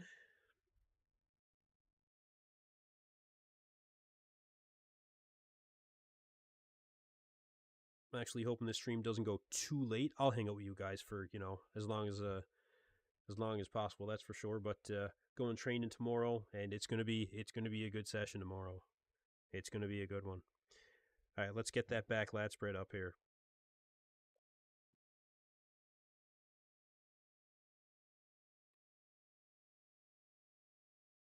Yeah, let's get it up. All right. Did I eat? I've got some food here. Actually, I'm going to get into it here in a second. Rice pancakes is what I got on the menu right now. Quick and easy. I'll have some chicken and rice after that. Still on track to hit my macros for the day. But I've been cutting here for the last 5 weeks and actually been doing really well. Thanks for asking. I appreciate it.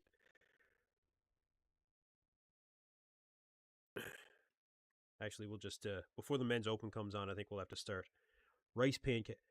C. James Fit Platinum Fitness. Yeah, man, I started at Platinum. Yeah, I was always a Moxum Fitness guy, but yeah, I ended up switching over to Platinum. It's where my partner trains, and one of the new divers that I hired, we train together sometimes.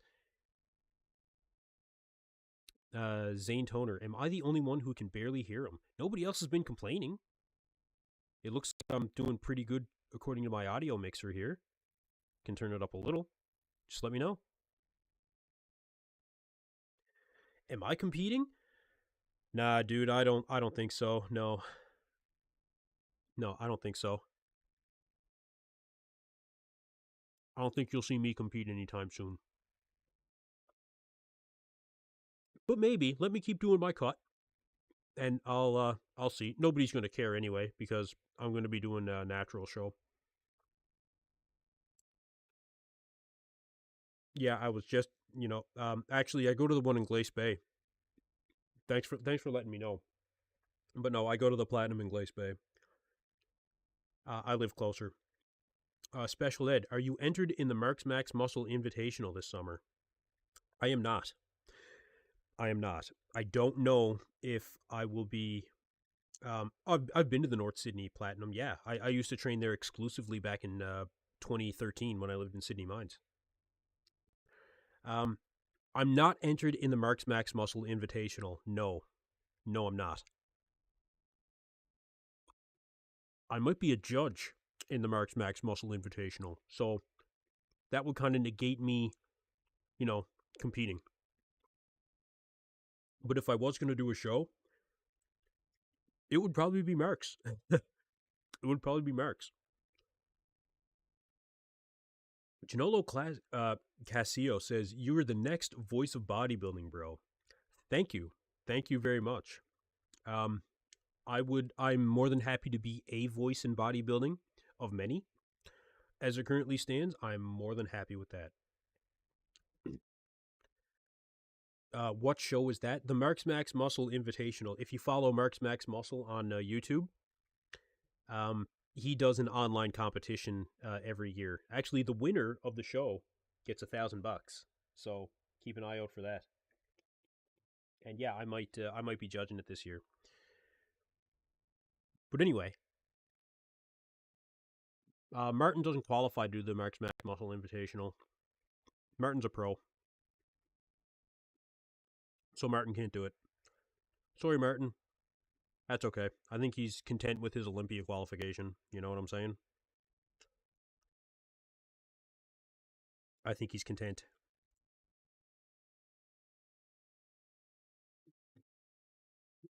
I would be. Okay, I see why I'm getting kicked off the stream. I understand why now. Won't happen again after I fix this. But it has been happening to a lot of people. Yeah, you got to follow Marks Max Muscle. You got to follow Marks Max Muscle. But look, when it comes to the back lat spread here, Tonio is very impressive in this shot. Tonio's very impressive in this shot, I got to say. I think he has more detail than anybody in the upper body. And his lower body does look a little bit better in this shot for some reason than it has in previous back shots. A little bit more separation to the hamstrings. So I don't know. IFBB Pro Rico Rivas. Nice to have an IFBB Pro in the chat. Welcome back. Are you covering all the pro shows this year. I'm doing the Tampa Pro 212. Oh, that's awesome. That's awesome. Listen, message me on Instagram, okay? And I'll follow you. I'll make sure that I don't miss it, especially. Feel free to tag me in any of your updates as well. I do plan on covering as many shows as I can. I want to cover as much as I can for you guys. So the Tampa, I mean, yeah, that's the hope, yeah. Black Patron says Martin wouldn't have stood a chance with me judging anyway. Eh, he wouldn't the side tricep.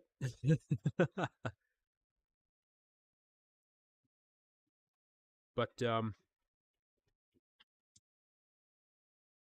I do try to look at these guys as objectively as possible. I do.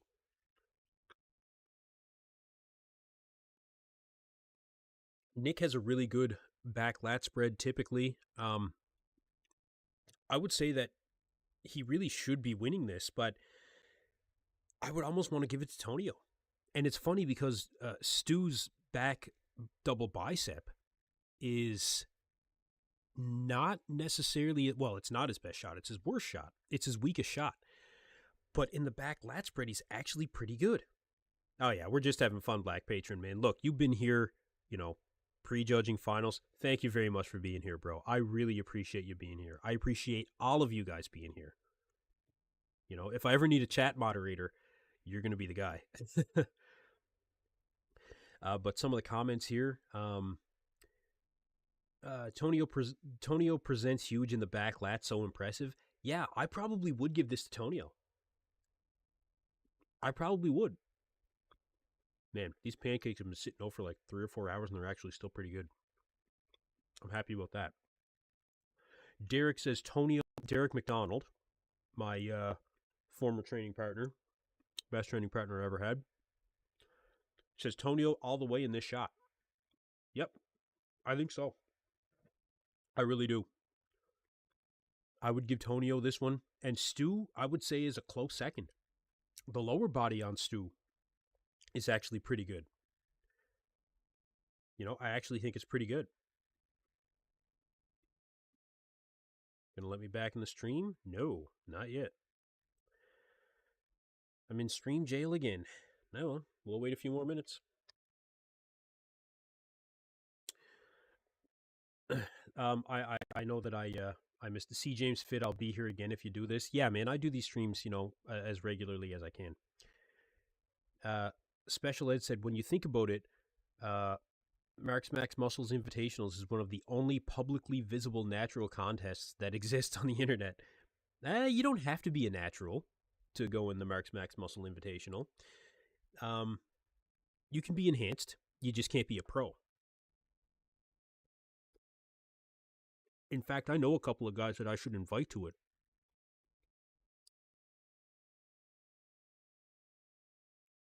A couple of guys that tag me in their stuff. Up and comers, young guys. Rob Obi is one. I could definitely invite him. Former winner Austin Rivera.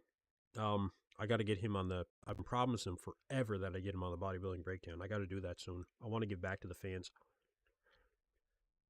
But yeah, in this one here, C. James Fitz says Stu lights out. I agree. Yeah, he is good in this shot, and this shows the improvements of Beef Stu. And again, a little bit surprising because his back double is not his best shot. C. James Fit, if I'm ever in Halifax, come train at Fitness FX. Oh man, I've been to FX lots. I used to go to the old location on Quint Pool Road. I've been to the new location. In fact, I used to train at that location when it was a Good Life Fitness back in 2009. But I'll definitely come down, for sure. For sure. Man, I'm always down for training.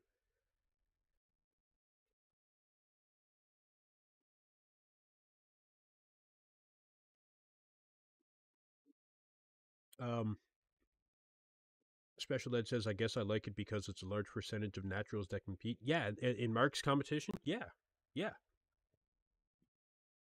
Mark does a great job with that, man. And I mean, $1,000 to the winner? Dude.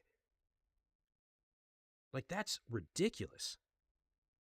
Hats off to Mark's Max Muscle, man.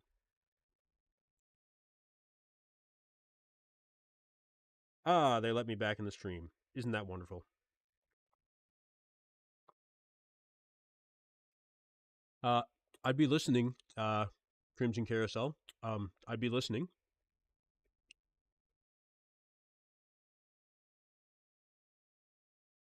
Yeah, I'd definitely be listening.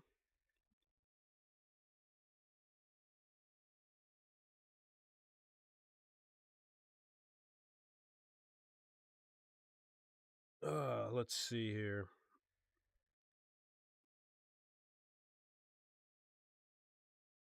When is open finals? Should be any time now. Yeah, it should be any time.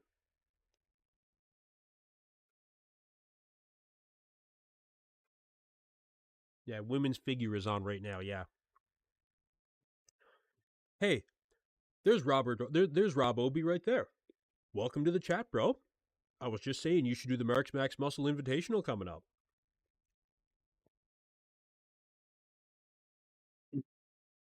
Let's bring up another shot here. I've got another mandatory.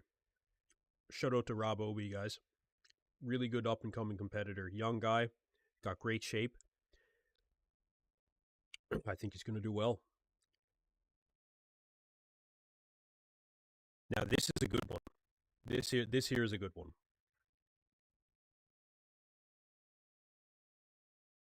And it was the first time mentioned, yeah. So the most muscular.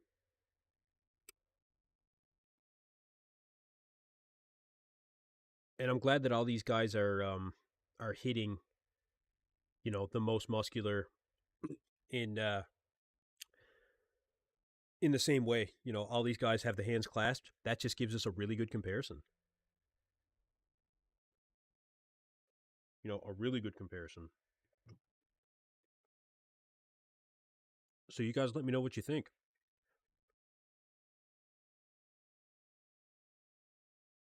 Harry says Nick is just a freak. Yeah, he is. He's a freak in nature.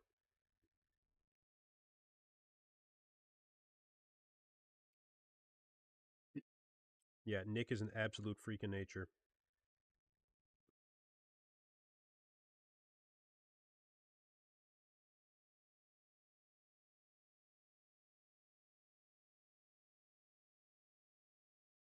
I really like Nick in this shot. Nick lives for this shot, This is the mutant shot.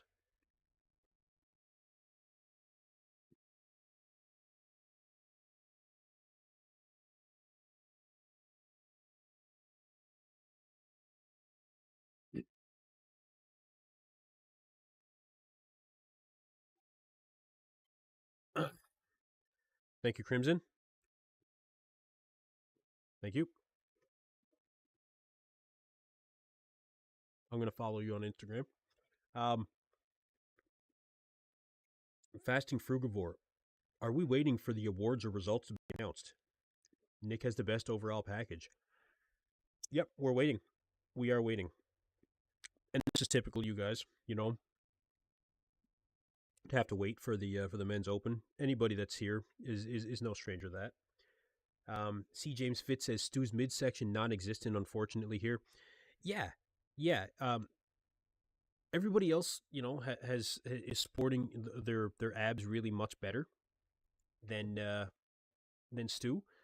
And typically this is a shot where you can kind of cover up your midsection a little bit, I find. But you can't deny that Stu has the shoulders and the arms and the round quads, man. Really good. Excuse me.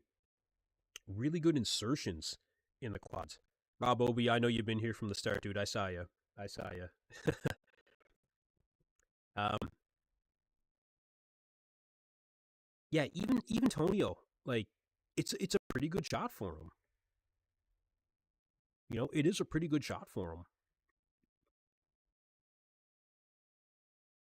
Um, but I don't think it's not his best shot. That's for sure. It's not his best. And well, we talked about everybody else. We can talk about Martin. Martin has really good shoulders in this shot. I think he's got pretty good arms as well. You can see his elbows, I think, are flared out a little bit too far. Tonio's doing the same thing. look at how Nick has his arms kind of more straight up and down, and so does Stu. I think that allows a little bit more of the illusion of the arm being bigger. Um, but Martin has really good quads here. His abs look pretty good. Martin's pretty good in this hands clasped.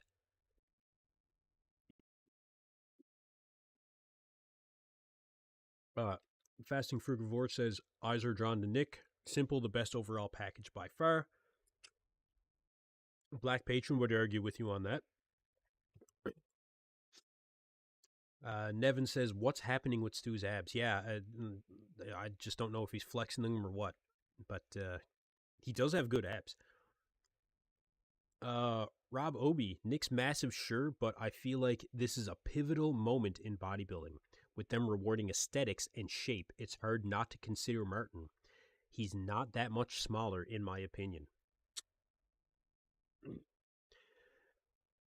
So, yes, aesthetics are being awarded more so in professional bodybuilding these days.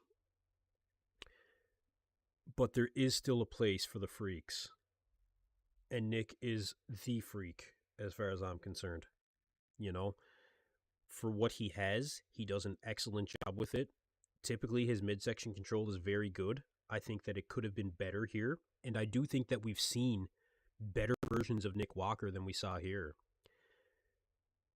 But there is most definitely a place for the freaks of nature in bodybuilding. And Nick is right up there to prove it.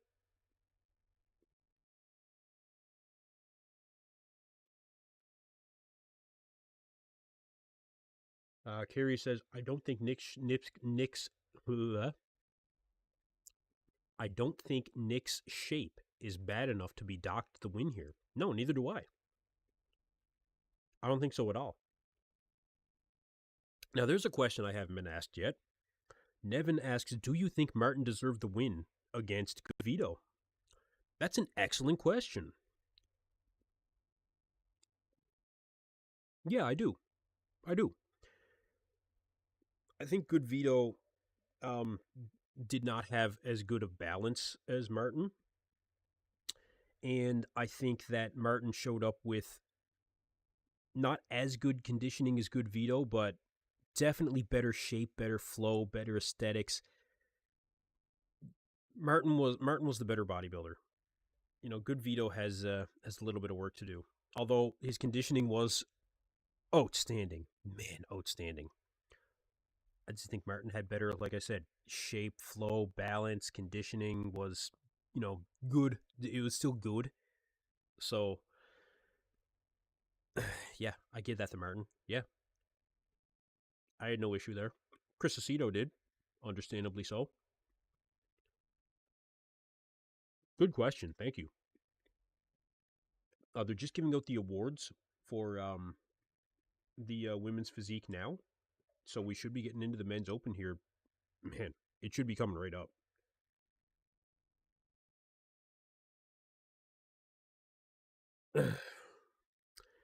Black Patron says, like I said before, Nick isn't dominating, but he's in the lead. Yep, that's a good way to put it.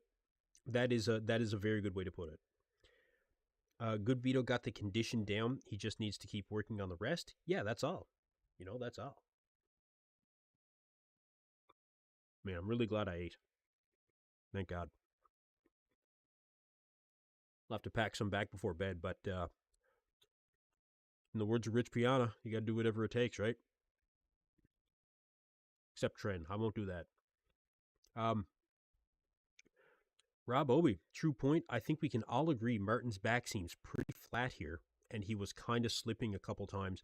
Nick definitely won, but Martin can beat him in a year or two, honestly. I think that's fair to say. If Martin does continue to improve, I think that he still has more room to improve, more so than Nick. We asked the question about Tonio Burton. What can, what can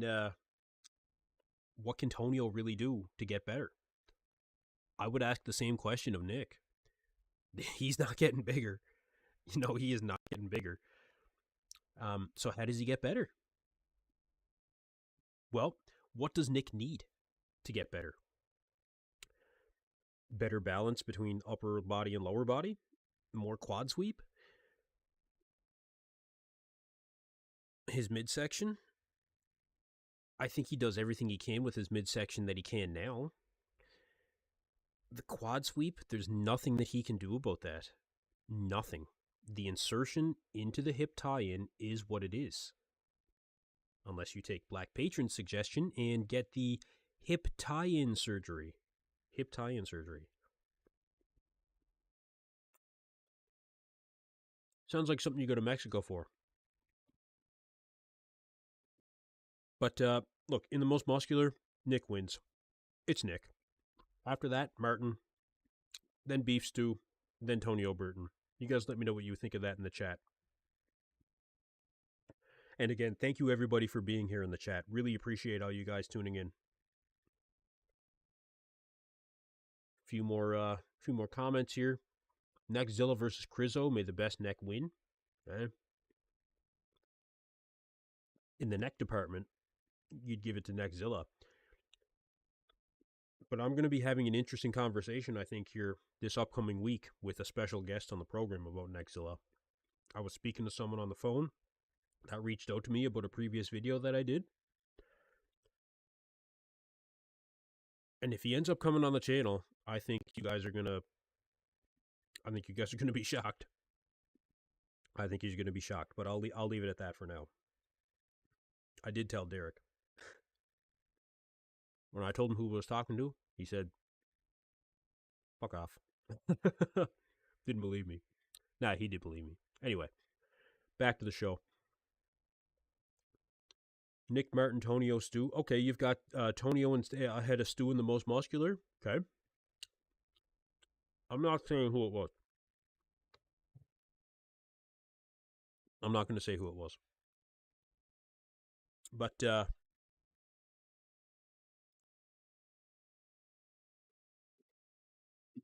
yep, we're going to see the men's open come out here. I'd say any minute now, you guys. I'd say any minute. They're just the winner here of the Women's Physique Award is just giving her final speech, and we will be moving, I would say, right into the men's open. I am overpowered. Welcome to the chat. Nick's waist in the back poses doesn't appear to be blocky. He looks crazy as F. Yeah. Yeah. See, James Fit, you keep your fucking mouth shut.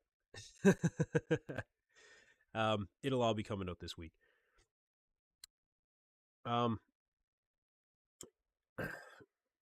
Yeah, so we've gone through most of the shots here now. Maybe I'll jump back to a shot or two.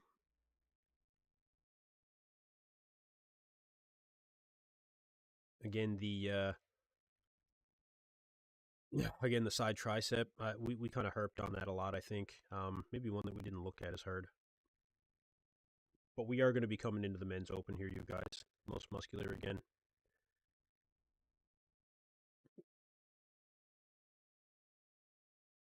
Abs and thigh. We didn't look at that. Abs and thigh.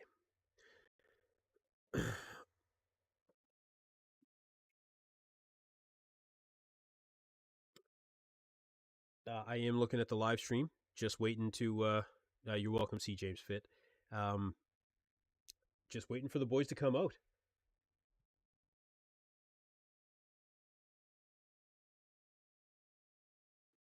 Are they still doing awards? Oh, okay. I see. Yeah.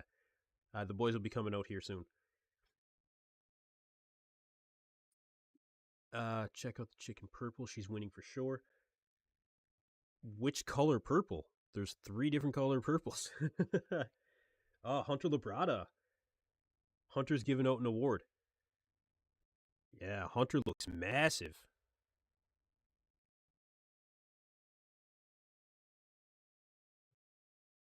Hunter does look massive, man. Wow.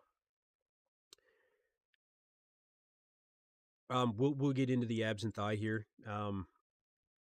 The light purple. All right, I got you, bro. I got you. Abs and thigh. Now, This is a perfect example for me.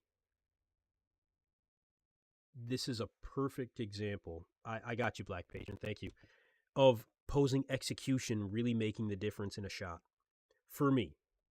For me. If you look at Akeem Williams, also giving out an award. Very good. We should see him on stage here soon, too. I don't remember what show he's doing. Maybe you guys can fill me in, but yeah, look at Tonio, the way that he has his stance, one leg in front of the other. Martin, you're looking at in around the same thing. Nick is completely solid in this shot, and Stu is all over the place in this one. This is not the best shot for Beef Stu. The abs were a problem here, and it is an abs and thigh. But Nick is the one that really jumps out to me because he is standing so firm in this pose. He is not trying to put one leg in front of the other. He is not trying to, lean back on his midsection to try and make it look any more appealing. Yeah, clearly we do know who the winner is. Yeah, well, I got you, Black Patron. Thanks, man. To me, this is not Nick's strongest shot. By all rights, Tonio should have won this shot, in my opinion. But Nick wins this shot. He's just too deeply cut in the abs, man. Like, it's just too much detail. The quads have too much detail. This is Nick's shot. And he shouldn't win this one. He shouldn't.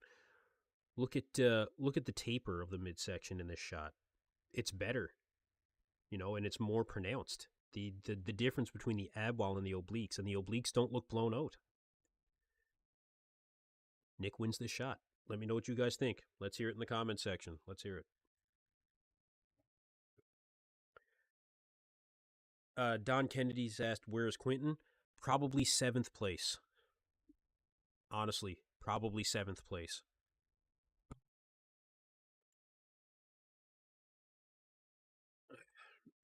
Quinton did not show up as everybody expected him to.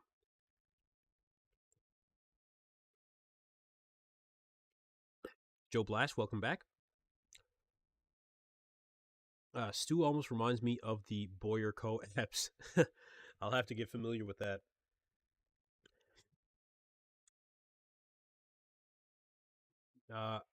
Cataris Alexander. Martin is clearly the best man on stage. Nick not clearly second. I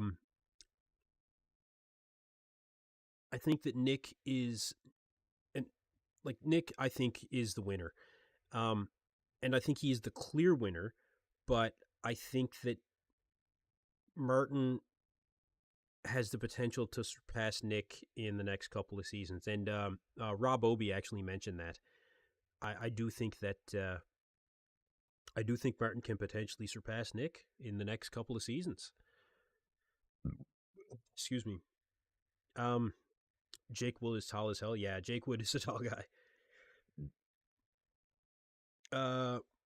Tonio's midsection is the best compared to everyone else? I don't think so, dude. No, I disagree with that. I think Nick does have the best midsection here. Tonio seemed to have some midsection almost distension, which is not typical for Tonio. He's well known for that, tiny waist.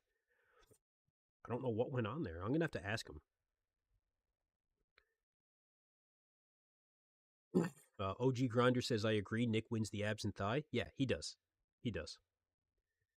Let's see. Ginolo Castillo. You can clearly see Martin does not have nearly as much muscle to start with. Martin has a lot of muscle. Martin does have a lot of muscle, but I mean, it's Nick Walker. He's the mutant.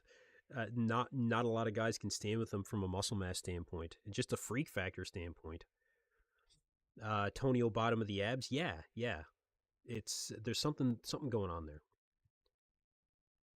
Nevin says it sucks that Nick's shape holds him back so much. His conditioning is unreal. Well, I mean, does it hold him back that much? This guy's been third at the Olympia. He's an Arnold Classic champion. I don't think Nick is held back from winning the Olympia. Yeah, sure, as a potential, But Jay Cutler still thinks that Nick could win the Olympia someday. So is he held back? Well, it's really a difference of a spot or two on that Olympia stage. So think about it like that. Well, they got Bob Ciccarello on the stage right now. Bob Ciccarello, everybody, uh, who was not announcing this show, but I think they're going to bring him over for the men's open, maybe. I hope. It's time to get to it. Let's see it.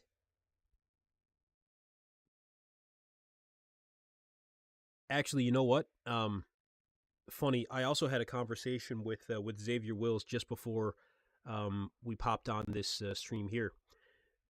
And we were talking about Nick. And one of the things that Nick might benefit from is actually going to Jay Cutler for some advice on training. Where can Nick get better? I think Nick could benefit from taking his current training program, throwing it out, and doing some Jay Cutler 2009 training. Think about when Jay Cutler was training. You guys might remember back in 2009 to come back and win the Olympia back from Dexter Jackson. The only person in bodybuilding history to ever do it. Jay was training hard. He was training heavy. He was not overly concerned with good form, nor was he concerned with injury. Jay was he just trained his ass off, man, and I think that would really benefit Nick Walker here. I really do. You guys might not agree with me on that, but let me know what you think. Why are you guys shouting? Because you're passionate. You guys are shouting because you're passionate. There, I want to shout some.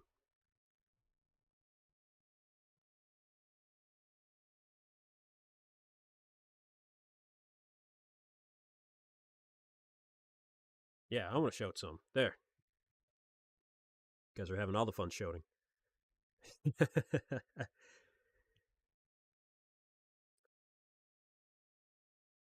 But yeah, like I said, for the abs and thigh here, I would say it would go, let's see, Nick, Martin. Yeah, I'd say Nick, Martin, Tonio, Stu. That's that's how I would do it, I would say. Dan Solomon currently on the Olympia stage. Or the Olympia stage, sorry.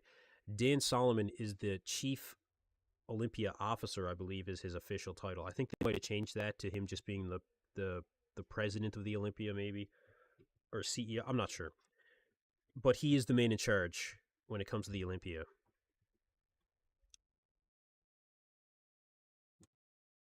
Great that he's making an appearance here at the New York Pro, and maybe he'll announce more prize money at the Olympia this year here on the New York Pro stage. That would be cool. As you guys know, the Arnold Classic increased prize money to $500,000 for the winner. Hey, bud. What's up? This is my boy. It's hard to see him. You want to come in? No? Okay. This is my boy, Ash. Follow us on YouTube, Arcos Rules Gaming. Right? Yeah, dude. Yeah. Thanks for stopping in, bro. Yeah. You good? Good. We still got some more time here, but I'll be done here pretty soon. Okay. Maybe not. Later, dude. It's my boy. This is a family affair, you guys.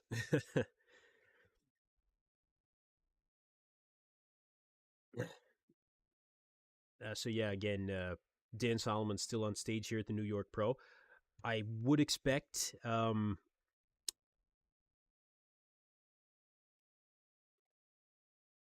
Actually, I do want to hear some of this.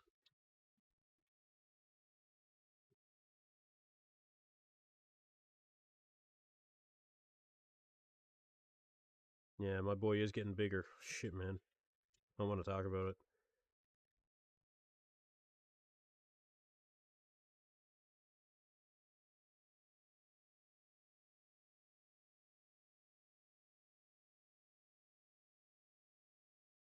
Dan Solomon says that Olympia tickets go on sale, regular tickets, in about 10 days.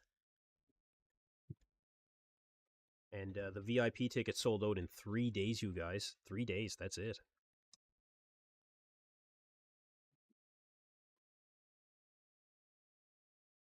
The Open Finals is not over, no. Soon. They always have to get in the speeches here before they take on the Open. Dan Solomon, Bob Ciccarillo, probably Jake Wood next. You guys know how it goes. Yeah, I thought Kerry says thought he might try and one up the Arnold's announcement. I thought so too. But the New York Pro maybe isn't the place that he wants to do it. They'll do a big press release for the Olympia with a big Olympia backdrop and, everybody else to say things. And yeah, they won't do it here.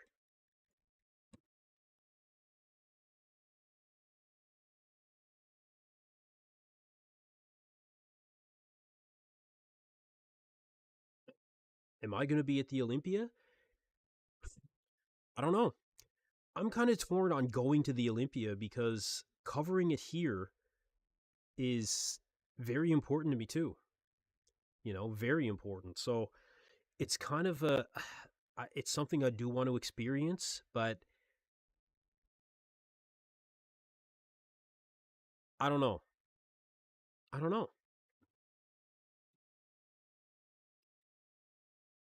Now Bob is saying a few things, trying to get the crowd going, as Bob typically does. He'll ask, "Are you ready?" And he'll ask, "Are you ready?" again, as we all know.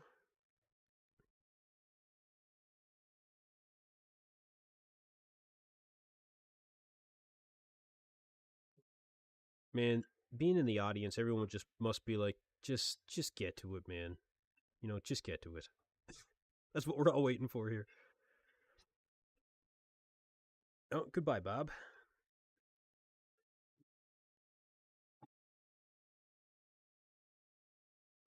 Okay.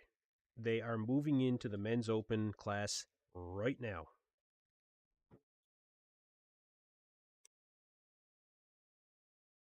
So they're starting with everybody outside of the top 10, and then they'll do individuals for the top 10. So they're starting with Christopher Berner. Now bringing out Vladimir Biruk. He actually had a pretty good showing here, I feel. He probably wasn't far from the top 10. Now, they better not say Quint Beastwood. I think a lot of people will be upset if they say Quint Beastwood. Nevin says, "I would go if I was you. This is not one to miss." Yeah, and Crimson Carousel, you know what I'm saying.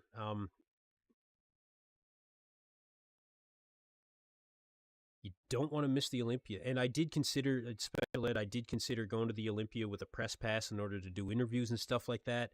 I've thought about it. Maybe. But you guys, we do have the men's open that's on now, so we should be getting into the final comparisons and then the pose down, and then they should give the awards. So we should be very, very close here. Dorian Haywood coming out next. Unfortunately, lost his coach very close to the show. Really, really unfortunate. Really messed him up. But yeah, I was just joking, you guys. I don't think that they're going to actually call Quint Beastwood in the bottom 10. Oh, Josef Vetten ended up making the bottom 10? Ah, that's too bad. This guy's physique is sick, man. Needs more arms, though. Needs more quads. I think he's still a little bit too flat for this show. His coach did pass away, yeah. Zane Toner asks when the result will be revealed. Pretty soon. Stick around. We're getting very, very close now, you guys. You don't want to miss it now. You do not want to miss this.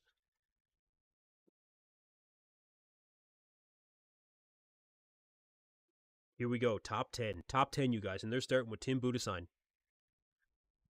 And he's going to be able to do his individual routine here. We'll see exactly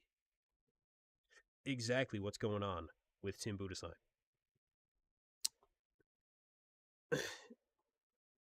Tim is very, very well conditioned. He was very well conditioned going into this show.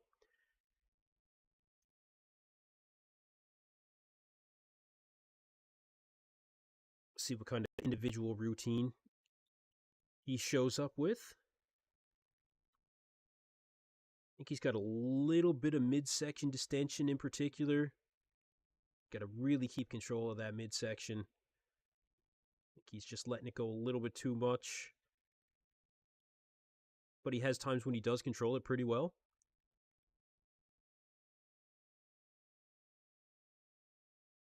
I think pretty good posing overall. Definitely better than what we saw at prejudging.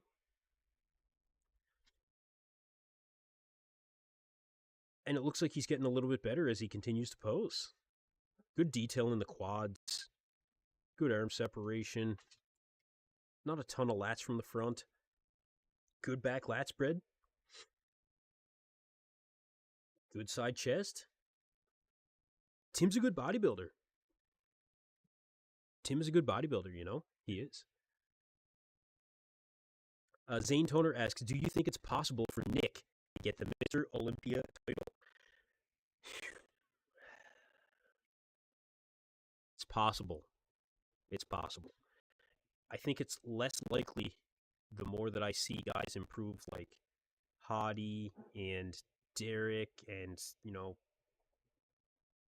I don't know. It's possible, but I just feel like it's getting less and less likely for me. This is the first show where I looked at Nick and I was like, man, I don't know if he'll end up being Mr. Olympia. Tonio Burton currently taking the stage, though, you guys.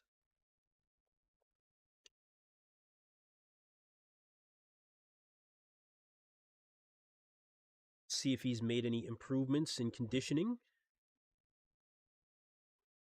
I think he's a little bit sharper in the lower body.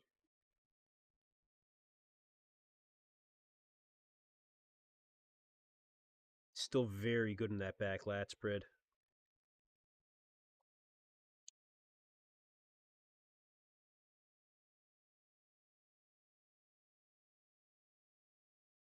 Better execution in that front lat spread, I feel, in his individual. I think he is better. Looks like he used a little bit more oil, and that really helped him too.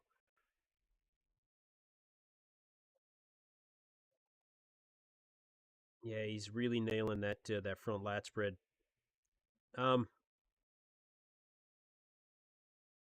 Still looks like he's got that maybe just a little bit of a midsection distension. What state am I in? I'm in Canada, bro. I'm in Canada, Nova Scotia. Angel Calderon now coming up from the 212 division, took third at the 2023 Olympia in the 212.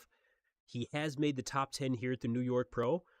This guy is so heavily muscled for his height.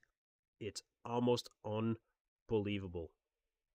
You know, when as he poses, like when he moves from the front shots into his side shots, it actually looks like a struggle for him to move. He's just so thickly muscled, man. It's unreal. Like, it just looks like such an effort. You know, I really do like Angel Calderon. After seeing him here, I'm a fan. I'm a fan. I don't think he should have beat Kerrith at the 2023 Olympia, but man, he's entertaining to watch and open. He is. A few more comments here from you guys. Again, thank you for getting into the comments section.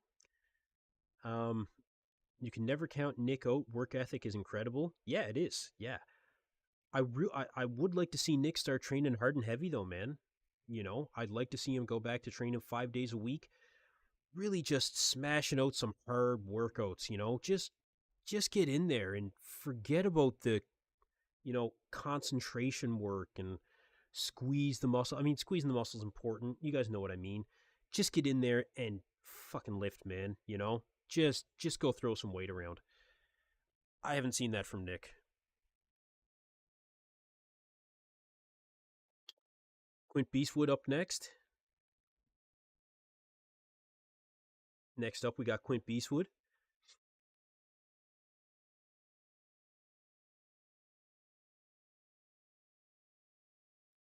Jet Sterling asks what I think of Quinton. Well, let's see what he looks like.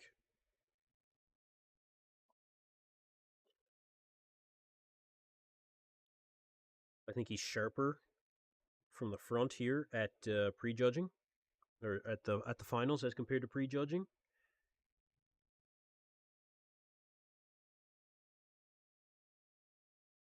I think his posing is good. I do think that he's got really good separation in the lower body, good detail in the back. I think he's better in the back than he was what we've seen previously. This is one of the few guys where his calves almost overpower his hamstrings. It's crazy. He almost does look. Crimson Carousel says Quint almost looks classic. He almost does. He almost does. His calves are too big. I've never said that about a competitor, but they are. They're too big, man.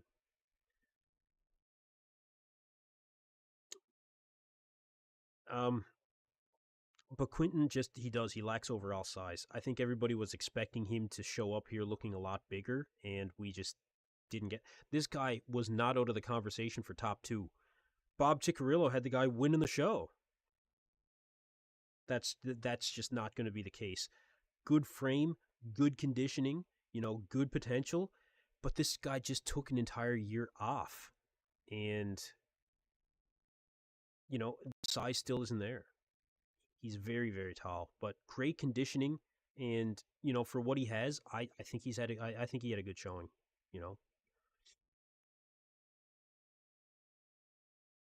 Martin Fitzwater, here we go. Coming out to some Metallica, good for him. Good for him. You don't see a lot of bodybuilders coming out to metal anymore. Hey, that's points for Martin in my book.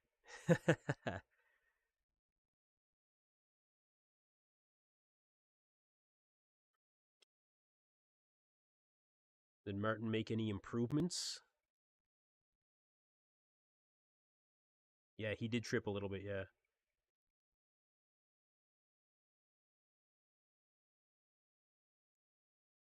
Fasting frugivore, you're funny, dude. There's a lot of good Canadians on YouTube right now, dude. Check out the Canadian Beef Podcast. We're killing it. Canada's killing it right now. Ooh, Martin is much better in the back double. Much more detail.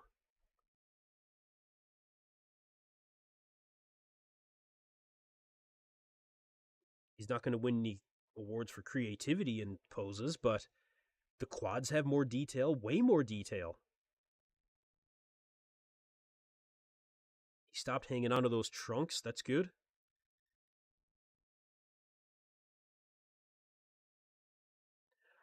Martin's better. A lot better.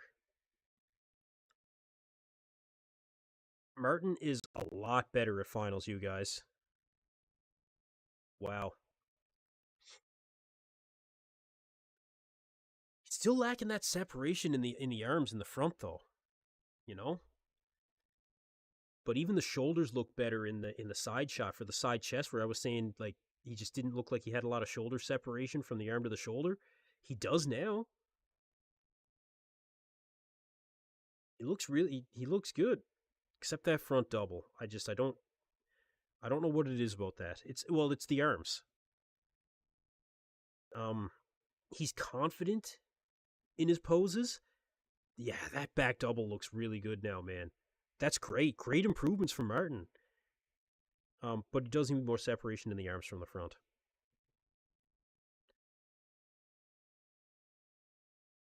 At least he has more separation than Mr. Olympia in the arms. I suppose that's fair to say. Really good showing from Martin. He's definitely better here. Amir Omaragic coming up next. One of the final entries to the New York Pro lineup. Chris Aceto is his coach.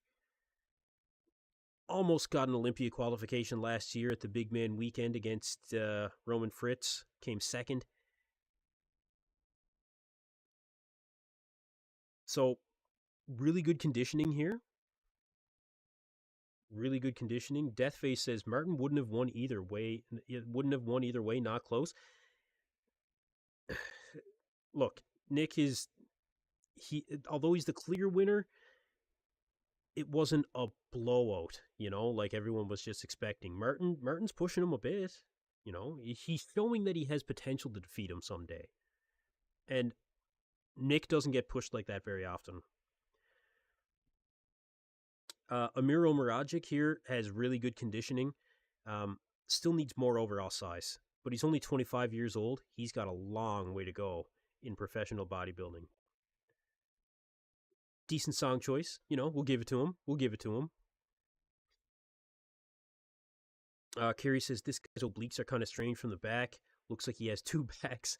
I think his midsection probably looked better with prejudging now that you mention it. But Amir has a lot of potential. Ugh, excuse me. Jet Sterling says not a walk in the park for Nick. Yeah, that's basically what it comes down to. Yeah, this is not. It's not a walk in the park. It's a win, but it wasn't a extremely definitive win. But Amir was a really good addition to this lineup. I really do like Amir. I think that he'll do really well in the coming years. Like, picture that guy in 5 years. Man, he's going to be crazy. Next up, Justin Rodriguez. Justin's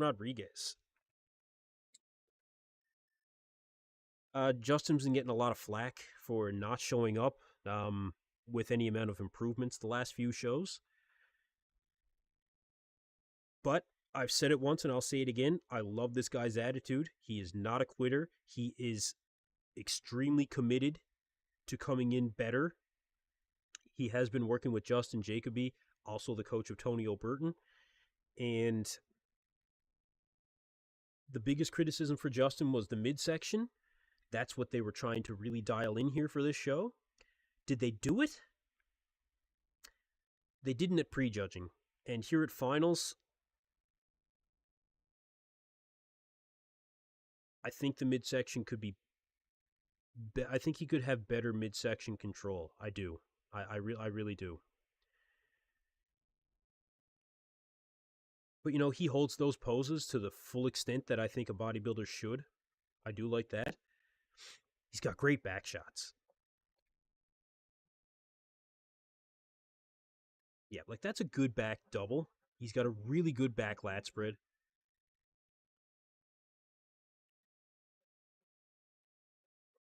Yeah, it's a good shot.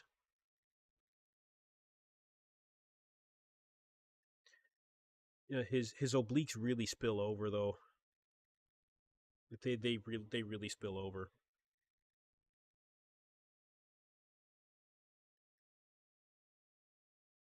This is a guy that's been top 8 at the Olympia, He's been top 8.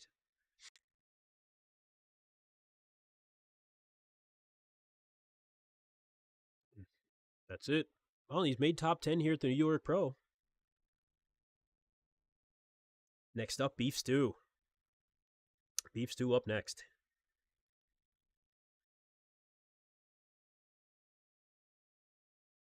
All right. I don't know what to expect from Beef Stu. Like when it comes to the routine.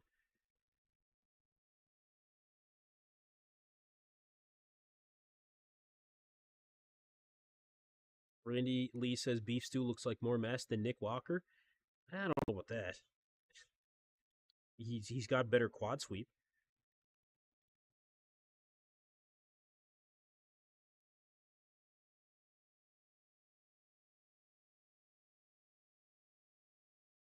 Is he improved from prejudging? That's one of the questions here with Beef Stu. Is he improved? I think he's as good. I don't know about better.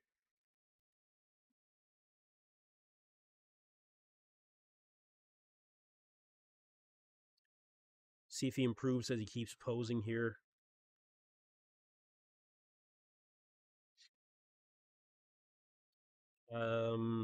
I don't know if he's better. As good for sure. I think as good. You can see the quad detail still there. His abs aren't as defined as some of the other guys, though. It's weird. Carrie says, seems like Stu spilled over a little. Do you think? I don't know. We'll keep watching. Zane Toner, who's my favorite bodybuilder ever? Oh man, ever? Phew, shit, man, I don't know. It's cliche to say, I guess, but I don't know. Probably like I'd say Coleman. 2003 Ronnie Coleman, best physique to ever take the stage, man. Tom Tracy, abs. I agree there. Okay, we got Nick Walker on stage, you guys, coming out to a very slow Aerosmith song, which I don't think is reminiscent of the Mutant. I'm sorry, you got like, look, guys, understand. I'm a musician, right? Like I've been playing music since grade 4. Some people don't know that about me. I don't think that his midsection control is not great. Um, I don't know how the hell these guys pick these songs, man. I'm just gonna say it. Like, I don't know how you get this from his side tricep is better. Anyway, I'll get past the music. Um, although it is terrible. Um, okay, he changed it up. He changed it up.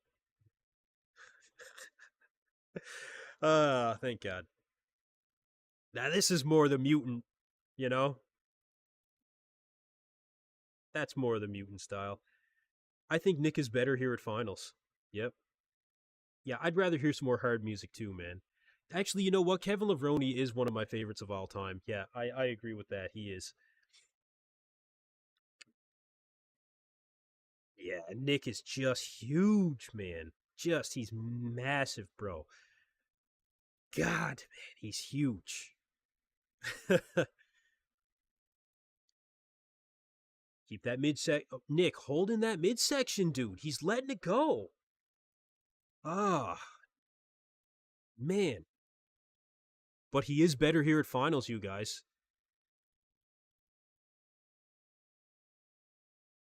He is better.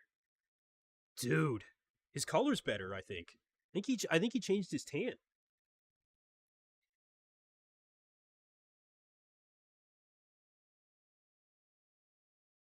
And Christian Wolski, a lot of people were enjoying Christian Wolski, Black Patron. You were a big fan of this guy. Also, the hand waving, asking for applaud stuff. It's nonsense. Yeah, I don't think it's necessary either. This begging for applause. Palumbo and John Romano did something on that actually.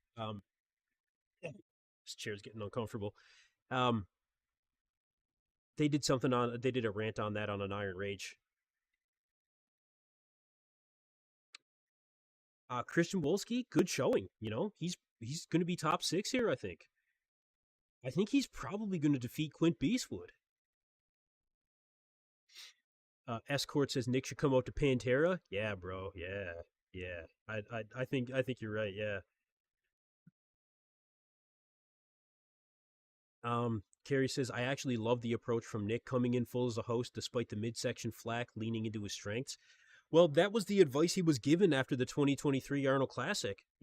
Nick came in ultra shredded and he sacrificed a bit of size, and the judges told him basically like, "Dude, you're the mutant. We want to see the mutant. Play to your strengths." And so Nick came out after that and he was like, "You guys want to see the mutant? I'm going to show you the mutant." And that's exactly what he did here. The mutant is here. He is here. For sure. Uh, Black Patron says that Christian Wolski deserves to beat Quinton. Yeah, he does. I think Christian Wolski's having a really good showing here. He's a guy I'd like to discuss more about, how he could improve to start pushing his way into some of these, top callouts. Be in contention to win some shows. So that is the final individual comparison, you guys. We are now going to be moving into the men's final comparison.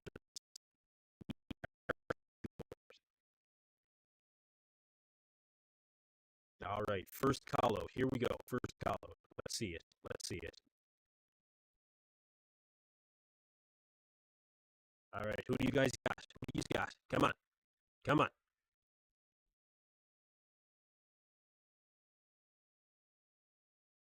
Top four: Tonio Burton, Martin Fitzwater, Nick Walker, and Stuart Sutherland.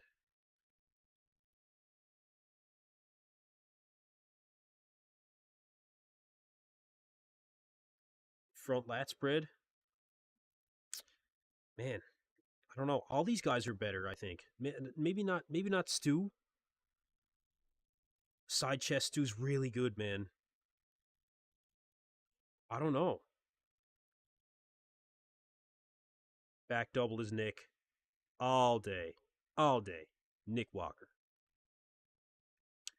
Back lat spread. They're going through these poses quick. I hope they do a couple of rounds. I'd give that one to Nick. Yeah, I think Stu is the same. Nick is better. Nick is definitely better, but so is Martin. Tonio, I think, is better when it comes to his tan and the oil. All these guys are better. Stu in around the same. But the other three, for sure, man. Wow. Look at the detail in Nick, man. All right, that's your first call out. I went through that really quick. You know what that you know what that tells us though. You know what that tells us. That tells us that we know the judges already made their decision. You know, the confirmation round is exactly that. It is to confirm, you know, what they suspected from a prejudging, I feel. Second call out, you've got Quint Beastwood in the center. Amir Omaragic standing right next to him. And actually, they just moved out Amir. And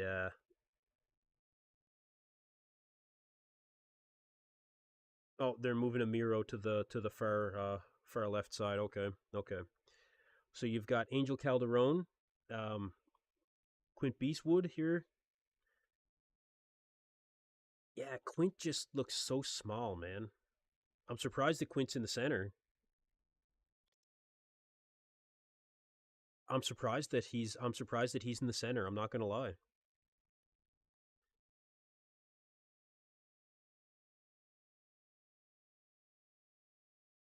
I think they're gonna move probably Quinton out of the unless it's like the unless it's a similar thing to what we saw in the open, or sorry, the first call out. It's been a long night, you guys. um, where they kind of know, you know, what their decision's going to be. That's possible.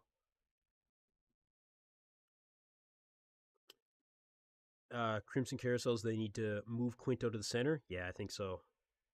I really do, and that's no disrespect to Quint Beastwood, but you know, I'd like to see Tim Budesheim standing there.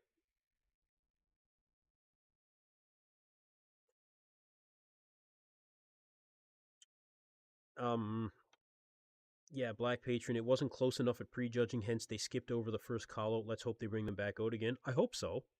Yeah, I hope so. Quint Beastwood is shredded though, man. You know, you got to give him that. He is shredded, dude. He's definitely shredded.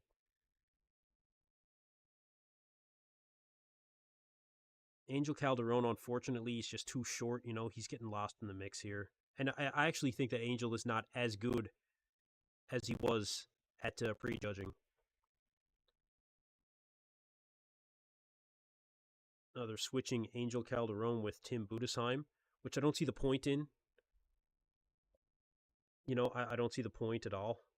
They're keeping Quint Beastwood in the center. Davey Mize, do you think Quinton should consider Classic?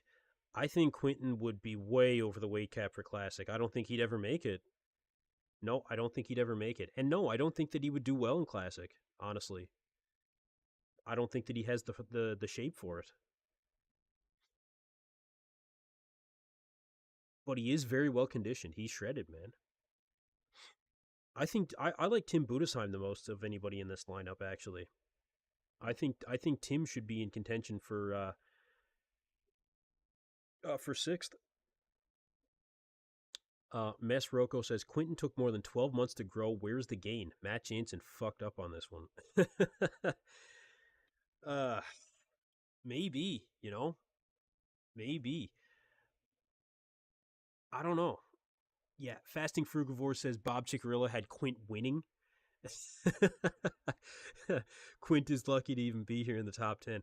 Yeah, look, me and a couple other YouTubers had a good laugh about Bob's prediction. Trust me, we had a good laugh. I think that Bob was just trying to, mix things up a little bit. But with that being said, you tell me who did not have Quint Beastwood in their top 2, top 3 predictions. Not many. Not many. Oh, okay, they're bringing out an interesting call out here. Tonio and Stu. This is interesting. But yeah, Bob really messed up on that one. So this must be the fight for third place.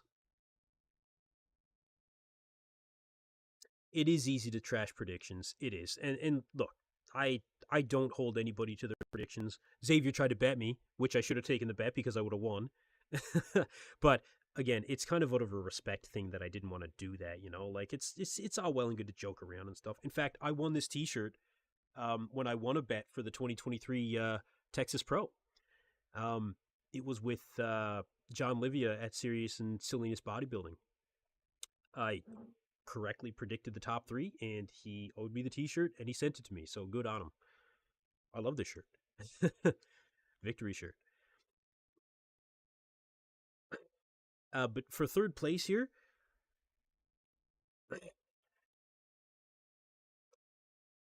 I was going to say they'll probably give it to Tonio, but you know what? I don't know if that's actually going to be the case. Oh, Stewart.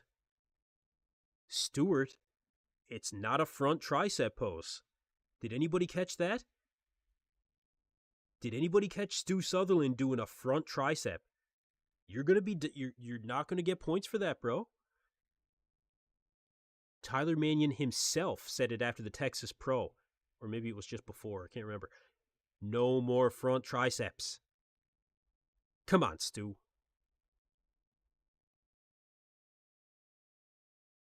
All right, here's your top 2, you guys. Here's your top 2. Let's see it. All right. Come on, guys. Get in the chat. Who do you got? Is Martin going to fade like he did in prejudging? He shouldn't. Front double. Nick. Nick's color's way better. Look, I think he tanned his face too. Yeah, I think Nick tanned his face.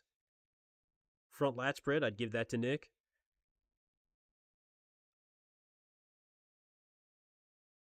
Yeah, and Nick is killing it, man. Side chest, Martin is good. Like, his shoulder to arm separation is better, but gotta give it to Nick. Side chest, I'd give to Nick. Back double. Nick. Martin is better, though. He is better. I think that regardless of what he may have traded or not, I think he is better. Back lat spread. Nick is giving a masterclass on posing here too, you guys. Watch the movements. Watch. Look. 1 step, 2 step, and then foot up. He's not doing a bunch of steps, Oh, man. That's the side tricep. That's the side tricep we want to see out of Nick Walker. That's it. But look at... Nick is nailing it. Martin's abs are better.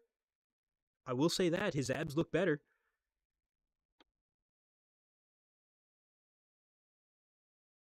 Nick is giving a masterclass on posing here, you guys. Nick Walker, 110%. There is no question. If anybody had any question. Yeah, and they're going to do it again. Yes. This is awesome, you guys. This is awesome.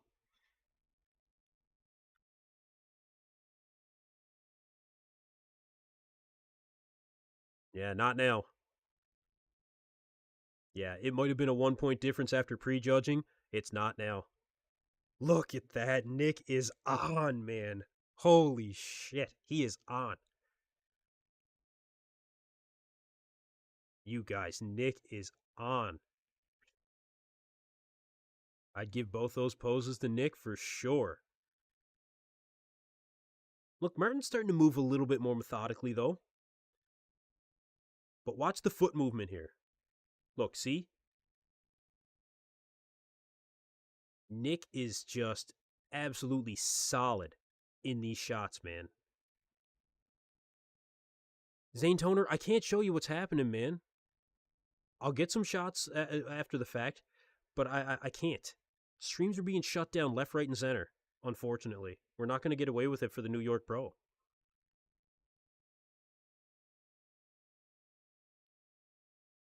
But yeah, Nick is absolutely. This. Look at that.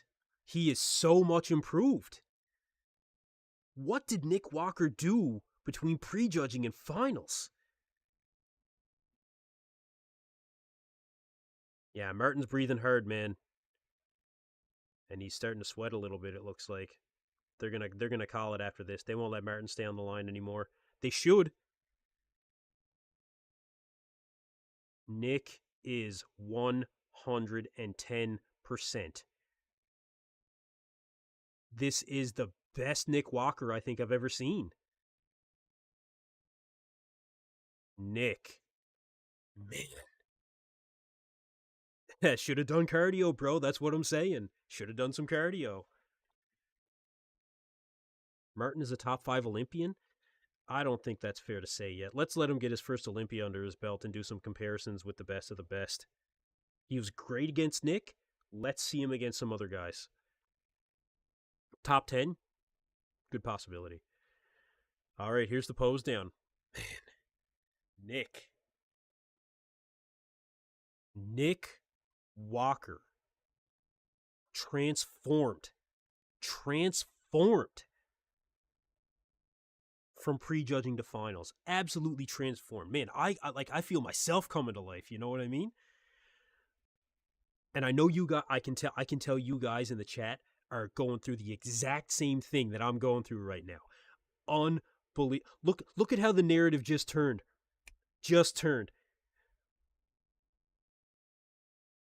That was the mutant. That was Nick Walker. Unbelievable, man. Unbelievable. Yeah, Nick is here. They're doing awards after bikini? Fuck. Come on, man.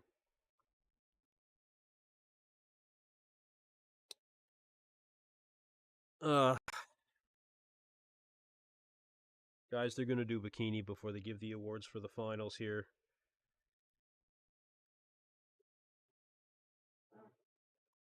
But yeah, Nick was so much.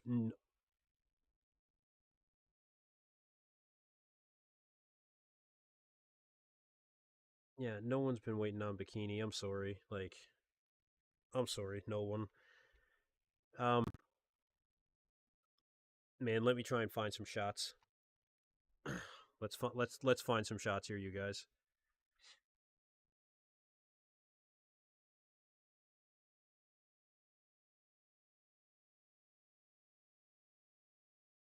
Let me find some shots. Oh yeah, here we go.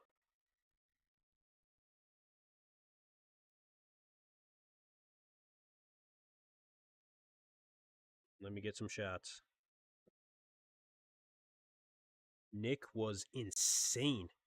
Well, after prejudging, maybe it was a 1 point decision, but look, that door was shut, and shut hard, by Nick Walker at the finals. He was so much better. We've got comparisons here of Nick Walker and Martin Fitzwater, you guys. I'm going to bring them up here in just a second. Let me grab a few shots.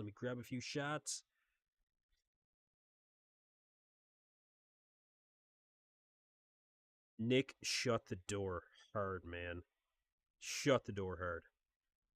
Let's get some comparisons in here.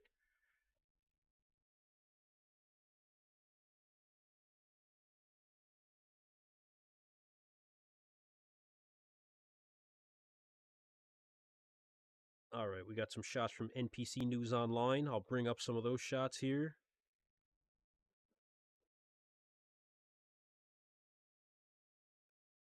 Yeah, here we go. Here we go. All right, let's get them uploaded.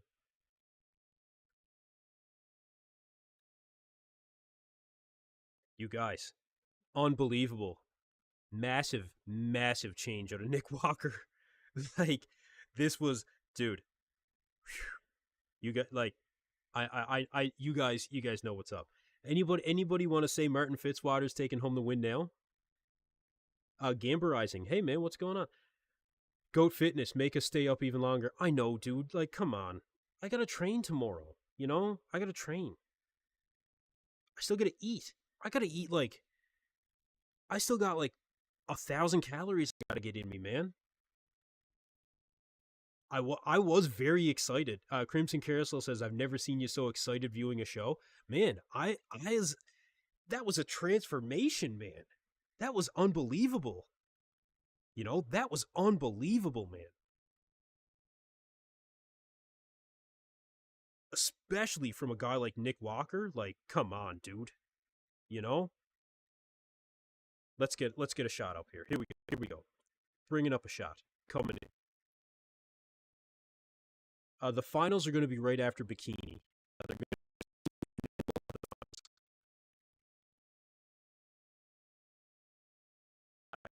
Up. Let's go. Abs and thigh. Walker, Martin Fitzwater. Check it out.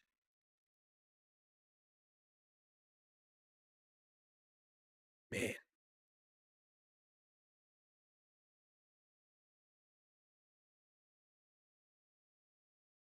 That is a great abs and thigh out of Nick Walker.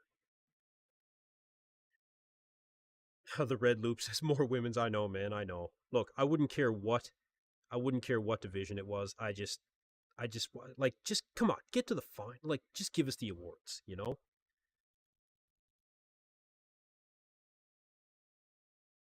I hope Nick calls out Derek in his victory speech. I don't know, man. I don't know if he will. Let's get another shot up here. I got another one for you guys. I got another one. I'll look for a few more too. All right, we got a comparison here. Tonio, Nick, Martin in the center. Good shots for all these guys, man. You know, Martin was much better in that back double. I will say that. You know, he was much better. But Nick is just so, man, the guy's on. Transformed. Absolute transformation. You know, incredible transformation. Find some more shots here for you guys. Oh, yeah, there's a few more shots up here. Okay. Martin actually looks better in the pictures. I will say that. Let me bring up another one.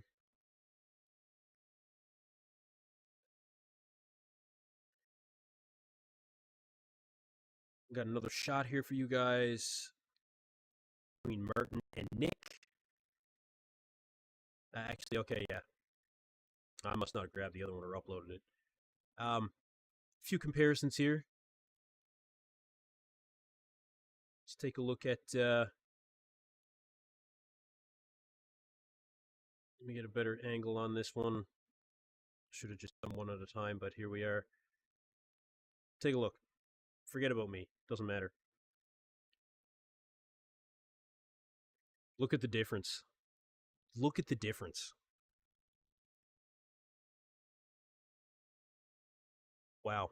Now there's a comparison that I want to see of Nick Walker at prejudging and Nick Walker at finals. But look, Martin, to his credit too, I think Martin was better. Much better. Eric DeLoro, pro trainer, Martin should have done cardio. Yeah, man. You know, I saw some people saying that you know, maybe it doesn't matter in this that. Maybe it doesn't, but as far as I'm concerned, Martin should have done cardio. Back double. Again, Martin was much better in the back double. Actually, all these guys were. Even Stu, I think, has more detail.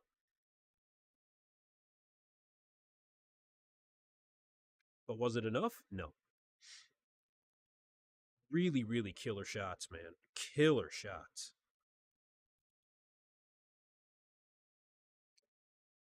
Upload a few more here for you guys. NPC News Online had a couple of shots here. Really good shots. I'll upload some of those. We can look at the top two.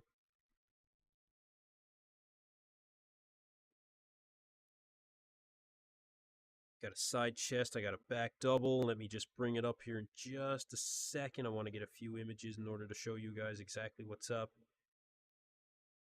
All right, let's get these uploaded.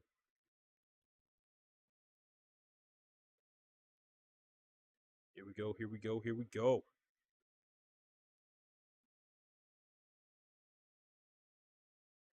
Let's do it. All right. A few more shots coming in. Nick Walker shot like let's get a few more shots here. Let's bring up another one. Most muscular. All right, all right. What do you guys think?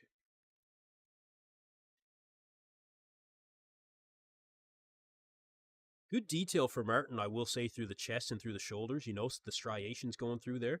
Actually, not bad. Not bad. Still got that feathering in the quads. Martin did come improved to the finals. But Nick is just so like it's just another level. You know? Martin though in this shot does look really good. You know, he does look really good. Martin actually has a lot more striations through the upper body than Nick does in that shot. I will say that. But this just being a picture, being what it is, you can see here Nick does have the separation in the chest, the striations in the chest. But again, like I was saying about Martin, the shoulder to arm separation looks much better. But Nick is just so like Nick is thick as a house, man.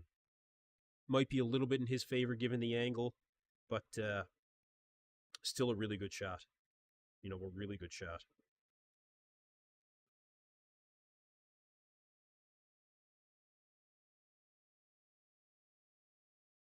We're still going through the bikini division, so we'll go through a few more.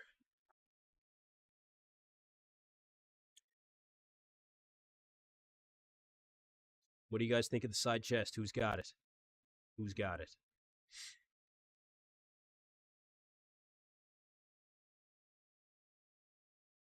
Yeah, a lot of people think that Robin Strand closer than I thought it was going to be.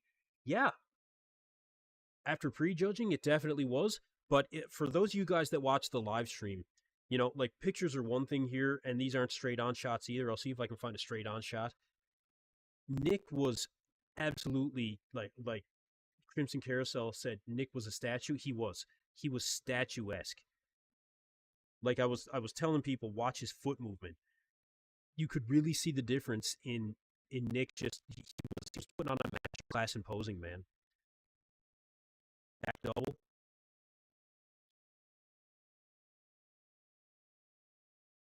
And again, an angle that's favoring Martin, I think, a little bit. Not to make excuses for Nick, but yeah, another really good shot.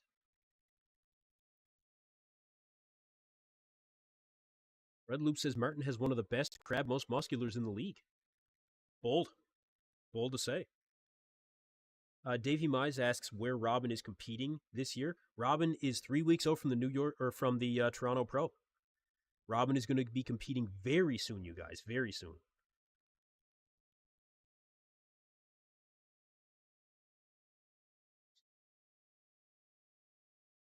Josiah Bloom, when does finals actually start? Well, the finals are done. We're just waiting for the awards. 1 point difference after prejudging an easy win? No, I said it before and I'll say it again. It was not a runaway for Nick. But after prejudging, I do think that Nick was, you know, pretty obviously, the winner here. Nick showed up much improved, much improved. Side chest, it's a little bit more straight on.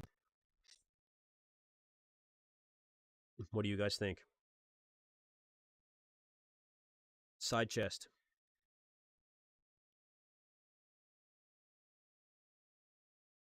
Black patron, it's an opinion, but according to the judges, your opinion's wrong. Look, the judges said it was a 1 point decision after prejudging, and for those of you who watched the live stream, you could see, like I said, Nick was putting on opposing masterclass, man. He was so solid in those shots, and I mentioned it in prejudging as well, just how solid that guy really was. You know,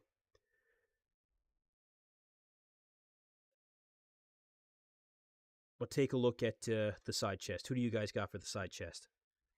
Danny B says Nick beats Martin on some poses because of his mass, but I really think there were a lot of poses Martin beat Nick, and Beef Stu was right there too, especially since he came up with a better tan. Well, what poses do you think Nick got beat in? I'm curious. Let me know, especially here at finals. Robin will beat Quinton at Toronto. Yeah, I think he probably will actually. Nick was better polished and posed like a top Olympian. I'm sorry you're coping. Nick has it. Yeah, Nick does have it. He does. In my opinion, and I'm just here with an opinion as well, you guys. I'm just here with an opinion. Uh, Desmond Lanham says Nick has a good diamond effect in the neck area. A diamond effect. Not sure what you mean. Not sure what diamond effect is. Let me know. Look at Nick's arms here. Yeah, Nick's arms are just nutty. That's why he's so good in this side chest. I mean, his chest obviously as well, but okay, they're just doing the awards for bikini, you guys, and then we'll be getting into the awards for the men's open. Martin should have showed more confidence. Um, I think Nick. I think most of us has said Nick is winning, so not sure what you mean by yeah. There was. I mean, look, guys, come on, look at the poll. That was put up. 922 votes, 78% have Nick winning. I don't think that anybody had it in question that Nick was going to win, but I do think that many can agree that the improvements that Nick showed up with at finals were unexpected. Unexpected. I Martin, I think, had room to improve. Tonio had room to improve to finals. I didn't think that Nick had any room to improve. But man, he did. Now, Danny B says, let's be real, the winner was picked before it even started. I don't necessarily agree with that. I don't necessarily agree with that. No, Steve Weinberger, you don't judge your own show. I asked Justin Miller about that. Typically, you don't judge your own show. Actually, I think some of the Brazil guys do. But anyway, um, yeah, Nick improved. I didn't even think about the color, but he did. He came back with better color. Crazy. Let's bring up another shot. Oh yeah, there's another side chest. Oh, why not?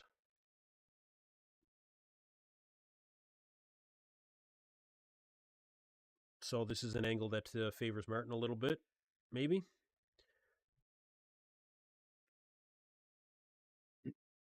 What do you guys think?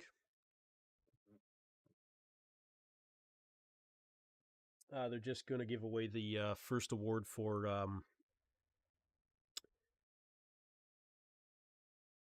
uh, for the finals. There, the first place winner in bikini.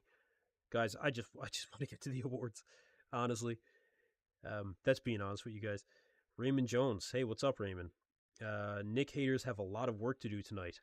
Yeah, they do. Yeah, it's true. It's true. And look, there's a lot of them out there. There's a lot of them out there.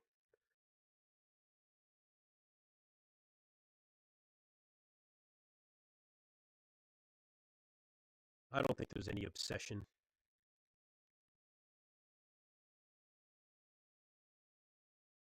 Their back lat spread, we haven't looked at that. Martin's got a lot of detail in that back lat spread, man. You know, he's got a lot of detail.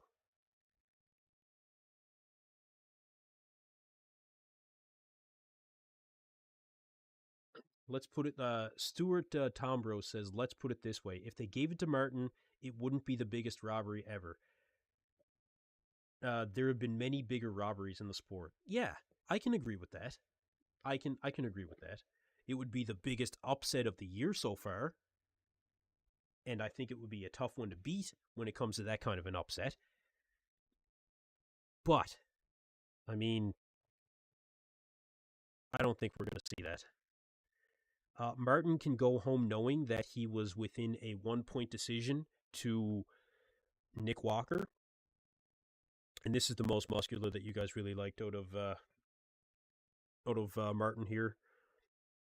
And it is very good. It is very good.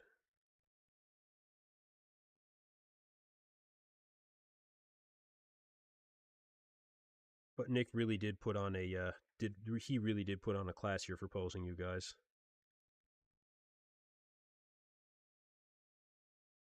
And he will be going back to the Olympia. Make no mistake.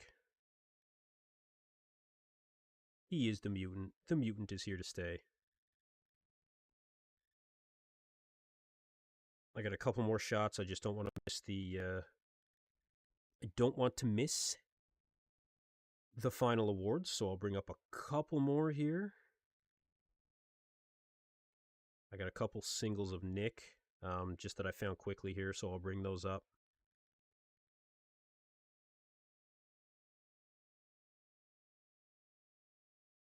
And then we'll get to the awards.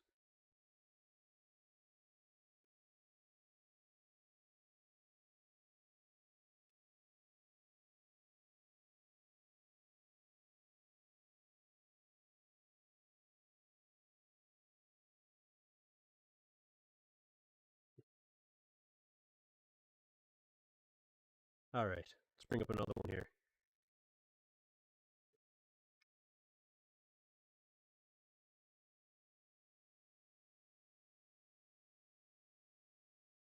All right. So,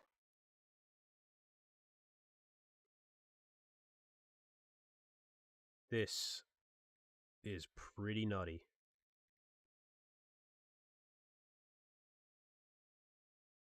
It's a good front double. Much better midsection control. Much better.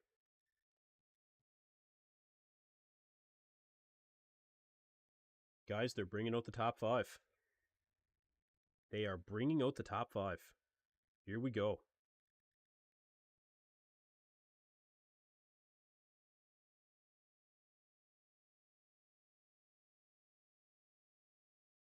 We are ready. Finally.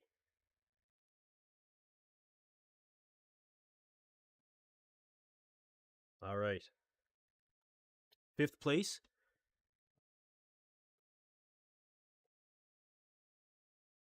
5th place, I'm going to give it to Christian Wolski. Yep. Good for him.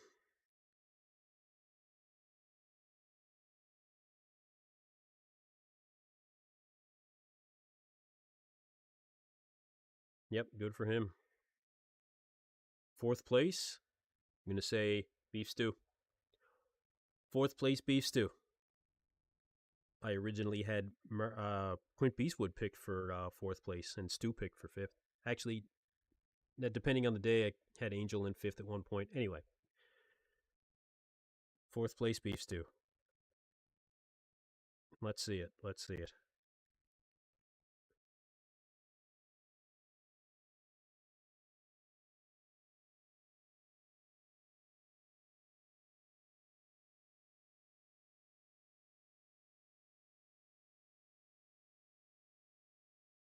Fourth place.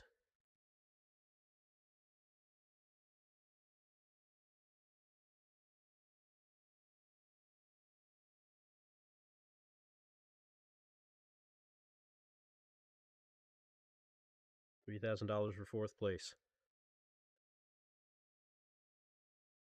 Beef Stu. Fourth place, Beef Stu. So third place, I'd say Tonio Burton.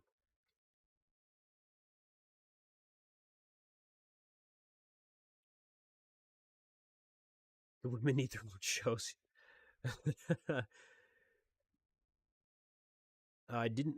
Raymond Jones says I didn't expect Martin to beat Tonio before the show started. A lot of people did.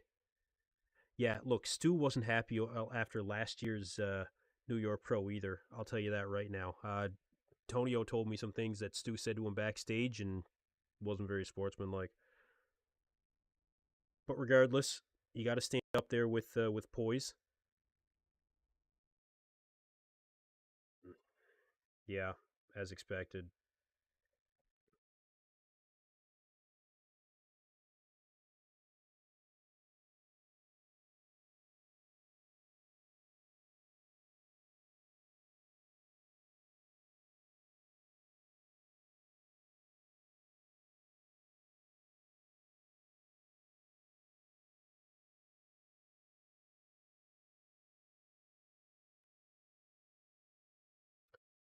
Yeah, third place to Tonio Burton. So Tonio's got some work to do if he wants to get back to that Olympia stage, you know. And opportunities are running out. There's still a lot of guys that got to qualify.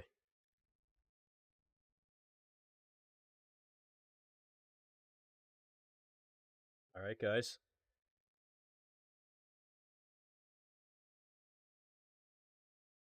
Last chance to shout it out there. Last chance. Anybody want to shout it out?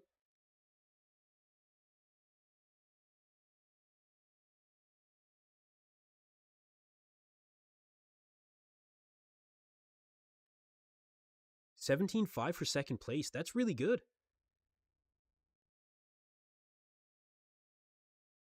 What does Nick have to do to be top three at the Olympia? Nick has been top three at the Olympia. You know, Nick has been top three at the Olympia. Second place, Martin Fitzwater. Nick Walker is your 2024 New York Pro Champion. Nick Walker takes home the win here, you guys. Martin Fitzwater takes second place. Nick Walker absolutely transformed here at the finals. Unbelievable. Unbelievable the way that Nick transformed.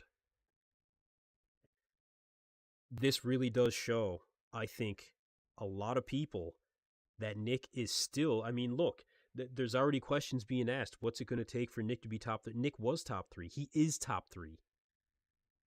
You know, it's Nick Walker. He's the mutant. There is still such a large place in bodybuilding for the freaks. Everybody thinks that the emphasis is on aesthetics these days, and don't get me wrong, it is. It is. But there is still a place for a freak like Nick Walker that can keep the midsection control and show up with that hard, grainy conditioning.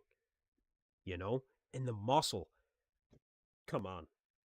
You know?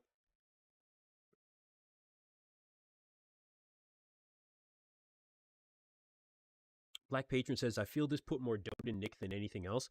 I think after prejudging, yes. After finals, no. No.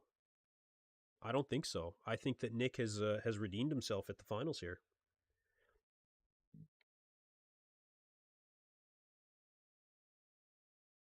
Let's see another shot.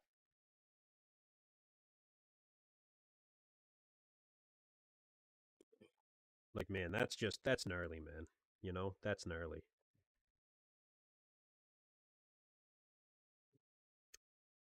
Nick Walker takes home the win. His second New York Pro title. 2 New York Pro wins. Man. Jason Ellis says people have short memories, especially in bodybuilding, man. It definitely have short memories, you know. Yeah, well deserved victory for Nick Walker as far as I'm concerned, you guys. Well deserved victory. Martin looked great, But Nick really is just a step above that. Black Patron says, no hate. I've been saying Nick was winning the show from the start. Yeah, everybody here was saying that. You know, there was nobody that really, like, aside from, you know, 18% of the total in the poll. But look, it's just we all were here to have good conversation about bodybuilding, and that's exactly what we got out of this tonight. You know, we got to see some fantastic competitors on one of the biggest stages in bodybuilding, and we were all able to be here to discuss it together. You guys, that's what it's all about. You know, that's what it's all about. At least on my stream, anyway. For me, that's what I get out of it.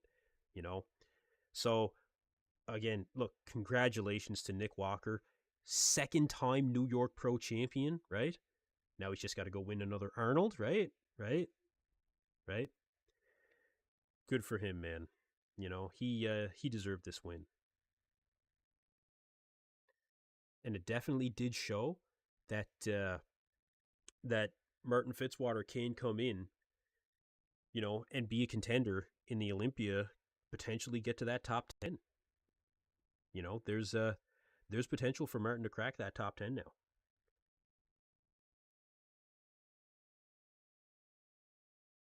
So, what do you think, guys? Final thoughts? Let's get some final thoughts out there. Nick Walker, 2024 New York Pro Champion. Final thoughts. What do you guys think about Martin? What about Beef Stu, Tonio? You know, let's get in some final thoughts here.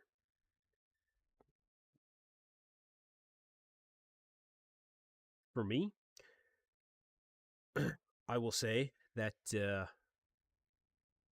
you know,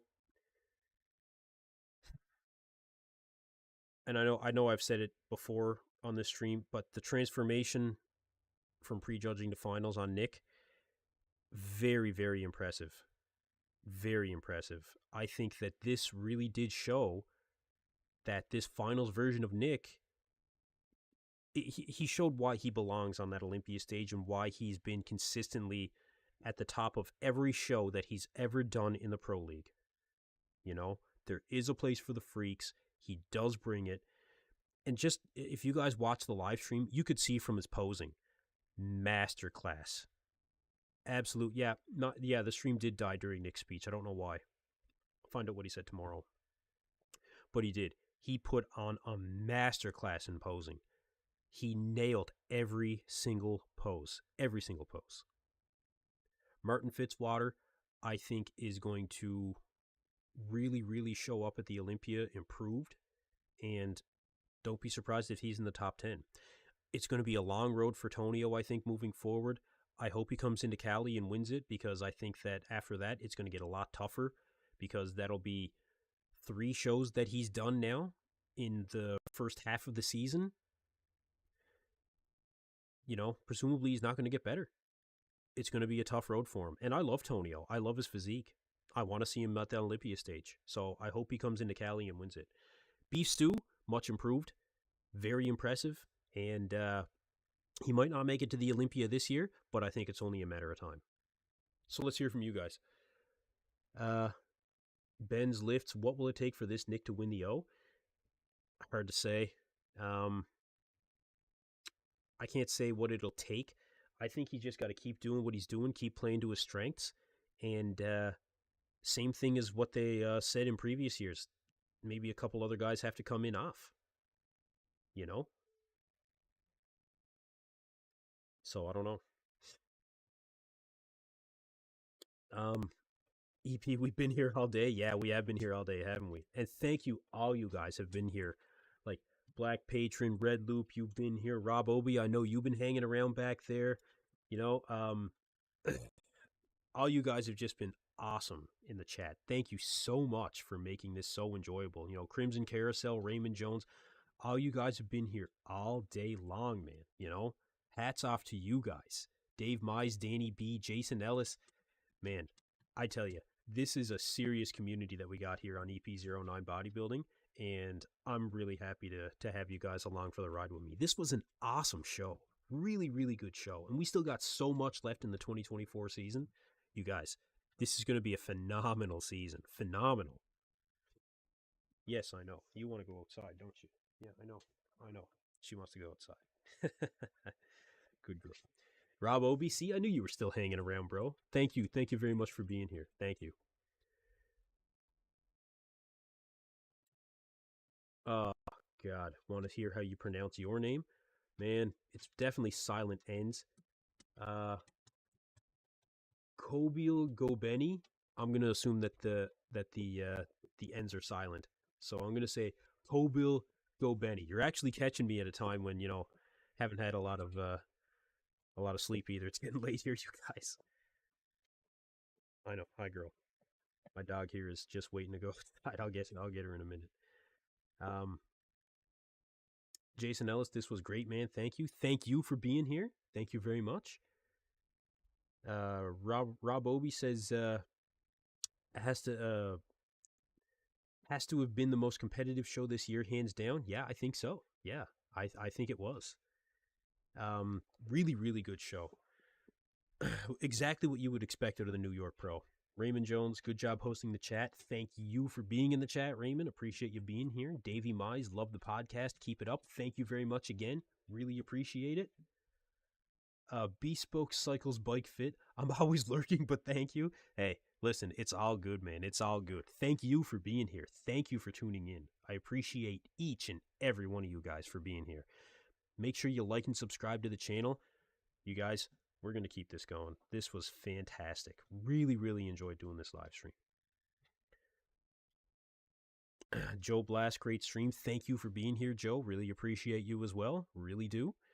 And like I said, get out some final thoughts on what you guys thought about the show. Let's let's hear it. And yeah, like I said, like really, really good show. Jet Sterling, thank you for being here. Awesome stream, bro. Thank you for being here again. Thank you very much. This was Crimson Carousel. This was way more exciting than the Arnold. It kind of was, wasn't it? It kind of was. I think this was more exciting than the Arnold. Endless asks, could you give me a shout out to my cousin Khalib Legs, please? Yeah, shout out, man. Absolutely. Uh, Kill Al Legs. I hope I'm saying that correctly. I apologize, man. But listen, big shout out here. Big shout out. Rich B. Rich, have you been here the whole time, bro? You've been lurking this whole time? You have, haven't you? Rich B, one of the longtime commenters on the channel. Thank you very much, Rich. Appreciate you as well, dude. As always, whenever I see your comments, man, I make sure that I get back to you, especially. I mean, I do comment back to everybody, but yeah, I appreciate you, Rich. Thank you, man. Drawl D says Quinton made no improvements. Hang it up. Less drugs. Live longer life and go to classic. I don't think that he'd be able to make classic. I don't think he'd ever make the weight. I really don't think so. Dune Papa says, great show, great lighting. Mojo Risen, you're having issues today. I watched all of your New York Pro on the other site, and yours is still waiting. Damn. Still waiting. What do you mean? Not sure what you mean, bro. Carrie, thank you for being here. Special Ed, appreciate you being here as well. Really hope the O stops with the flashy lighting and commits to a black background. Yeah, they need to have something that accentuates the physiques, and enough of this crazy shit. Davey Mize says, this is an exciting time in bodybuilding. Any one of a number of guys can win the Olympia. It is exciting. Yeah, it really is. Rich B was at the gym. Well, listen, proper place for you, dude. Proper place. Hey, Crispy Bacon, what's going on? What's going on? Didn't know if you were here or not. Jason Ellis, thank you for being here as well. He says, real good show. I feel bad for Quinton. I know he was hoping to place better. Well, not only was he hoping to place better, I think, but the world was telling him that he was going to place better. The world was telling him that he was going to. He just doesn't have enough size. I don't know if he ever will. Just had a whole off season to do nothing but put on size. So I don't know, man. I don't know. Tough call. Really tough call. Garen Phillip, great commentary. Thank you for being here. Thank you very much. Black Patron, if the Olympia is going to charge us 99 bucks for the live stream, why on earth are we having to watch a huge screen with ads running in the background? It makes no sense. Yeah, I know. I know. It's it's been a very, very long conversation for a long time. Endless. Thank you for being here, man. Thank you for being in the stream. Appreciate it very much.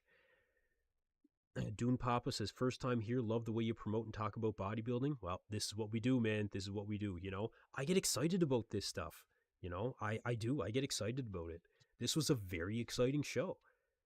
I think that bodybuilding needs more excitement, you know? And I think that's what we bring here. That's what I've always wanted to bring to my channel. And I think we do it pretty successfully. You guys being here in order to, have the chats with, definitely add to that in such a huge way. Such a huge way.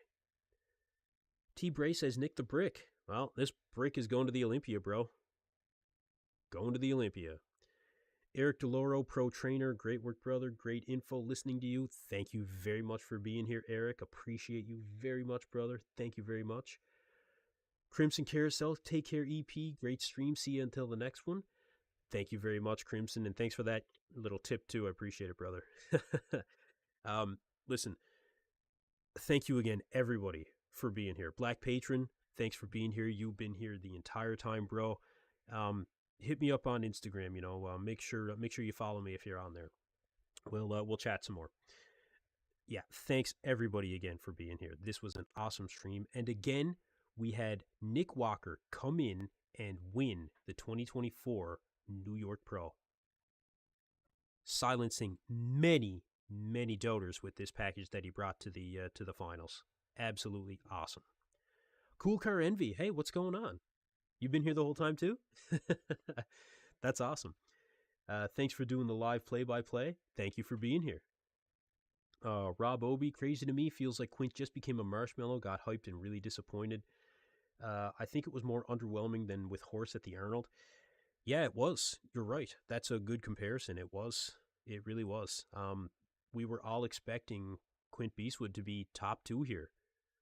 Some of the top guys in the sport said that he would win this show. Bob Ciccarillo said that. Sean Ray, I'm pretty sure, said that he was going to win it. Well, Bob especially is eating his words, and I know a fellow YouTuber that is going to be very happy about that, let me tell you. Sharp Home Solutions, what's up? Hey, welcome. Maybe you've been here the whole time. I don't know. Appreciate you being here, though. James Donahue, Nick from the finals here is right there with Hottie from the Arnold. I think Nick is a contender for the Olympia. I think that he's back in that conversation. Yep, I think he's back in that conversation for sure. I do. I think the package that Nick brought to finals was absolutely unbelievable in my opinion. Absolutely unbelievable. So really happy for Nick. Cool Car Envy, I've been in and out, but I've been paying attention. Thanks, man. Hey, thank you for being here, man. Thank you for being here. I appreciate it. One more shot of Nick Walker here, you guys, and then we'll look at signing off. Still got to eat a ton of food and get up and train. It's going to be a big day tomorrow.